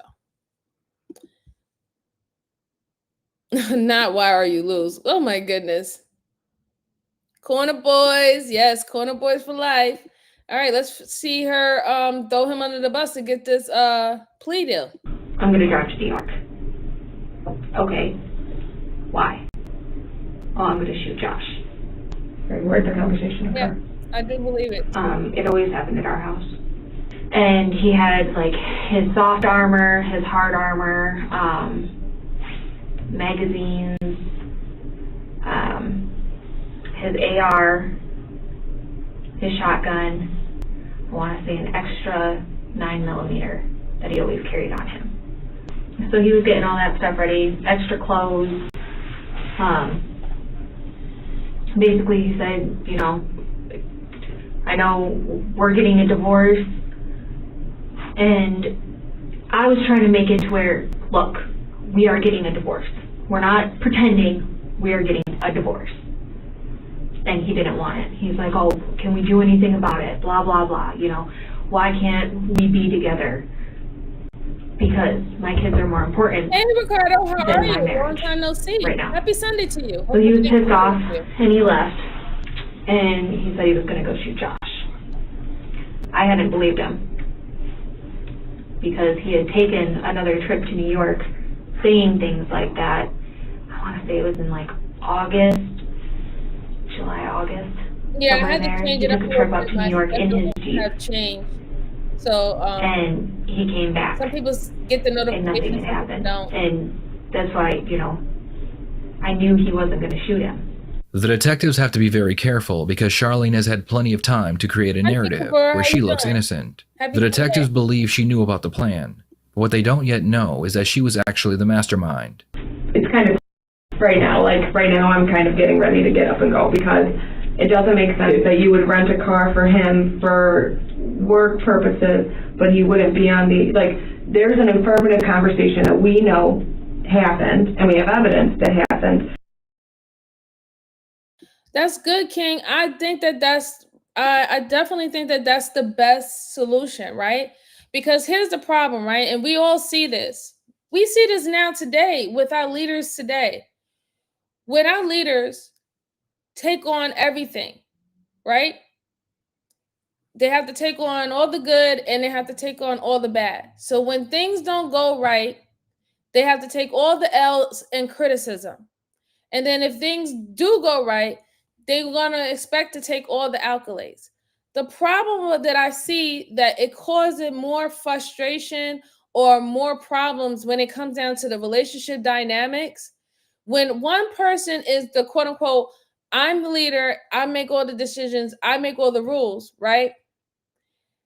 And then the person say, okay, you're the leader and I'm going to follow. If the person follows, they're still participating in whatever action is being taken place. Now, when it fails or it's an L, it creates resentment. It's better to be like, listen, we're a team and we're both making this decision. So when it does fail, you can say, hey, not you fucked up or you fucked up. You can say, hey, we both fucked up. We both made a decision. So now it's not pinning who is more responsible when things don't fall the way that it's supposed to, because guess what? Both are now responsible that things didn't fall the way they're supposed to. And I think it would make it easier for y'all to be able to still come together and be like, listen, we both fucked up and now we have to both make it right, right? Because it keeps the balance that this is both our responsibility, not just one person doing it and then also have to take all the heat when the shit fails. I think it breeds resentment when you move in that way. At no point in time, you should not be feeling like you are a partner. You're not a partner with you're not in it to win it or lose it with your partner. You're supposed to feel like that all the time. It's supposed to be just as much as your agenda. If not, then why are you with that person if you don't have the same agenda? You know what I'm saying? So I think we got to stop breeding unnecessary resentment in relationships. We have to stop doing it. It should be, yo, we did this together. Yo, we fucked up together. Damn. We got to go back to the drawing board, right? Let's get this going. I don't know why we could do that. We have that understanding more when we're dealing with sports and other players and stuff like that. But then when it comes down to our intimate personal relationships, we don't come with that same type of mindset or outlook. Y'all see how players on sports, like for sports, y'all see how players get?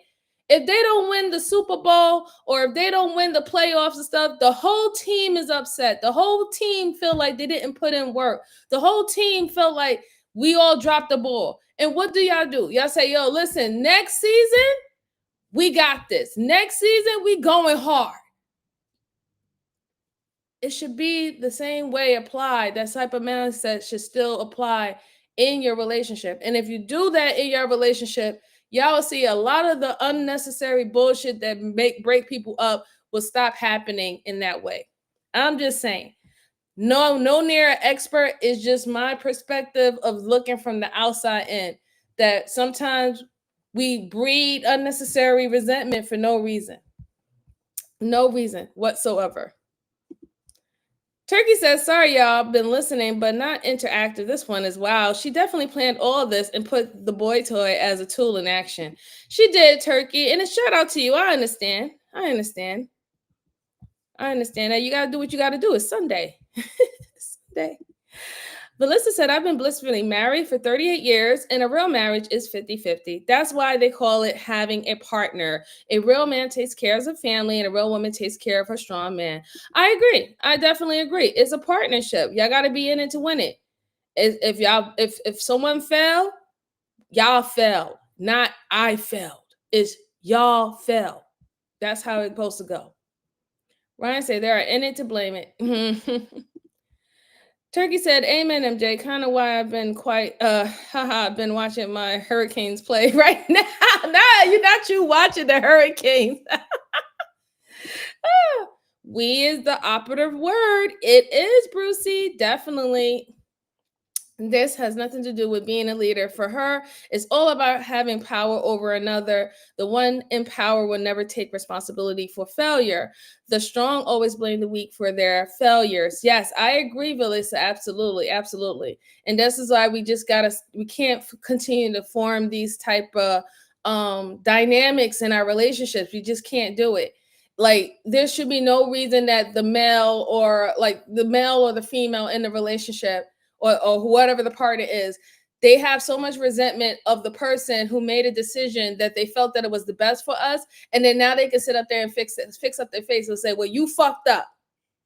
It was all on you. You fucked up. That it shouldn't happen. It's we fucked up. We were supposed to agree with this from the get-go or get to the common balance that we did agree on something. So then if it did mess up, we can say we messed up and now we have to do this. Or if it didn't mess up, guess what? We did it. No one should be able to be fixing up and saying that I did this in a team situation. That's just weird to me. It's definitely weird to me. But we see it all the time. Of keeping him off of the insurance, so you know before you go to that airport, before you rent that car, to keep him off of the insurance. So right now, I call. Well, honestly, that did happen. I'm done. I'm not. We're done. Give me a minute. Yeah.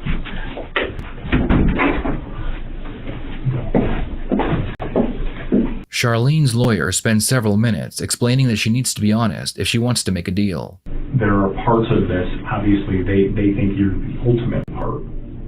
We're looking for a plea on the ultimate part as an accomplice, right? So we go in there tomorrow, and this thing falls apart. We go in there tomorrow, obviously we don't have a deal anyway, but you will have to admit to being an accomplice to the murders. You will have to admit to that. So, you know, that's obviously part of this, if you want that. You know what I mean? I'm not sure you do, but, you know, I've got to go back there and try to bring them back in. You know, I may not need to do that, you know what I mean? But, you know, that's what just happened. You know, and like I said, it's not terribly unusual that it happened that way, but, you know, they're putting the pressure on you and they don't believe you. Tell me, do you want to start over? Do you want to walk out too? I mean, what do you want to do? Is it really worth it? The short answer is yeah, it's worth it. Yeah, it's worth it. Oh, that's a lovely statement. You know, to say, this guy just Mama. doesn't out of the blue say, I'm gonna go do this. No. So that's where the beginning is. Like, where is the plan to go commit the ultimate offense? It's not like they went to the house to steal candy. I mean, it's the ultimate thing. You know, the beginning is not a week before. It can't be, because it's too big. It's too big. I mean, when I'm telling you he's at work, he was at work. I understand. I believe you. I mean, again, it's a bad word. So, It's easier for me if they would just ask me questions. okay. Is there no way to ask them to do? If they will, if they won't, then I get it. Okay. The lawyer leaves the room to try and get the detectives to come back. Why are you renting this vehicle? because we are told that it's for his vehicle that is broken down and not working. The starter's broken. So that's initially why we first rented the vehicle. Was there a conversation in your garage between you, Tim, before the rental of the car? Yeah. And you're telling me that during that conversation, it wasn't that the story was going to be it was for him for work, but that the plan was for him to come to New York. Is that what you're that what you're telling me? No. No. So what are you telling me? That it's the story. And so the real understanding, though, in the garage at that point is we're renting the car for Tim to come up to New York and kill Josh. Yeah. After he gets that car, what's Tim doing? He came to my house, which was in Sunray, and he loaded it up with all of his gear. So what's the plan? He's got an arsenal, energy drinks, and clothes. What's the plan in this rented car? He was going to come up and shoot Josh. Okay. He didn't tell me how. He didn't tell me any of the details. As he said, it's best if you don't know. They're not gonna And at this point, him coming up to do this is for you to get your kids back. Yes, ma'am. And in some way, shape, or form end up with you guys being back together because you got your kids back. So when she was speaking with her lawyer before, even though it's being recorded, none of this recording was going to be reached or put in discovery when they went to trial. So it wasn't going to be used against her that she was having a conversation. They were just having the conversation in there. Because everything, we're watching this as a case that has already been done, sealed, and closed, and whatever time that she got served or she was found she was found guilty. This is the only reason why we're able to even hear that she even had that conversation with her lawyer. But around the time when this actually happened, none of this was going into discovery about what she was talking about with her lawyer and him trying to say that you're going to have to admit to being an accessory, if anything, from this situation. Let's see.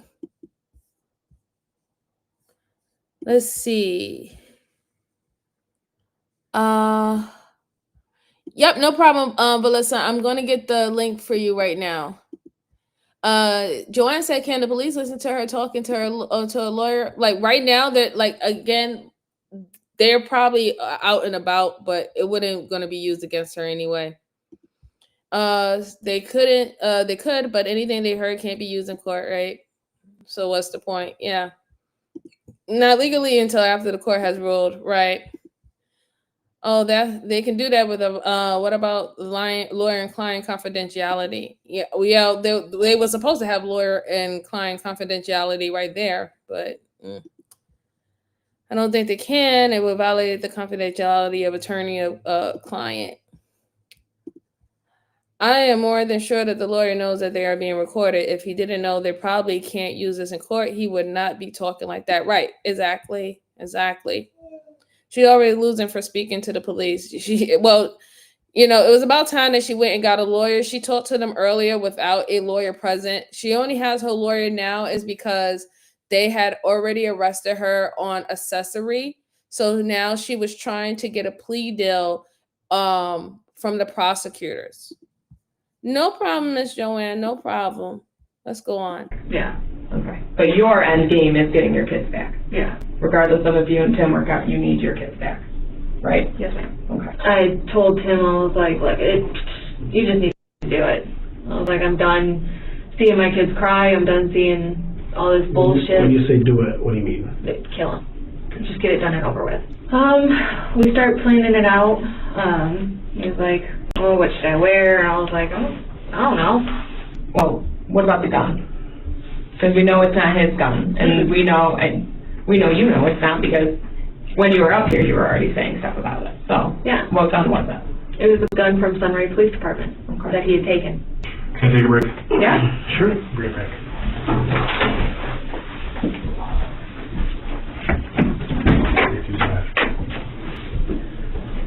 Do you need to use the restroom or anything? You're good? Okay. In the end, Charlene would get 28 years in prison after making a plea deal with the prosecution. However, Timothy was sentenced to life in prison without the possibility of parole. Prosecution believed that Charlene manipulated Timothy into killing her children's father by promising him they would be together if she had her children. Charlene planned everything from renting a car to what time of day Joshua would be home. Charlene avoided a life sentence by testifying against Timothy. Do you think Charlene deserved the same sentence as Timothy? Why or why not?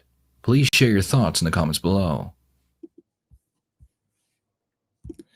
Yeah, I think that she should have definitely gotten more time. Timothy, he really actually did the crime. So I understand why they gave him life in prison, and he was supposed to definitely know better. Him being a police officer, like I said, you're held to a higher standard when you have certain career fields, when you take oaths, right? You can't not be operating in that way. They're expecting you to be more control of your emotions. They're expecting you to use more logic, right? And not get carried away with a lot of things. This is not to say that they don't have anxiety. This is not to say that they're not human and they don't have stressors like any other regular folks. But when you are given a certain type of privilege, a certain type of rights and responsibility, you have to act accordingly. He should have had known better that this is something that he should not have done. This woman manipulated him the whole entire time. I knew that she was the mastermind from the beginning. Just off of her mannerisms alone, she did not have passive aggressive in her body at all. She is very free spirited.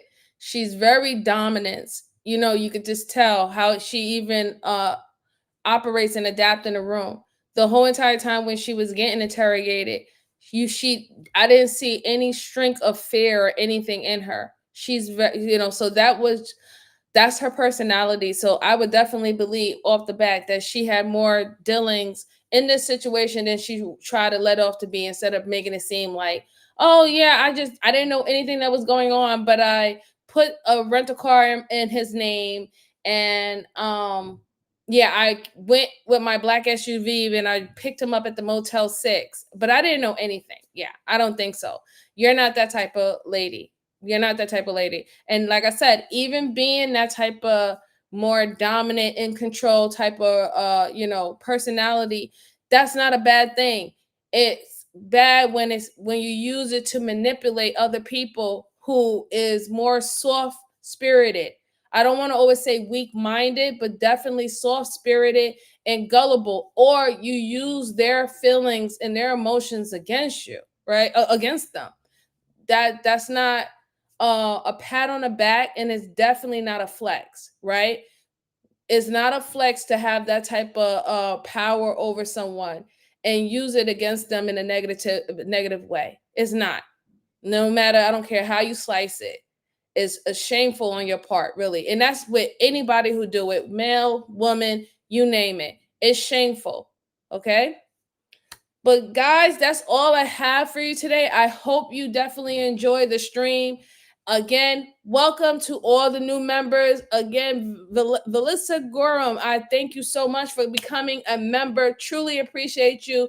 Thank you and welcome to the Let's Talk About It community. I do have my members videos coming on the way. I'm going to pre-record them and y'all be able to watch them. So stay tuned to that. Thank you so much for supporting. And I just want to say I appreciate everyone who was able to rock out with me for this long. It's Sunday. Y'all have to get ready for the new work week, Monday. I appreciate you. I appreciate you. I appreciate you. And again, thank y'all so much. It was a great milestone. I hope you definitely enjoyed the show today. We did it. We got the channel to 100,000 subscribers.